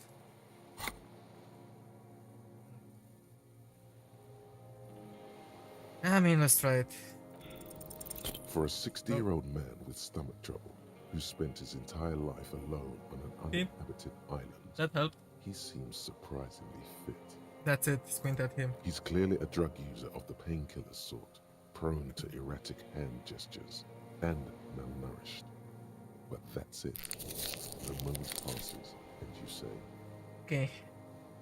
Josef Lilianovich Dross, you're under arrest for the murder of Alice Cortiner. What?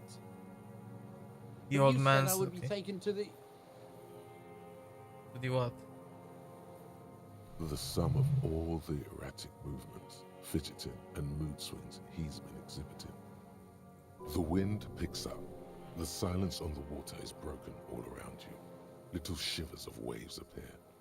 The lieutenant continues, like an incantation. Your Wayfarer rights have been suspended. Information provided to the officers on the scene will be used against you by the prosecution. You will be given legal counsel within 1 week and must face court in 44 days. Do you understand? Do you understand? But... Do you understand, sir? No, I don't want to. I have to stay here. He looks at the reeds. Eyes submerge in growing terror. He's sweating. Beads are forming on his forehead. Your confirmation is not required, sir. Now on to the boat. I mean, I could try this. You thought you heard something, but it's just the reeds. Maybe we could all fit in there. We could all fit in the boat. Actually, no. First say, does it have room for 3? Not really. We could escort him to the pier, then either one of us can take him inland while the other stays here, but... But then, who watches him while you're coming back here? Who watches him? Who watches him there while I come back for you? This is not a problem. This is a problem. Who watches over him while I come back for you? What is this farce? This is a fucking farce. I can't. Lillian, you could ask her maybe. Maybe I can just ask that netpicker to watch him. This is no harmless old man. The lieutenant shakes his head. This fucking world. This Stares at world, something. What is this? No, listen.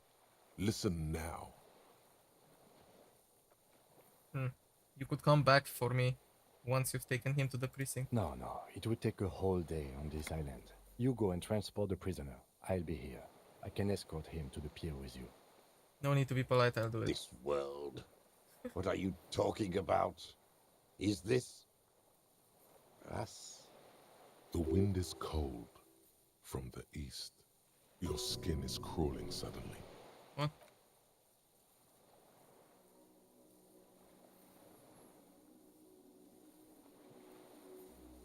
The fuck is happening?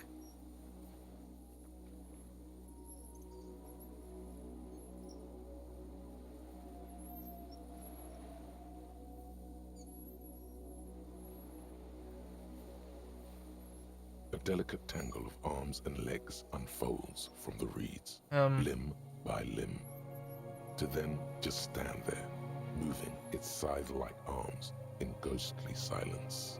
What is that? What are you talking about? The old man looks at the reeds, then at you. I don't know what the hell that is. There's nothing there. He looks confused. The stick insect is over 3 meters tall. It looks straight at you, with its tiny pinprick eyes and its grotesquely small head. You feel your legs shaking under you, and your gun hand rise instinctively. There is, I see it. Tell me what you see, damn it. I can't make out one small thing in the reeds. Him, can you see it? I can see it. 4 simple words, thank God. If he can see, then you're not insane. But that means it's really there, spinning slowly, in absolute silence. Its limbs long and slender. Okay, I wasn't really not expecting this.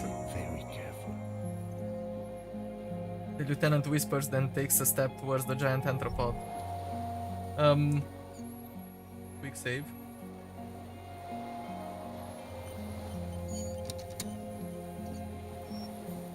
The creature stands on long stilt-like legs, antennae hanging from its head like a woman's hair, white and curled at the tips. It is no more than 5 steps away from you. Reed-like tufts stick out of its joints. As the insect moves its forearms, it produces a faint hiss, like a reel-to-reel machine spinning after the tape breaks. This is the Insulindian phasmid. It is. Okay. The lieutenant whispers behind you. You hear the familiar ring of his jacket unzipping slowly, painstakingly so. You glance over your shoulder. The lieutenant holds a piece of milled aluminium. He begins to pull it open, extremely carefully. It's the camera. No, the flash will scare the creature off. Warn him now. Are you sure you won't scare it off? We need a photo. No one will believe us.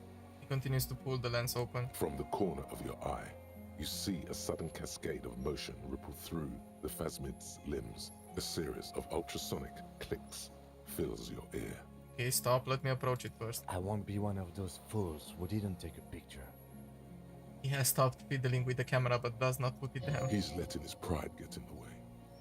You see the phasmid turn to him, its mandible antennae reaching out. Its motions are quick, sudden. Who cares what they think, him? Understood. Of course. The spindly mechanism turns itself back to you, its antennae taking their measure of the air. Okay. Slowly. Approach carefully. Nice. Slowly, with your breath held, you take 2 small steps toward the phasmid. The creature lets out a series of ultrasonic clicks that swarm around your head like swallows. Like laughter, a sort of happiness. Sweat drips from your brow, soaking your chest. You reek of it. Your chemicals. Hissing and clicking, it extends its mandible-like antennae to greet you. You're right below it now, looking up at the colossal chitin of its white limbs. The head of the creature is crowned by reeds, and its eyes are are like small droplets of water. Okay, Kim, take the picture. With a slow ring of metal, the lieutenant slides the lens open and raises it while above. There is no change in the insect's motion while it's being aimed by the camera. It remains fixated on you. In 3. If it moves, you jump back. I'll shoot. Here we go. 3, 2, 1. The shrill flash of the camera cuts the air like the blade of a sword. Okay, the that's a phasmid nice freezes in picture. its bright light. Head turned toward the lieutenant, hypnotized by the flash. It stands frozen. Holy shit, we got the before you. phasmid. What the fuck? I got it. Slowly reach out and touch the creature's whisker. The antennae hang from a great height. With your hand shaking, you barely touch the tip of the left whisker. On contact, the kiting curls into a spiral, like the tip of a poison ivy. Its touch on your fingertip feels cold, ticklish. It is surprisingly delicate, the curly end of the whisker, like a young vine. It's even a bit wet. Be careful, detective. It's moving. Okay, look at your finger. You were right. It glistens with some kind of moisture. The creature in front of you stays frozen. Why would I lick my finger? What the fuck? I mean, fuck it. It tastes like sugar, very faint. Okay. The anthropod towers above you, tufts of reeds pointing from limb and head alike. Odorless, mostly comprised of water. Carefully pat its side like forearm. The limb before you is incredibly light, like eggshell. It's much lighter than a reed. You feel a soft push could tip the creature over. Its hollow exoskeleton collapsing. Warning! Pull your hand away. A sudden shiver passes the limb. Looks like the creature is awakening, wave by wave from its stupor. Some sort of countdown process is happening. That's all you have time to think. We got it. Back off. Another shudder pulses through the creature's limbs. It jolts back to life, like a record continuing where it left off, in a swaying, praying motion. Even the small black pearls of its eyes do not stray from you. Raise your hand slowly. The insect stops its stridulation, seeming to observe you. Below its crown of reeds, little pinprick eyes detect motion, glittering. The world stands still around you. Suddenly, there is silence. Okay, put The your hand down. invertebrate comes back to life, stridulating. Sets of complex eyes follow you, moving in tandem on either side of the insect's small head. Hello, I'm Harry. I don't really know who I am. No reply. A total ancient silence comes from its mouth, along with what appears to be some kind of foam. The stridulations of its limbs continue all around you. Okay, let's back off. The invertebrate stops, raising its scythe-like arms and tilting its tiny head, formed from the fused plates around its mouth. For a second, the effigy is frozen. Then it nudges back into motion with a click. Okay, tell me, what are you doing? Nothing. Its simple eyes give off no flicker of light. No one is home. The twitches of its failed limbs with are insect-like, unknowable, perhaps without substance even. I want there to be more. Mute. The insect foams from its mouth parts, Okay, Inland tilting the Empire. plates of its fused-together head There we go. from Don't left care. to right, without reason. Yeah, that's confirmed. It's fine. Okay, tell me, what are you doing? I mean, I can retry it. What the fuck? Hello, I'm No Harry. reply. Back off. The invertebrate There we go. stops, Tell me, what are you doing? raising its I exist. Okay, lovely. I exist too. Tell me what it's like for you.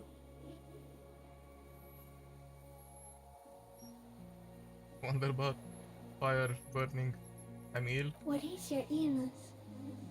My body aches. I'm bleeding. I smelled it. As soon as you stepped on the island, strawberries, fresh bursts of red strawberries, ripe turning riper. Soon you'll be rotten. Now I will tell you how it is for me. For me, it is a series of half-lit images, a kind of darkness, being intruded upon, transient, dim, moist. Intruded upon by what? Shapes of plants and animals, and internal sensations. A swarm of sounds, tiny vibrations on the inside of my forearms. All speak of complexities totally beyond my understanding. I am at the end of a narrow funnel, weightless, so light, it only feels like something to be me. In truth, perhaps I'm nothing. I certainly do not have a soul, and if I did, it would never ache. You're the type of animal I would like to be. Are you sure? Yeah, I'm sure. Why do you ask? Sometimes, when molting, I regrow a lost limb. One time something went wrong, and a small leg replaced a missing antenna. Small leg? That's horrible. Yes, the leg tried to move around independently, making it hard to walk. You don't have a food there now. Yes. Thankfully someone ate it. The next time I molded, I grew an antenna again. Okay, so I'm a detective. So am I. I was born to detect sucrose rewards and semiochemicals. What were you born to detect? The killer. He's in a bad state, deteriorating fast now. He thinks I am beneficial to him, but I am not. I only quicken his deterioration. You're destroying him? Very slowly, and only because he won't go away. It is meant to keep them from noticing me, to interfere with the pictures in their heads. But he has looked at me for too long, and I am destroying him. Where does this come from? All this around us, the world? Not even the birds know that. Not even the water lily. Then all we can do is beat our fist against it, day after day, with no answer. You can also eat it. If it's a leaf, you can put it in your mouth. Yum yum. Or read. What the fuck? So you look like a reed and you eat reeds? Yes, they don't mind. Have you accidentally eaten another reed, Phasmid? Yes, I once cloned myself and ate the little ones. It was winter, and I woke up at the wrong time. It was an accident. Yeah, I understand. So what exactly are you? I am an unknown species of the order Phantasmodia, endemic to the Insulindian Insula.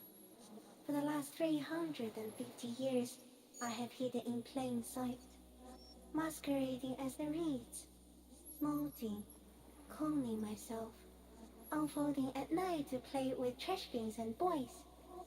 I went unnoticed by the first settlers and the land surveyors of the suzerain.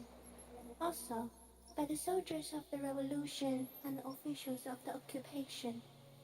Even the Seminoles Islanders who came here first, but did not stay, have not seen me.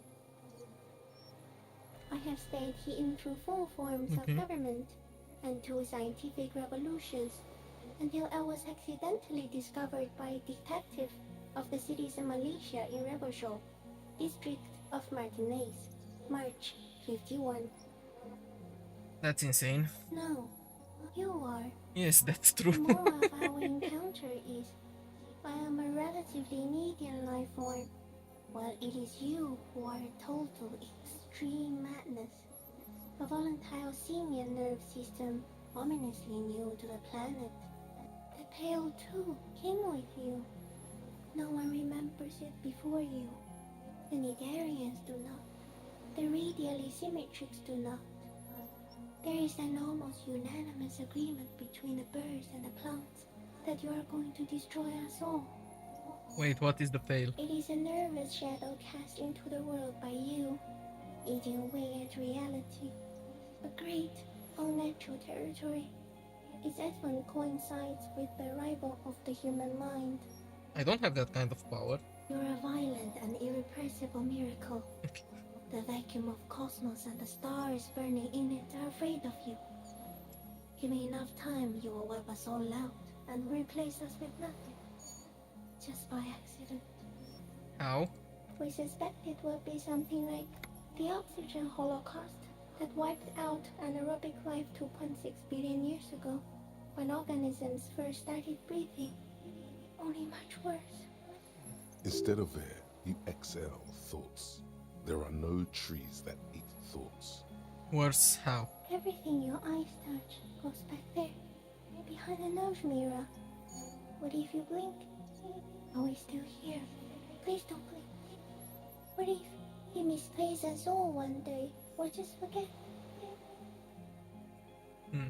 Have I always thought this way? No, you're only thinking it now.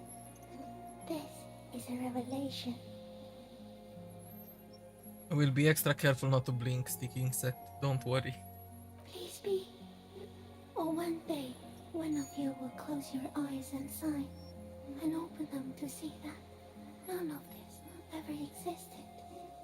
Kim, am I having a violent epileptic seizure? It doesn't look like that, no. What does it look like? You're just staring at it. And I think I'm having a vision about the final fate of mankind. Okay. Is it somehow related to the case? Sort of. I think you should back away from the unstudied species now. Is this a dream? What is happening? No, you're awake. I am real. Light is forming me. This is real. Well, I have to say goodbye for now.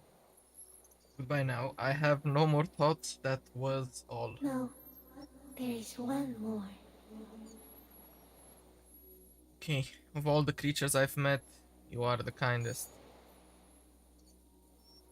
Or of all the creatures I've met, you are the most beautiful. Thank you. I also have one more thing to say to you before you go. That woman.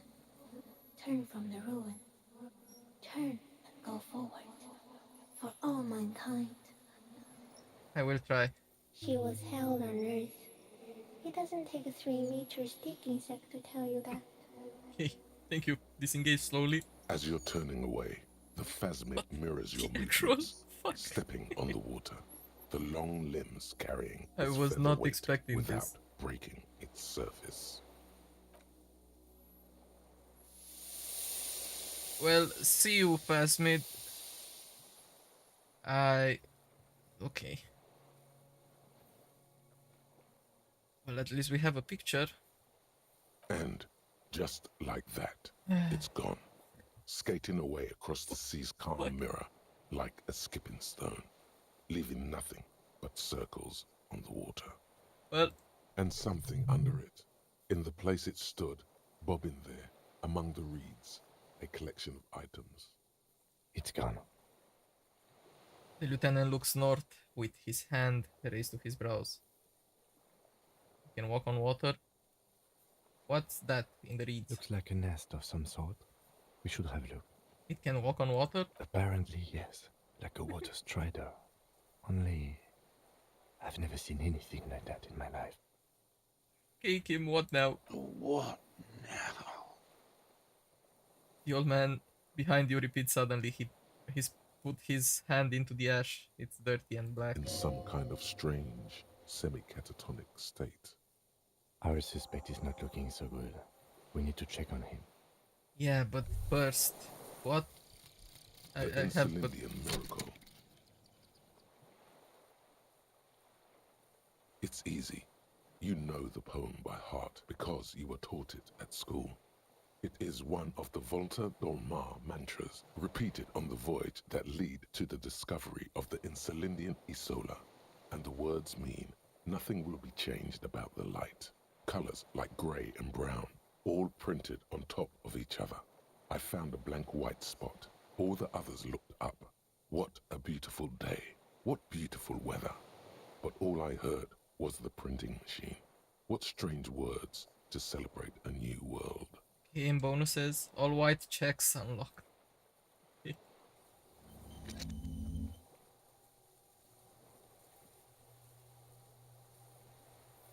Cool.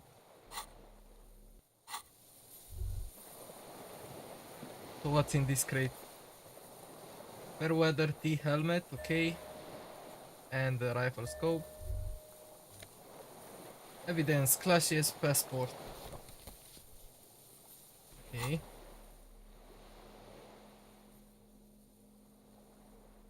So I also have the hat. The only piece I'm missing is the pants, I guess.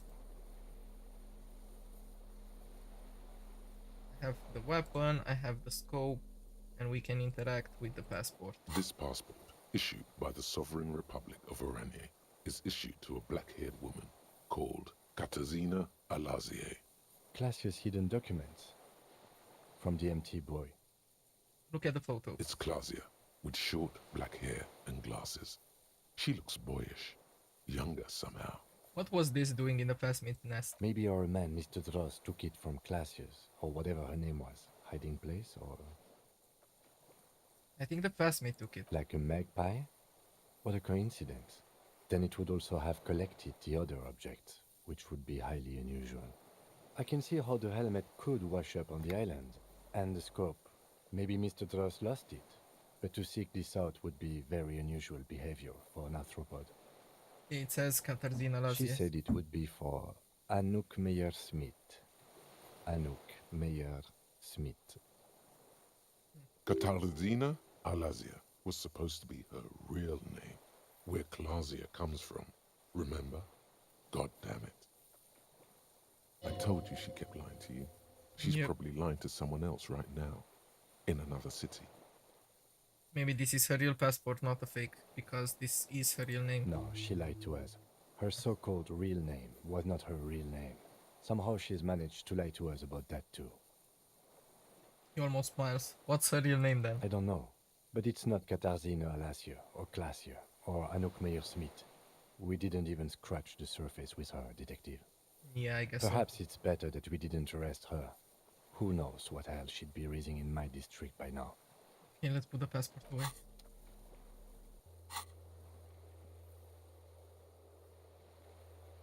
Okay, check up on the disaster now, sure. What is it? What do you want from me?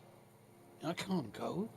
Something is very wrong with him now. Sir, how could you not see the phasmid?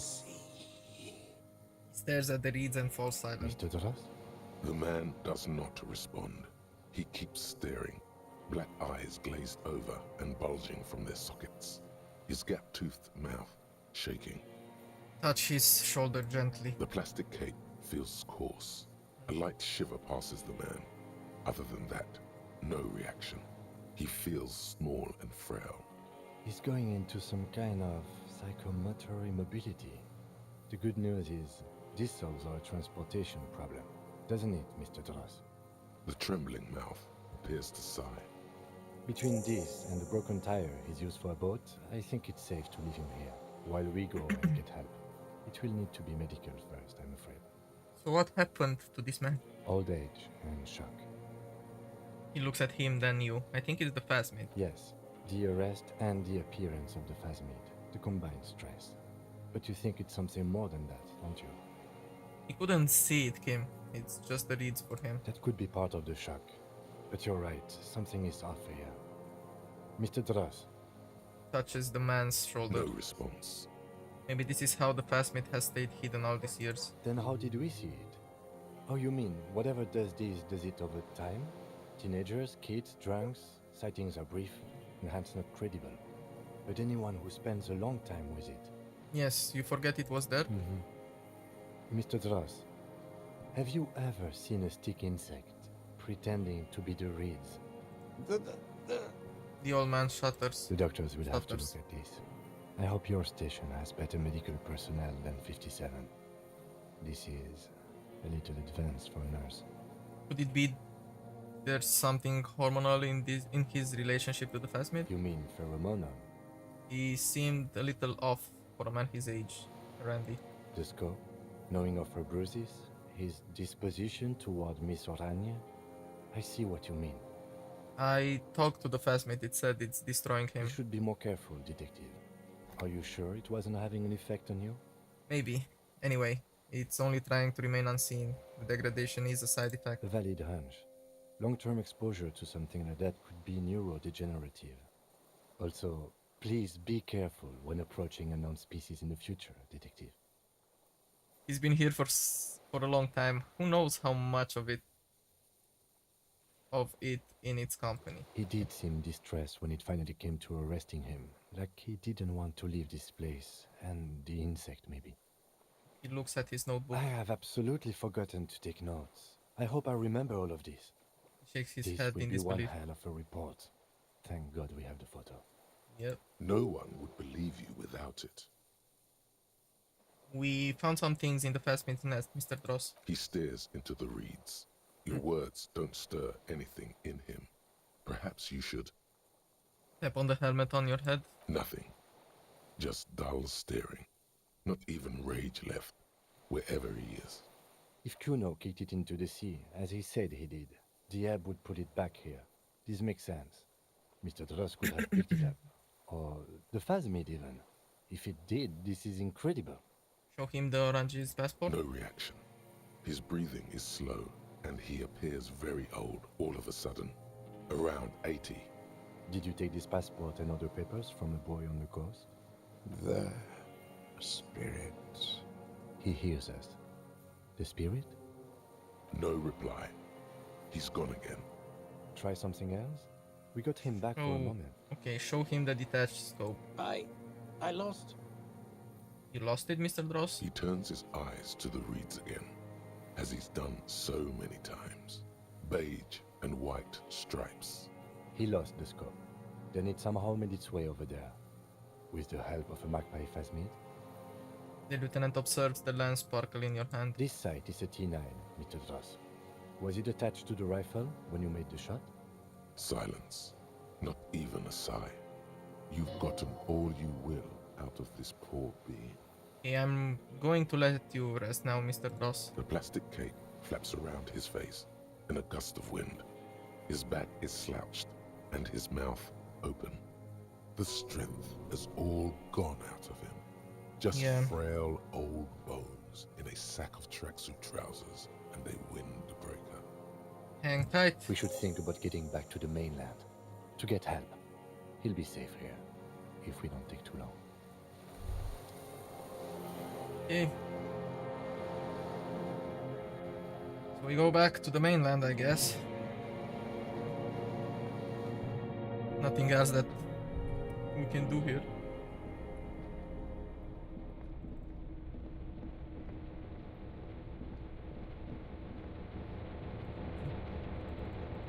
I mean, I have this... Soft covers, serialized fantastique, and detective stories. I guess not. Don't I have... This says bonuses from the thought. All white checks unlocked. This was the white check. Soft covers. It didn't unlock. Oop. Well. That didn't help.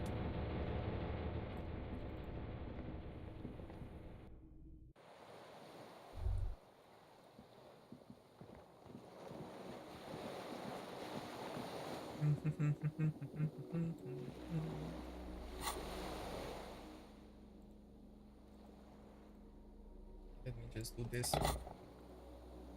So I won't be just walking around with a loaded gun, I guess.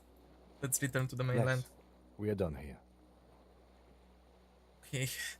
The skiff rocks gently under your weight as you get in. The ride back is uneventful and quiet. But for the sound of conversation on the water, there is someone inland waiting for you. You reach the jetty and climb out of the skiff. And...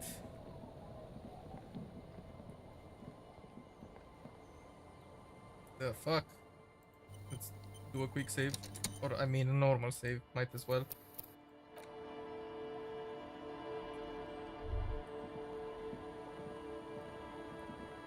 Look what the tide brought him. Says the man without sunglasses. Suddenly his expression changes and he tilts his head. I want to call you a teapot, but I'm honestly kind of impressed. No idea where you got all that gear, but there's no doubt in my mind that some bad people are looking for it. Also, you look like a fucking idiot. Whatever this is, it is completely unimportant compared to what you've just seen. This is the man with sunglasses from the whirling in rags. But where are his sunglasses? Wait, you're the man with sunglasses. That's right. And you're some kind of murder machine. Forget all about this, there's a giant... We're not forgetting about anything. Look at you. Points at you with both hands. The armor, no one else seems to be bothered by it. Oh, really? They don't seem bothered by it? That's because you're a cop in an exoskeleton. Yes, I'm a cop in a goddamn exoskeleton. Skeleton. Are you? Are you still a cop? There's so much disco going on, it's hard to tell. Vic, calm down. So who are you people? Hello, I'm Trent Heilerstein. I believe we've met on several occasions.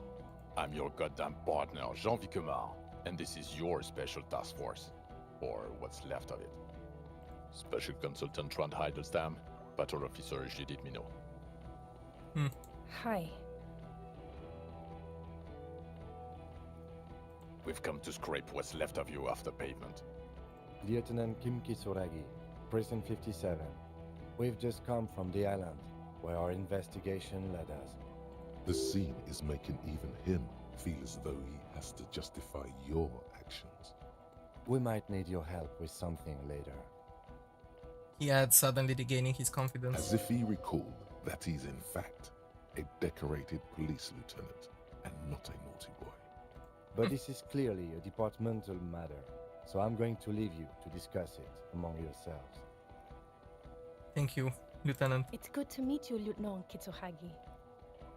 She sends warmly, flashing the lieutenant the tiniest of smiles. Letting the lieutenant know he shouldn't feel embarrassed over the shitstorm that's about to befall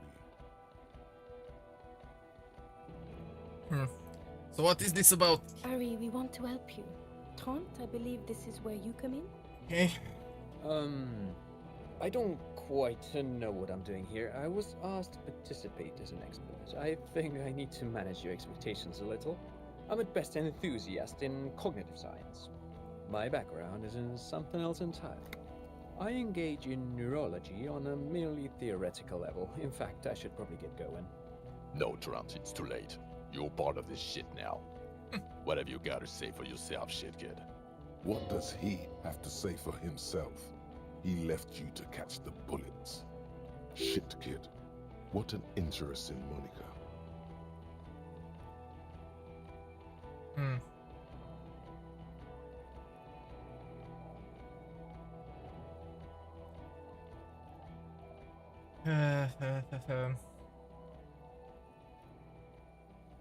Where have you been all this time? There was a mercenary tribunal. God damn it, Harry. He shifts his weight, crosses his arms, and looks you in the eye. You told us to fuck off. You said we're cramping your style. Your detective god. Fuck everything. All we burn.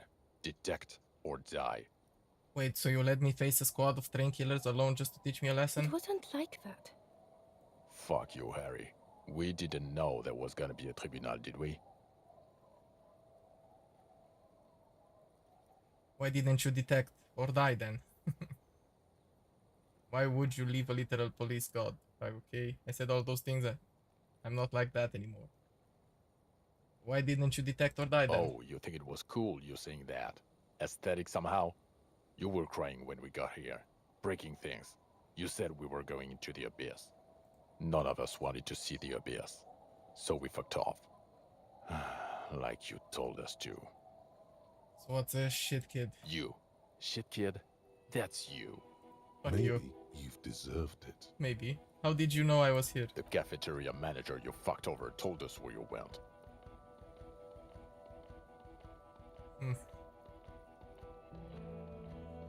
Damn you, cafeteria manager, you betrayed me for that.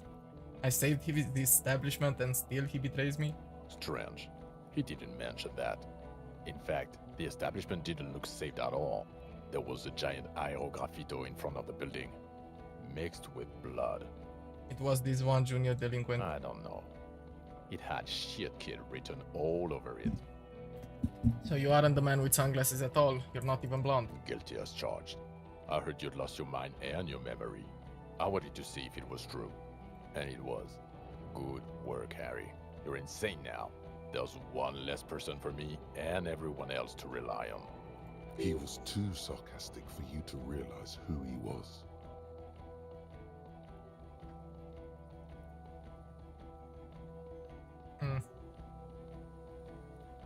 I don't like being lied to. I didn't lie to you. No one lies to you. You were so fucked up on booze you couldn't recognize your own partner. So Trant Heidelstam turns out to be special consultant Trant. Yes, I'm Trant Heidelstam. I never said I wasn't Trant Heidelstam. Wait, what was up with the kid then? Mikhail? Mikhail is my son. Oh yeah. What was up with all the interest in history? Spying on me? No, I was just interested in the Feld building and the Martinez beachhead. And Mikhail wanted to see Martinez. It was a coincidence. So what are you special consulting here? What indeed?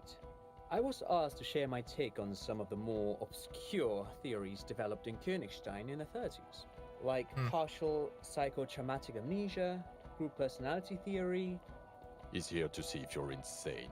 He is smart. Let's move on. You mentioned the task force? Yeah, Major Crimes Unit, under Lieutenant Dubois and Vicomar. Ring any bells? Refresh my memory. Who else is in this? Refresh your memory? It's a goddamn Major Crimes Unit. There's you, me, Jude, Trant fucking Heidelstam, and Guillaume baby. He stares at you. I'm technically just a civilian advisor. Oh, fuck you. You're part of this shit show. First, who's Guillaume Bevy? Oh, that's an interesting story, actually. Guillaume Bevy is a police reporter who joined our team. He was really good. Then he left because he lost faith in your ability to lead the unit. Other people have left too. Good, smart people. People we won't get back. Only me and this really patient patrol officer are still here. And Trant because I'm forcing him to stay. Is this Guillaume Bevy blonde and partial to sunglasses? Is this Guillaume Bevy blonde with sunglasses like you were? See? There. He's getting it. I was impersonating him. Look at me, I'm G. Bevy. It was going to be funny, but then you really did have brain damage. So not so much anymore. He sincerely thought it was going to be amusing. For both of you. Okay, so what does the unit do? It's a major crimes unit. We clear the desk of cases so Precinct 41 doesn't look like the worst station in town. We are shit tier now, Harry. Because of you. The 41st isn't... He trails off, not wishing to finish the sentence. Duped again? No one's who they say they are. Duped? Hey, here's a brilliant idea. Don't be a morbid drunk and you won't be duped so easily.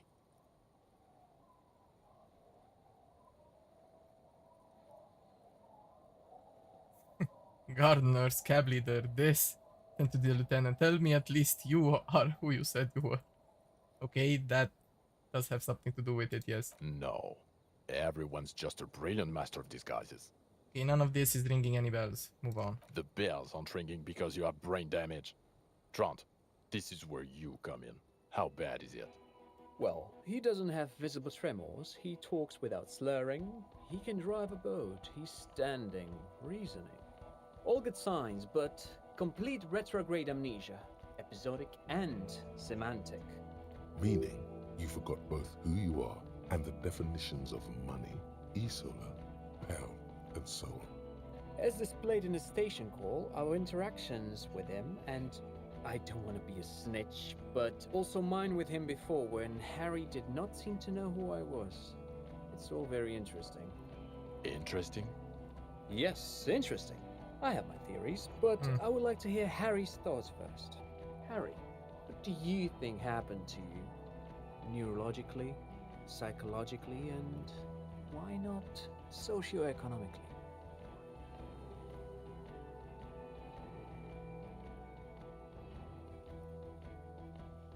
Something so sad happened to me that I couldn't be me anymore. It was a defense mechanism. This is basically what happened, I guess. I might have something to do It might have something to do with an anomaly in the church, a 2mm hole in the world. This, I mean, it's plausible, but I don't think they will buy it.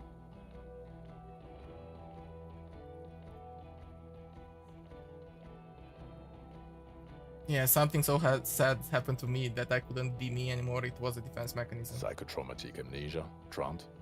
I can go for that. Shit kid is a broken man. Always has been.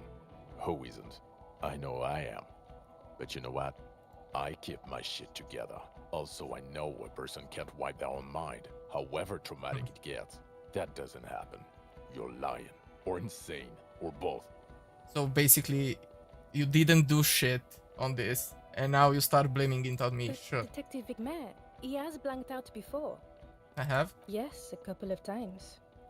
After some of the more serious benders. One was after the two drunks case, the other when we looked into that mural. Interesting. So at first he dipped his toes into it, prepared. That's where he would have gotten the idea, yes. Practice. And then he used alcohol to get there, so to speak. What do you mean? Well, here's my theory. What if this is an absolutely normal reaction to the world we're living in? What if this is not a significant anomaly at all? Something to be explained, approached as a defect? Look at the sensory input here. He gestures towards the scenery. Look at the ruins, the neon. Listen to the radio, the multitudes, the people. Live here for 40 years. As a police detective, he's like a magnetic reader on the world tape, to borrow a known metaphor. Harry's been pushed flat against it. Total input. Hardwired to the free market. He just needed for it to end. Okay, Trent, thank you. That's absolutely meaningless. I'm glad we brought you. Will he or will he not be able to work in the major crimes unit? Is he a cretin now? I want to know that. He's not a cretin, and he is able to do work. If not in his previous leadership role, then as a line detective. Leadership, now. Line detective is good for now. He's wrong. I'm far too gone for work. Fuck all of you. I don't want to be in your unit. I'm ready to lead again. No one even mentioned that. I misphrased my question. It should have been, is he able to put his clothes on and use the body? Or do we need to get him on a disability pension? What now? Now nothing. Now we're just going to stand here. Really? No. Now we discuss that. What the fuck did you do to a motor carriage? Why is it there, Harry? That wasn't me. It was stolen by traffic hooligans. I thought the killer would be underwater. He wasn't. Time had come to kill a sunset. Okay. I drove it into the ocean when I was drunk. Ah, so refreshing. He just admits it. Thank you for your honesty. Thank you for destroying 45,000 real of police property that's coming out of everyone's payslip. It doesn't matter. Your badge, Harry. Show me your badge. I got my badge right here. In a rush to demonstrate your badge, your eager fingers can't sustain a grip on the smooth plastic. Fuck me. The badge slips out of your hand. Okay, challenging, catch it. Nice.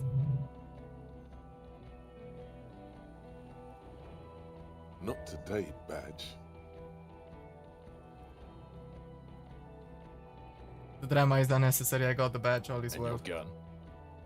He asks, unimpressed by the piece of plastic in your hand. As if having your badge and gun are natural states, not achievements. My gun is right here. Show him the Villiers. He has it.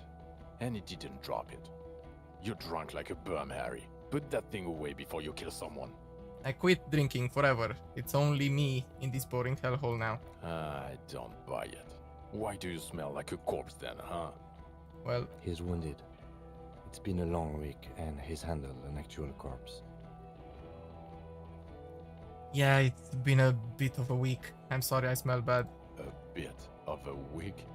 You're drunk, and you let a suspect escape, a certain Glacier, because you were too drunk to assess a flight risk. We've read the report, Sari. Lieutenant Kitsuhagi's. We know.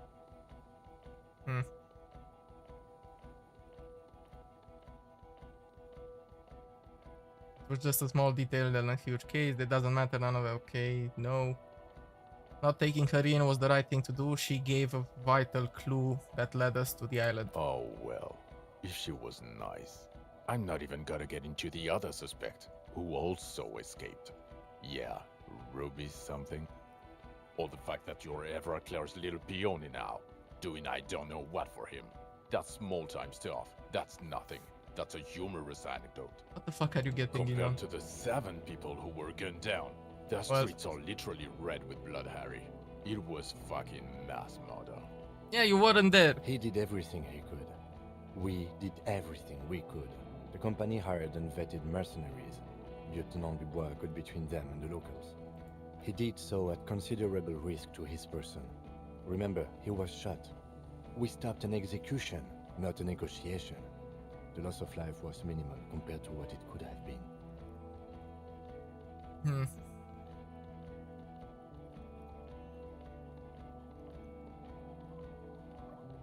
Yeah, it was a massacre. We got wiped. Where the hell were you? Don't make this harder for yourself.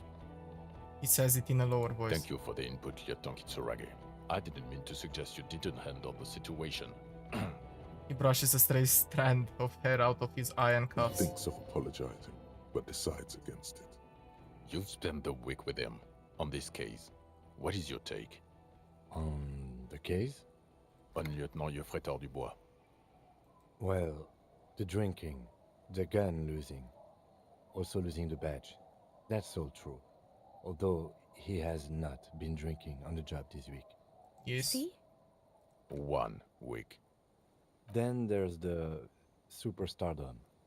He likes to, from time to time, allude to being a superstar law official. At first I thought it was a joke, but now I'm not so sure. He says disco about Come on, I 20 times a don't day. say disco that much, but sure, I can understand. It's just strange, especially in light of his political views. Detective Dubois is, as you may know, a true blue moralist, a man of the center, not prone to political outbursts, which is commendable, but also at odds with his behavior. Okay. Other still, he is also an ultra-liberal hustler who is always on the grind. How he reconciles these 2 points of view, I do not know, but he is vocal about both of them. Well... And then there's the motor carriage in the sea, and the constant smoking everywhere, all the time. But despite all this, Come on, I he is think a I great smoked only detective. once. One of the best I have seen, in fact. He can talk human beings into telling him anything, and he doesn't stop. In all the time I've spent with him, he has not once stopped working on the case. I mean... He is tireless, madly driven. Well, except that one time when he stopped to sing karaoke, which, by the way, I have to disagree with you, Mr. Vicmar, was a valiant effort. He really sang his heart out. I mean, he wasn't here, but sure. Okay, he did something. Other than that one time, he has tirelessly worked on the case, and he solved it. We have a confession, a murder weapon, and the perpetrator, locked on the island right now, awaiting transportation. He apprehended a revolutionary brigade who stayed hidden for 50 years, ever since the revolution, who's probably committed other murders over those years. Oh, and he also discovered a new species. A new species? A colossal stick insect. It was on the island, camouflaged as the reeds. It unfolded from the reeds. I think we may be dealing with the Insulindian phasmid. He takes out the photo of the phasmid and shows it to the officers across the yard. The wind blows, flapping the glossy rectangle in his hand. You hear gasps beneath the howling of the wind. As you can see, it's about 3 meters tall. In fact, we think it may be the largest land invertebrate ever discovered. So, as you can see, I'm a pretty okay detective. Fucking hell. Is this somehow connected to the case? He ignores you, still staring at the phasmid. Detective? Yes, I believe the pheromone it emits may be responsible for the killer's mental degradation. The old man was not aware of the phasmid's presence. Exhibiting a strange, atypical dementia, he fell into a stupor after its appearance. He became near catatonic. So it is connected. I must say, this is absolutely extraordinary. I don't even have words for it. Of course you don't. Yes, it really does make it hard to fire the drunk. His tired eyes follow the photo, and as the lieutenant put it away. This is a very, very sad man who has just seen something that's made him forget his sadness. Now you make your case. Now is the time. Now or never. The killer, Lilianovich Dross, we have a strong motive for him. Lilianovich. A revolutionary matronym. A revolutionary matronym? The custom started in Grad, where they have patronyms. Krasovich, Lasovich, etc. The revolutionaries saw this as a chauvinist atavism, so they used matronyms, derived from the mother's name instead. This man's mother was Lilian. His Lilian's son, Lilianovich. The custom was overturned after the revolution failed, but not before it made it to Revachol. So, it is what a soldier of the ICM would be called. Thank you, Trond. Thank you for that piece of cultural theory. You said you have a motive? Yes. Of course, excuse me, I just thought it was noteworthy. He wasn't quite sure about the straggler before he heard this detail. It must have convinced him. He killed a mercenary hoping to start a war within the company, okay. He killed a mercenary in an act of jealousy. Jealousy? I thought this Lilianovich was an old man. To have been hiding for 50 years. Like 70-something. A strange psychosexual fixation, aggravated possibly by proximity to the phasmid and its chemicals. He himself gave a political reason, said he had killed an enemy combatant. Also, we have ballistics from the gun, matching the bullet found in the dead mercenary's head, and 2 officers on the scene that Mr. Dross confessed to. It's a clean win. Oh, it's way more than that.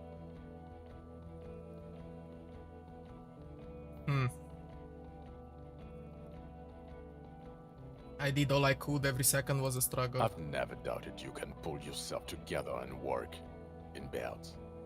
Bouts don't last. He I can buttons his still jacket. smell the booze on the wind. God damn it. Doesn't it ever leave? It is there. Like in your bones or something. I guess. It will pass in time. The previous head of the Debardeux Union was assassinated by our killer. This is a conversation for when we are no longer out in the open, in Martinez, where Evrard and Edgar Clare have ears everywhere. The lieutenant lowers his voice just a little. And eyes, too. Your return from the island must not have gone unnoticed. Understood, of course. I would prefer not to partake in anything union-related, for political neutrality. Fair enough. This has to be good stuff for him to backpedal out of it at first mention. And I also fixed the strike situation. Did I? Also, the phasmid was female, the reeds are its nest. Female? What makes you think so? You had to see it. It had the subdued colors of a female. And the nesting behavior too, I think. Yes. Incredible. Were there eggs in the nest? Not as far as I could see. There were other things there, though. It had gathered items in its nest, a helmet, a scope, and a passport. Actually, you know, this would indicate it was a male. This is far from anything in my field, but I think such nests are called bowers. They are for attracting mates. I still think it was female. Of course, as I said, I'm only guessing. I didn't see it. It must be robust if it can move a whole helmet with its limbs. I think it reproduces by parthenogenesis. As in cloning itself? What makes you think so? Observation. Well, then it wouldn't matter if it's a male or female. The bower would just be rudimentary behavior from before the parthenogenetic mutation. That makes sense, yes. I guess. Very interesting. Such organisms are extremely vulnerable to disease. A single strain of bacteria could wipe out the whole species. We're probably looking at conservation efforts here. It had mandibles that looked like hair, and it was completely white on the inside. Yes, but also reed-colored, beige and brown, a little green on the outside. After unfolding from a single stalk, it still retained parts that looked like reed tufts on its limbs. Incredible. The PR value of this is exceptional. Carp discovers new species. Maybe even discovers the Insulindian phasmid. No, that's too much. This would really help with some of the problems we've been having. Yes. Absolutely, this is great. This does not say vigilante murderers to me at all. This says science, news, human interest. You know, it's a really good thing you have that photo. You don't say. Without it. He shakes his head. You're doing good here. Perhaps only for a moment, but still. Well, Quit while you're ahead? Or no? there was also that man on the boardwalk, missing person I found. Yes. Fallen through a gap in a boardwalk. Drunk. How did you know I found The him? body was transported to Precinct 41, our morgue. I had Tilbrook and Mullins take care of funeral arrangements and family stuff. You're not the only cop in the world, Harry. This all comes back to us. Still, good work with the missing person, Detective. It's still a point for you. No denying it. Yes. And also I fixed the strike situation. How? It seems to be ongoing. I see red banners on the gates. He didn't quite solve it. He cross-pollinated information between the company rep and Everhart, until the rep came to see that the Union desires war, at which point Mrs. Messier decided to... He shrugs. What? Hand clear the terminal.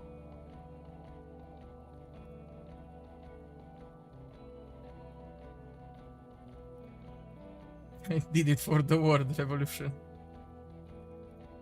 I just told some people some things. No big deal. Things are normal now. Sounds like you got played, Harry. Because you were off your tits on Al Ghul. Hey, how do you know about Tog? Maybe? Maybe. Certainly. You're Everclear's peony now, just as I said. He's a mob boss, did you know? Is that why you want us to investigate the assassination of the previous Union head thing? To get off Everett's hook? No, I actually got the thing that... No, it's nothing like that. He was reckless with information, but ethical. We don't owe anyone anything. This allowed us to stabilize things in Martinez. God, calm down, Jean. Silence. Good. The man Nice. doesn't know what to say. I also looked into the mystery of the Doom commercial I area. don't know what a Doom commercial area is. Rue de Sangisland 10, a commercial building where all the business go bankrupt. I looked into it. Why? That's not what you were supposed to do here. There was a fridge we needed and a possible witness. He was just chasing a lead and ended up advising a local shopkeeper. It was okay. Of course. Call it community outreach, right? Yeah, something like that. Dodged the bullet there. For a moment, it seemed like you were just wasting time. Okay, so what do you say? Wanna take this hot shit back? I don't want to, but you discovered a new species and solved the murder. He shrugs. So I have to. Jude? Anything that ends the trial is okay with me. A quick nod. Okay. Agreed. The public relations potential of this is too valuable to let go. Okay. We have vehicles in the square, and the perpetrator needs to be taken into custody. Let's go. Wait, I have a few questions before we go about who I am. The man looks westward, impatiently, jingling his car keys in his pocket. So who am I? Who are you? You're a gym teacher, Harry. What? Well, obviously you're not a gym teacher anymore, but... But before? Before you were a cop, you were a gym teacher in Coron. It's getting really cold outside. Should we maybe... That does explain a lot. Harry, it explains everything. The running around, the jumping, the bicep girth, your inexplicable facial hair. The collection of fallen sportswear I've amassed. Some of your more old-school wording choices. Your posture, even. The constant stretches. The raw, robust stamina output. I guess. Also, this guy. Just everything about this guy. God, even this javelin throwing freak here.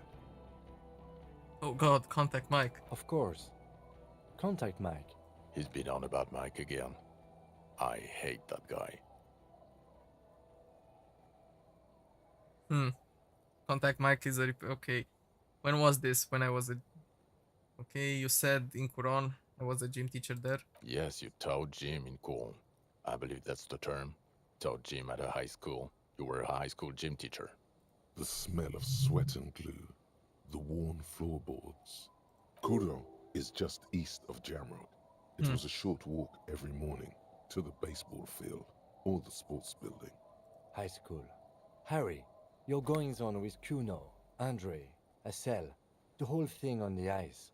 That's why you are so juvie. His smirk suggests barely contained laughter. When was this? When was I a gym teacher? In your 20s or late 20s. Okay. You've really let yourself go since then. He looks you over, He looks you over, okay? Why did I join the RCM The then? regular. You found some chick. She inspired you to fight the big fight. Be more than you are. All that. You, every morning, walking from Voyager Road to teach gym. She, leaving for the academy with her spring coat on. The air filled with the smell of smoke and raspberries, and incredible hope. An ocean full of hope. Okay, Contact Mike is a reprise of the most inspiring basic sporting principle of open competition. A 5,000 to 1 rank outside. Oh, you don't say. Does he also vault an impassable gulf of finance and privilege? It is getting cold out. He looks around at the dilapidated fishing village. Okay, I see now. I knew it. I knew no normal human being can run like that. He's an honest-to-God gym teacher. So why am I like this? It's not a mystery. Some chick fucked you over. Also, you were drunk. You really went with it too. Really maximized the damage. Some chick? Who? Dora something. Dora England. Yeah, you mentioned the name. Not Dora Dubois. So we weren't even married? No one is married anymore. This is Revachol. So when was this? God, I don't know. 6 years ago? She was way before my time. Okay. 6 years and you haven't gotten over it. What the hell is wrong with you? 6 years? Yeah. Or 7.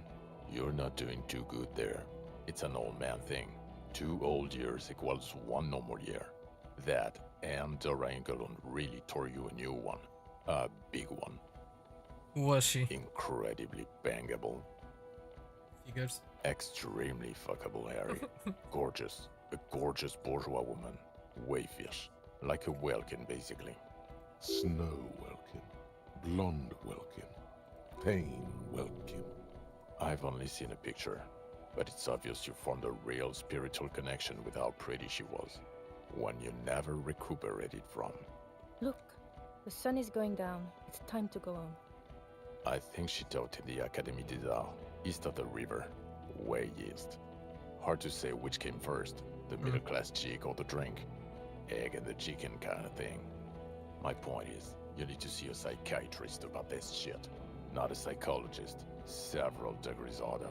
Is there something harder than a psychiatrist? A forensic psychiatrist? Go talk to that. Fair enough. In other words, he's heard enough about this. Okay, am I a dirty cop working for La Puta Madre? No. No, because the suspects seem to think... You're too unstable to work for a mob boss. You're suicidal, Harry. No mob boss would take you. I mean, that's fair. I assure you, I wouldn't consult for a corrupt unit. He would immediately backpedal out of it. I told you it's not that bad.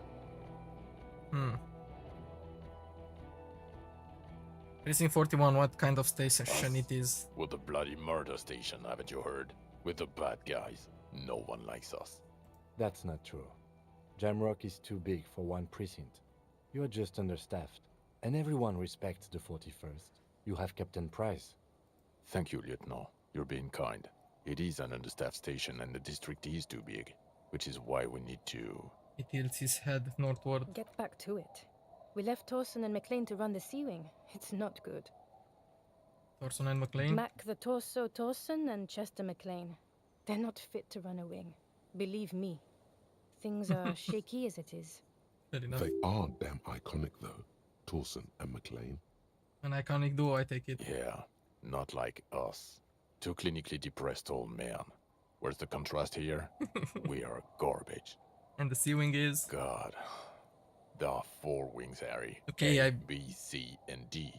We're in C. It's made of losers and clock punchers. You and I reconceptualized it as a task force. It was a mistake. There's also a lot of outside help involved, not only me. Other losers too. And Price is? Ptolemy Price? He's the son of the old Price, one of the founders of the RCM. He's one of the most highly regarded men in the force. You're lucky. Somewhere under the curved roof of a former silk factory, shaped like a ladybird with 2 chimneys, Police Captain Ptolemy Price sits behind a heavy wooden desk. Resident medic Nix Gottlieb pours him coffee. It's silent in the captain's office. They speak of change, the city, the tension on the streets. They speak of the events of April and the blood on the streets in May. Did we recently shoot up a church by any chance? So he remembers that. Yes, there may have been a raid on some churches. It wasn't good press. Shooting up churches never is. I was out of town, to be clear. What happened? Why did we need to go there? Our enemies were hiding in a church, to the best of our information. That's it. I'm not talking about this anymore. Your security clearance is shit tier right now. You have to wait for it to go up. Fair enough. He means it. The RCM and its enemies will not be discussed on this coast. So I work in the bloody murder station? Okay. It's not the bloody murder station. It's an old converted silk mill with green desk lamps and a coffee corner. A lot of good people work there. Hard. Every day. There we go. Jamrock is the largest ghetto in Revachol. Faubourg, technically, but it's divided into 11 districts. Jamrock only has us. The press will blow over. Jamrock is lucky to have you, and it's often considered to be the greatest of the districts. You're lucky to have it. Thank you again, Lieutenant. So the Fastmeat, I need to tell Lena about this ASAP. Who is Lena? A cryptozoologist. She lives in Jamrock. She told me about this Fastmeat. Well, good luck finding her once we get back. Fair enough. She and her husband were conducting the search for the Phasmid. It's their discovery, in part. I'm sure we'll find them. They should know as soon as possible. It would do you good to deliver some positive news for a change. Yes. Watch out, or she'll faint. Lieutenant Kitsuragi, what will you do now? Well, first I will go back to my station and write the most detailed report anyone has ever seen. It will have to be good to cover all these. Then I will have a serious talk with my captain. About what? Detective, we just stopped a small-scale war. Something is happening to Revachol. Well, I guess you're right. He pulls up his collar and looks around, the cold spring light reflected in the lenses of his glasses. I don't know what yet, but it's going to be a hard spring for the RCM. We need to get ready, infiltrate, investigate. Want to do that? Want to do that at Station 41? Talk to Captain Price? I'd rather not ruffle the feathers of 2 captains with my doom-mongering. No, I meant investigate. Come work in Precinct 41. Work with Price? The crook I'm smile. flattered, but I don't know if I... This truly came as a surprise to him. Not a bad one, but he's at a loss. Flattered? You're Lieutenant Kitsuragi. We would be flattered if you even considered. I would have to tie things up in GRIH first. But, I mean, whatever is coming, Jamrock will be more central to it than the harbor. The lieutenant turns very serious all of a sudden. And we also have a huge caseload, Lieutenant. Piles that we need to get back to. Mountains, even. I do like the sound of that. There we go.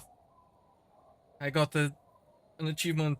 Recruit Team Kitsuragi. Nice. Okay. He returns her smile. He's really considering it. Yes. Well, there is an ad break on Twitch. Give me a second. Wait for that to finish. Perfect. Okay. I'm ready. Let's end. Let's see. Good. She looks at you, then Vikmer. Fuck it. Let's go. Trump brought his motor carriage. It's a 20-minute drive to Jamrock. Under the evening sky, the great district turns on its lights. A chessboard of wooden houses, 80,000 living souls inside. Fire traps as far as the eye can see, from Main Street to Precinct 41 atop the motorway, to Boogie Street forking into the dark horizon. You close your eyes and hear the dogs bark, A lone woman sits by a factory window, dreaming of meteorite strikes. On Rue de Saint-Jérôme, a square bullet slides into a square-shaped chamber. In Old South, a man without eyelids smiles. Spring has come. It's time. Torsen? Yes. McLean? Yes. Heidelstein? No. Vicmere? Yes. Dubois? Yes. Really? Nix Gottlieb looks up from the list. I hear he's unstable. You say that like it's a bad thing. Captain Potomny Price gestures with a ballpoint pen. It's dim in the office, and the curtains are drawn. Harry's our man. He'll pull through. When he does, he'll side with the RCM. Understood. Gottlieb returns to the list. Minot, of course. Wonderful. Then can we please just go back to Jamrock now? Yes. I guess we did it.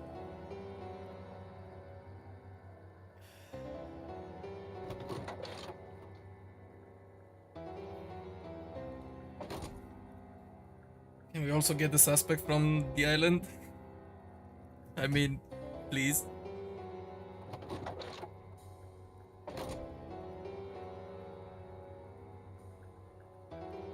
Oh, nice.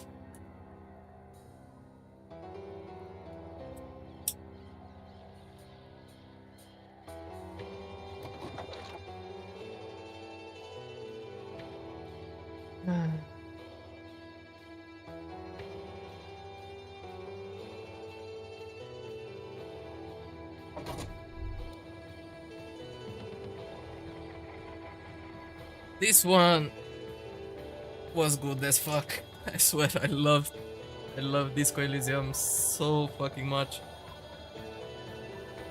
And of course, it's some replayability, and I think I will do that in my own time, not on stream.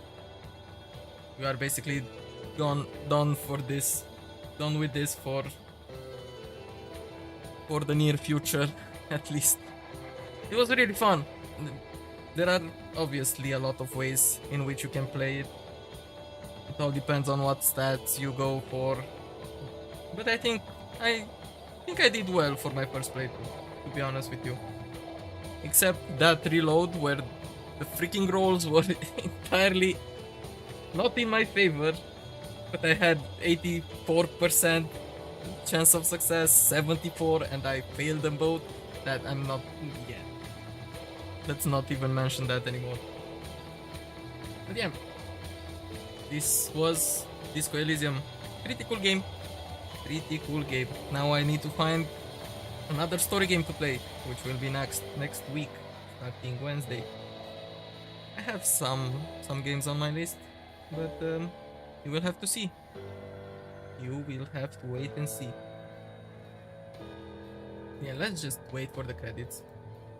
I don't think I can even skip them. I don't think I want to.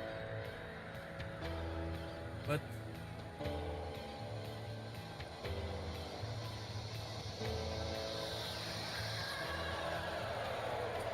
so yeah, tomorrow we will continue... we will actually continue Darkest Dungeon. That should be fine. We have to go and beat...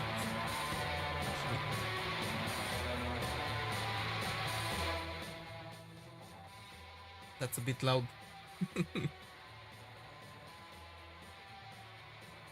So tomorrow we will have to try and beat the witches. That will be a bit fucked, because I had a new team because my occultist died. So that should be fun. We also have to beat a lot of layers. So yeah. I mean, I'm pretty sure we will do it. Otherwise, yeah, we just start over. Not exactly what I want to do, but at least now I know what I have to do with the Witch's Coven. Which is fine. And yeah, I also can't wait to try more Project Zomboid. I know my first Project Zomboid stream was kind of a shit show because I had the wrong settings on. And I somehow managed to get the preset for the apocalypse setting, and I modified on that preset, which kind of fucked us. Yes, so walking around 30 minutes, running away from zombies was not the intended purpose. But basically, we solved that in not yesterday, the day before yesterday's stream. So we will continue surviving in that game for a while. Maybe doing something even more special with it. I don't know. We will see that in time. But yeah, I also have a list on Twitch if you want to check what games I plan to play in the future. Maybe it can give you an idea what story game comes up on the list. So that will be fun. I mean, there are a couple of games there that I've played already, not on stream, but in my free time. And also some of them that I didn't. Maybe we start with those, maybe not. I don't know.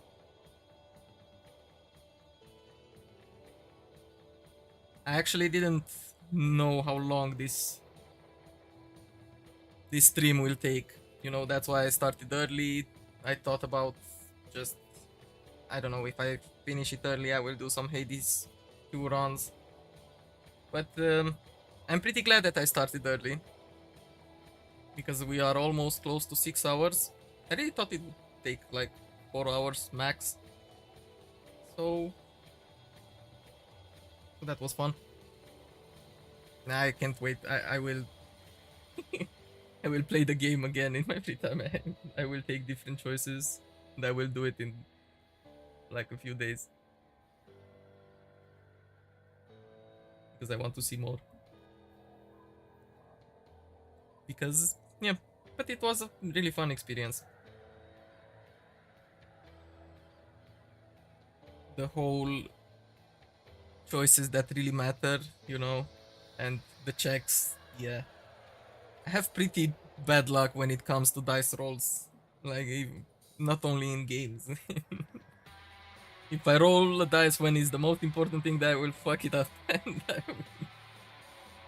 So yeah, this was fun. Pretty enjoyable experience overall. Yeah, I really thought the credits will be shorter, to be honest with you. Let me skip. I mean, whatever. We will just wait in silence a little bit.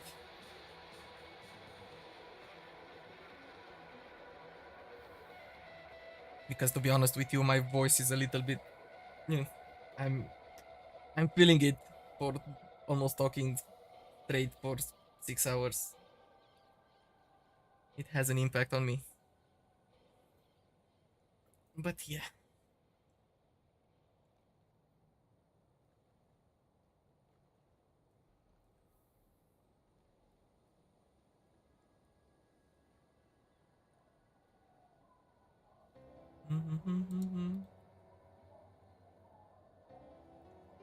Hopefully this soundtrack isn't copyrighted. I mean, it doesn't even matter. I don't monetize my videos on YouTube or anything.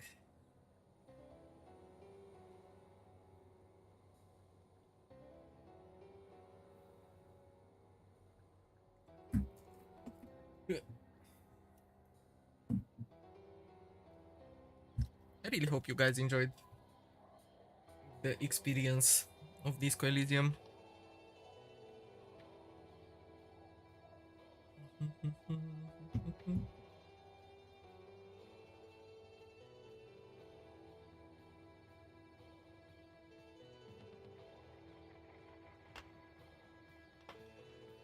And I really heard that they are working on like a sequel of sorts. I mean, I don't think it's in the same universe, but it's in the same style. There was a controversy with it, but Maybe I will try it.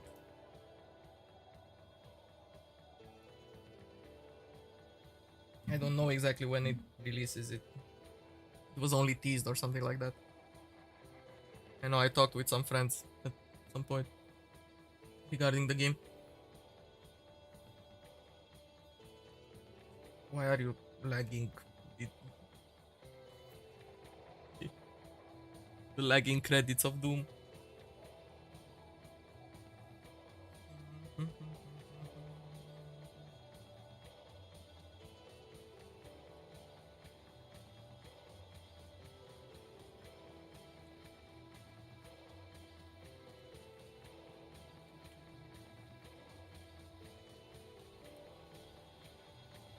Is there anything else after the credits?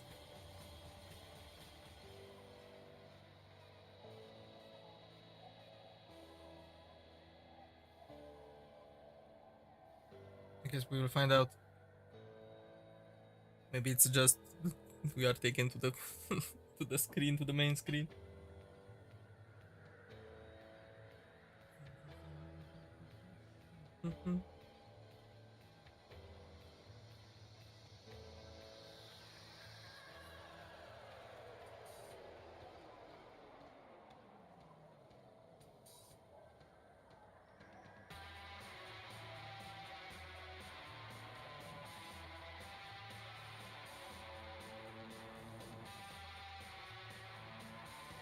So the only thing, yeah, my voice. Okay, so the only thing that we didn't have time to finish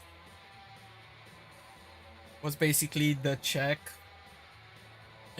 for the ice machine to get a thing for Sona, the woman inside the church, so she could leave the church, and the guys would come in to start the club or whatever, the disco.